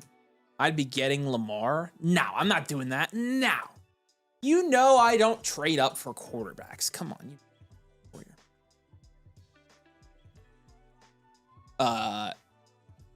yeah, my side. Yes. Yeah, I'm not taking this. Sorry, buddy. I need a message on Discord. Okay. Slapshot Ace, say hey if you're still here in the comments, man. Okay, we officially have 1 blueprint in the queue, which means we have no wait at the moment. So the team last call, because if we don't get any after this, then we're done. We can stay on as long as you guys want, but we have no wait. There's the link to get your team reviewed if you'd like to be up next on our stream. Slapshot Ace, brick by brick. I feel like I'm stuck right now between going all in and tearing down. All right, let's let the analytics make our decision for us here. Thoughts on what to do with the late first this year? Absolutely, man. Let's take a look for you. Hello. Okay. 12-team Superflex, full point PPR, full point tight end premium. You have a 9.9% production share, which is 3rd in your league, and a value share of 11.2%, which is also 3rd in your league. No, you're not tearing this down. This is good. Knicks and Purdy's a 7. Kenneth Walker, Ramondre Stevenson is like a 3. Amon-Ra St. Brown, Tep McMillan, Garrett Wilson, Luther Burden, and Christian Watson. We'll give that an 8. And then Harold Fannin also an 8 as well. You got the 106, 108. You got a first for 27. Draft capital is a 6. Bench is going to be a 4 here. Overall, 6.4. This is a standard value. I'll call it well-rounded. Well-rounded, content. I have a ton of QB value, and you have Fannin and Gadsden too, so good stuff across the board. Yeah, this is a nice team. And again, what's up, Slapshot Ace?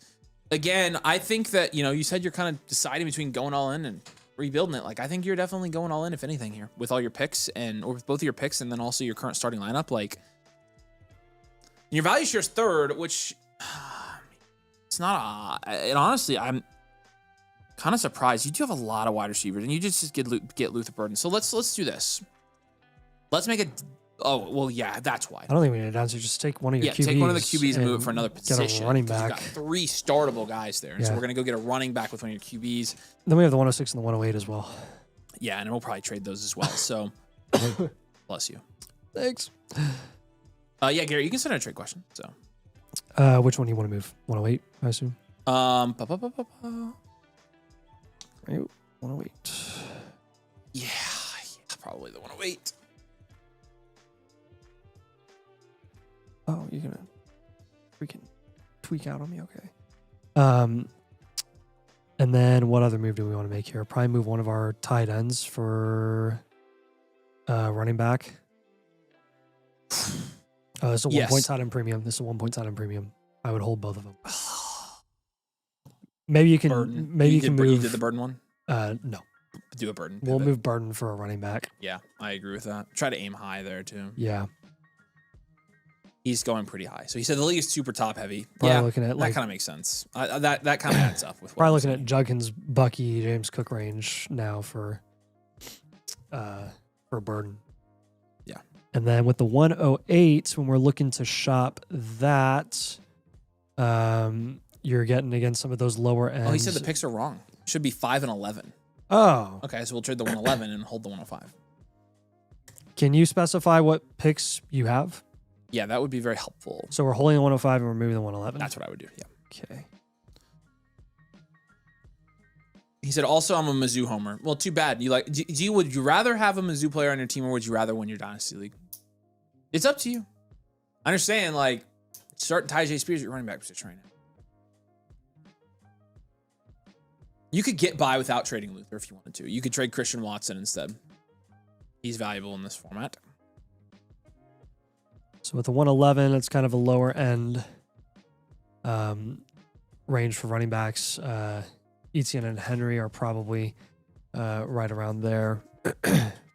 Or if you're going to go for a wide receiver, then you can try for like Madison or an Adams. So really 3 big pivots here. And I think by pivoting off of the pick and pivoting off of one of your quarterbacks, especially, that's going to help with your flex spots quite a bit. Really, with the 1 point tight end premium, you're actually going to be flexing Gadsden pretty consistently, I would guess. Yeah. But with fine. With the pick capital that you have and the value of a QB that you're going to translate to another position, that's going to help quite a bit. Now I'll say this: if you can trade Fannin for Christian McCaffrey, I'm doing it on this team. Yeah, that's fair. I just think if you can get a league winner with Fannin, then I'm open to trading him. Actually, a 1 point tight end premium, Fannon's already well ahead of CMC. I mean, you see him in domain startup drafts; he always goes really close to CMC. Well, you get CMC plus, but yeah. So the ETN owner is the worst to trade with. Which one is that? Which guys is he? Oh, that's annoying. Yeah, that isn't. Try for maybe a Harvey instead. Harvey's even cheaper. He went pretty cheap tonight, that's for sure.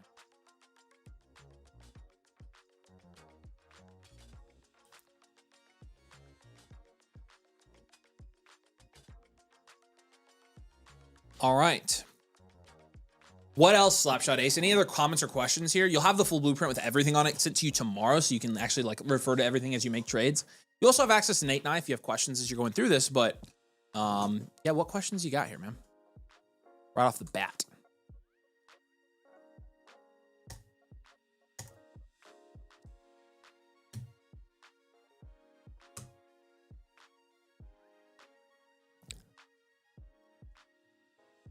All right. Let us know, and we'll go to do some trade questions here right now. And if you have any other questions, we can answer them for you. We appreciate you, dude. Obviously, you have me on Discord already, so if anything you need, we got you. Mighty Thunder. Hampton, Cook, and Marv for Gibbs and Montgomery. Hampton, Cook, and Marv. That's too much. That's too much. Yeah, I'd rather have. I'd hold.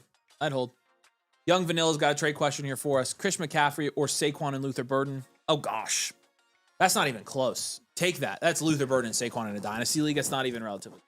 So I've been trying to make the trade for each team for 2 years. Is it worth moving in my 27s? No. No, it is not, sir. You are going to hold your 27s there. Don't trade your 27 unless you get like a crazy value in. G Money. I see yours in here. Would like you to check my team and see if it fits to try and win. Well, let's check it on the value basis first, and then we'll go team. Burrow and Marv for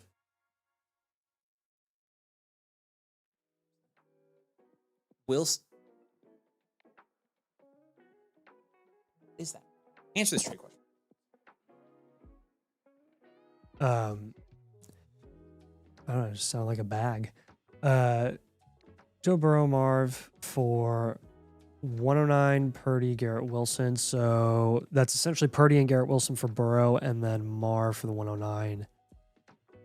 Oh man, I like the down tier idea from Burrow, but that's just not. No, I'm holding Burrow and Marv here. The 109 isn't enough to make up for the big down tier from Burrow value wise. I would like to do just straight up. If you want to knock off the 204 and Barner and Marv, Scott, if you want to X off of those. Nope. No. You want to too late. Yeah, refresh it. He gets the idea. Knock off the 204, Marv and Barner. And then knock off the 109 and Schultz. I would do that. Yep.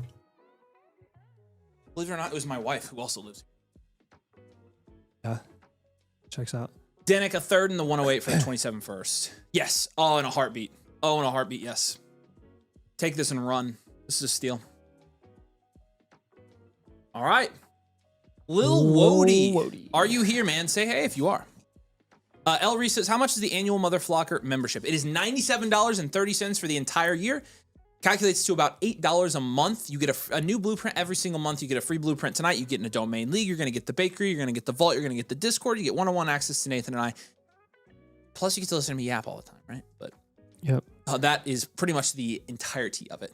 We still adding people to the wheel, Scotty? Okay, show the current wheel. Oh, okay. Scott is behind on the wheel, so we can't show it right now. He'll show it after. Okay. Hey, speaking of memberships, Lil Wody, you're on the stream. You bought a membership, so. But you didn't buy memberships. But you didn't. But you paid for a membership. You did. You didn't buy. you paid the price that it costs to get a membership, so we can get you hooked up if you want. If you'd rather do that, you can save $2 and you can get this for free and get the membership. It's Nate. What's up, Nate? Good to see you, dude. Yeah, I'm assuming you'd rather do the membership for $2 cheaper. There's the wheel. Look at Scott. Boom. Somebody's getting their stuff free tonight. And Tom's still here as well. So if you'd like to do that, we can get you in the Discord and Tom can help you do that right now. So we appreciate you, dude. Yeah, this is free with a membership, by the way. So I don't want you to have to pay full price for a review and not get it. It's better to get the advice for free and pay to actually like use the site tools for a year and things like that. It's well worth the money at that point.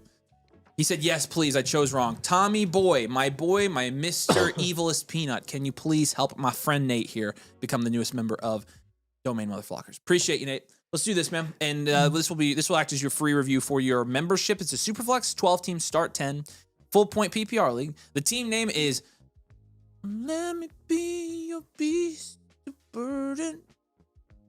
And that's clearly a play on words, but also a very good song. Beast of Burden.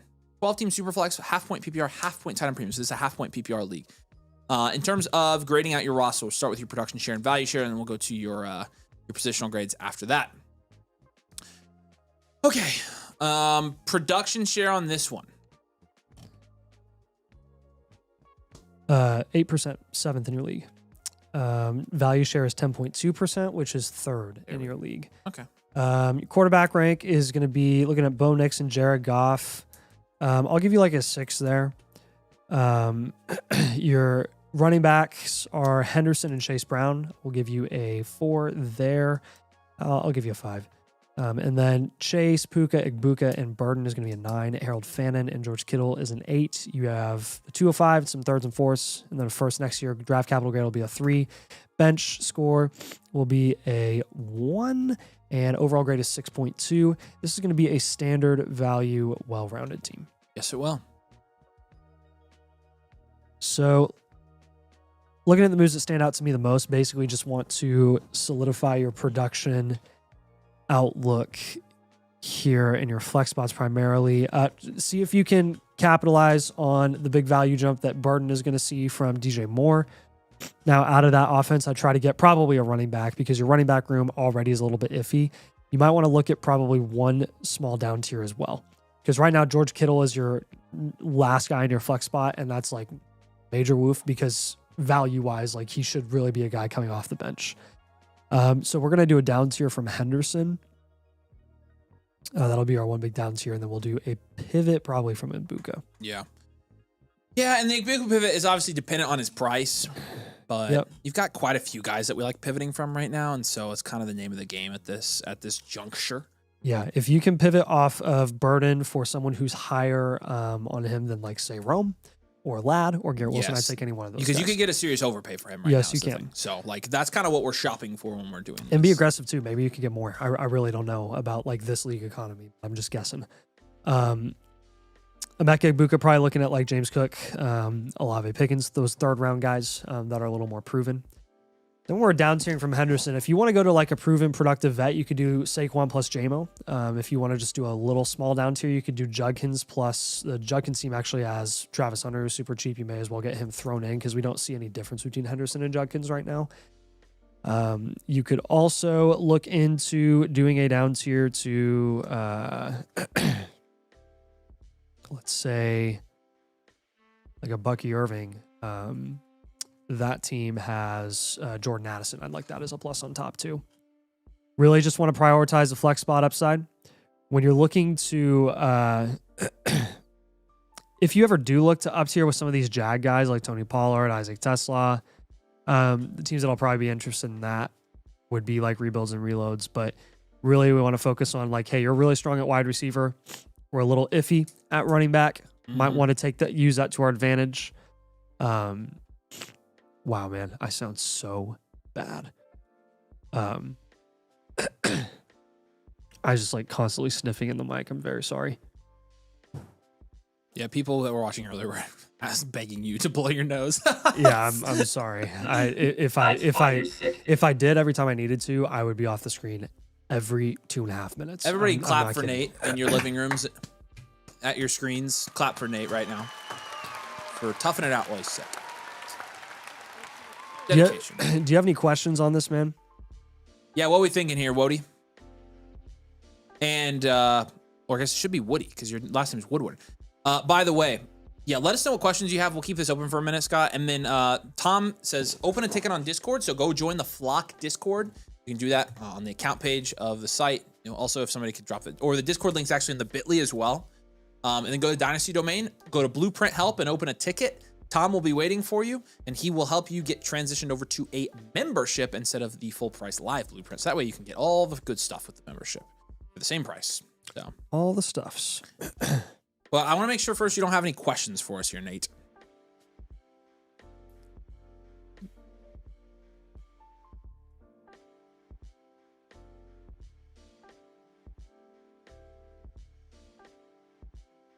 Am I able to ask follow-up questions in here in my blueprint earlier? No, you're not allowed to do it. Of course, Mr. Schmumbo. Of course you can. I want to introduce a life hack to people. Which, like, Nate doesn't care. Because Nate doesn't drink soda. But I drink soda because I'm fat. If you drink the red soda, no free advertising. If you drink the red soda, out of a bottle is legitimately, it tastes so much better than out of a can. It is not even funny. So I only buy the bottles. I only buy bottled Cokes. So no free ads. Excuse me. Life hack: if you like Coke, they're better out of a bottle. All right, BT Wickman's up next. Nate says, what do you think Tonjes is worth to flex in place of Kittle? Yeah, I guess if you're getting rid of Fannin, I would say a third. The 302 or 305 is fine. The 404. The place to be says gross red dye 40. Really? Wait, there's red dye. There's not red dye in There's Coke. red dye in Coke? There's no way. Maybe it does. I don't know. You probably know. Does Coke have red dye 40? Does not contain red dye. So does 40. injury hurt my flex spots a lot? Yeah, I bet. That was very unfortunate. But yeah, Tonjes actually has some touchdown upside when Kittle is down. So not something that like ideally you want to start, but he's a nice insurance guy. He's a Jag insurance player. Yeah. Homeschool kids never get soda. That's sad. That's very true. That's a very true thing. That's where the stereotype starts to be really accurate. Yeah. So. Yep. All right, BT Twitchman, you are up. Say hey in the chat if you're here, man. We appreciate you. Last call for any reviews for tonight, for any new members or any a la cartes. There you go. We got one in the queue, so you would be up next. Again, last call here. Otherwise, we will be finished for the night. All right. Fire sale. This is Fire Sale. This is a Superflex 12-team start 9. It is a full point PPR league. It is a half point tight end premium as well. Production share for this team. Looking at, you've got 8% production share, which is 6th in your league, and a 7.2% value share, which is 9th in your league. Kyler and Tua is like a 3 here. Achane and Scadaboo and Javonte is an 8. Boy, this is a weird team. Man. McMillan, Garrett Wilson, Marvin Harrison Jr., Brian Thomas. This is a 7. That's solid. And Gadsden's like a 4. You've got 2 first next year. Draft capital's a 5. Bench is a 2. Overall is a 5.4. This is a standard value, well-rounded contend here. Do you think he's reloaded or do you think he's standard? I think he's standard. He's standard value. Yeah. I think you may as well. And if his it doesn't, wide receivers and running backs are fine. if it doesn't work out, you're holding your 27 first anyways. Yeah, because we're not gonna have you move those right now, regardless of what we think you are at the moment. So we'll pretty much make like one low end move to get you one other decent startable option at quarterback. But Tua's starting this year and Kyler's starting this year, and then if you get another low end third guy that's pretty cheap, we'll probably have you move Malungai for a QB. Like, you should be okay. And then I'm just telling you right now, these types of quarterback rooms are the types of quarterback rooms that I had in almost all my championship teams this year. Mm-hmm. All 4 of them. I think it was 4. Maybe it was 3. I think it was 4. And it works. But yeah, it works very well. Yeah, I can attest to that as well. And again, if it doesn't work out, boo-hoo, you have your 27 first. So you're fine. But yeah, you're really probably looking at like absolute low end Stafford. Otherwise, you're probably looking at like a Shuck or a Bryce Young. Those guys are often going pretty close to where Malungai is. He said Kyler's starting where? We don't know yet, but he will be. He'll be a starting quarterback somewhere. You've got some questions at wide receiver, a lot of young guys that have potential. Let's move one of Marv or BCJ for a running back. You can choose which one you want, whichever one you feel more comfortable with. But again, the point is either get a proven guy like T. Higgins or get a proven running back. Mm-hmm.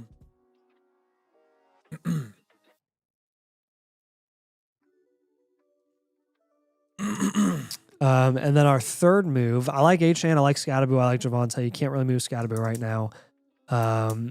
If you want to, again, you have 4 wide receivers on this team. You're really going to be flexing Javonte. You only have to start 2 wide receivers. If you end up pivoting from BCJ to a wide receiver like Higgins, then I will give you some options for Tet if you were to move him for running back. That would be like Hampton or Achane. Or see how much it would cost to get London, who's also going generally relatively close to where Tet is going in the second, mid to late second. Does that make sense, man? We're basically just trying to turn these questions at wide receiver into more like high floor productive assets. And then I think value-wise, you're going to be like, okay. This is a very unique build.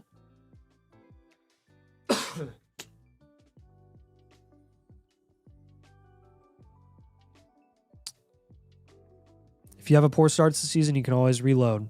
It's the best thing about having your future first. But yeah, feel free to get productive vets at a discount before they gain value closer to the season. And the more you can raise that flex spot upside, the better off you're going to be. QB, like just work on insulating it, but don't pay up for a premier option. You'll be fine continuing to fade the position.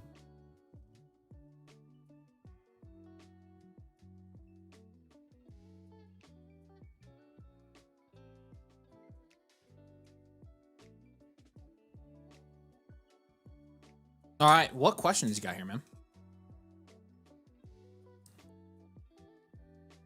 Denick says he was the 221st like. You're welcome. Thanks, Denick. We couldn't have done it without. Cal says, sorry, I had to back out of the draft the day, make the calculated decision being in grad school and debt. No, I understand. That's a smart choice. I was wondering why you, and Tom told me that was why. I was wondering why you didn't do it. And then he told me, I was like, okay, it's smart of him. So, Woosh says, you guys recommended to trade for Bijan, but that team's the next best team. I'm also a big Bijan guy. Would you recommend pursuing Bijan still, or maybe go for Gibbs, Achane, or Cook? Try Gibbs. Just try Gibbs if it makes that big of a difference. So he said, makes sense with my QB values tanking this year, losing Mixon. I thought I was a rebuild for sure. There's hope. Yeah, and again, you can flip really easily to a reload. So, says no questions. All right, cool. All right. Would the Raiders get Kyler and give Mendoza a year to develop? I doubt that's going to happen. If you're going to develop a quarterback, don't develop him behind freaking Call of Duty. Yeah, no. Sweet. Kyler would never go there too. He would never go. All right. So, no, he does not. Let's spin the wheel. It's time to spin the wheel. Spin it. Somebody's getting their purchase paid for from tonight. Wow, Scott, that's impressive. I don't know how you did that, but you're smart, Cook. All right. The wheel of wheels. Here we go. Oh, no. It's the laggy wheel. Spinning for like 69 years. Well, also just spins for so long. Yeah. Oh, my goodness. Oh, my goodness. It's still spinning. Okay, it's slowing down. It's slowing down. Okay. Denick, JD, Cleves, Wody, BT, Ryokin. Oh, it's going to be C-Dub or Schmumbo. Oh, he's going to get sniped. There we go. It might be Schmumbo. This thing freaking spins, dude. I'm telling you. It might go to Schmumbo. I'm telling you, it's going to Schmumbo. Holy crap. I told you, that thing has so much freaking spin on it. It's still going. Yeah. There we go. Okay, Schmumbo. Congratulations, Schmumbo. AK Whoosh. We'll get you a free blueprint, or you can either get your review refunded tonight, or we can give you another free review. So let us know what you'd like. David says Scott's pretty much the best thing that ever happened to this channel. Scott is a very good addition to this channel. I will say that. He is one of my best hires today. But all of our team members right now are really, really good. So, yeah, it only took me, it's what did it take us 2.5 years to find the exact optimal team, but we did it. Scaling is also hard. So, yeah. All right, y'all. This just has some WD-40 on it. That's awesome. Okay. Yeah, we'll be live again next Tuesday. We'll have hopefully some free agency news for you by then. And we will have a video next Tuesday. We will be live again next Tuesday night. We will be doing an auction draft, and I will be participating in the auction. I'm very excited for it. I'm very excited for it.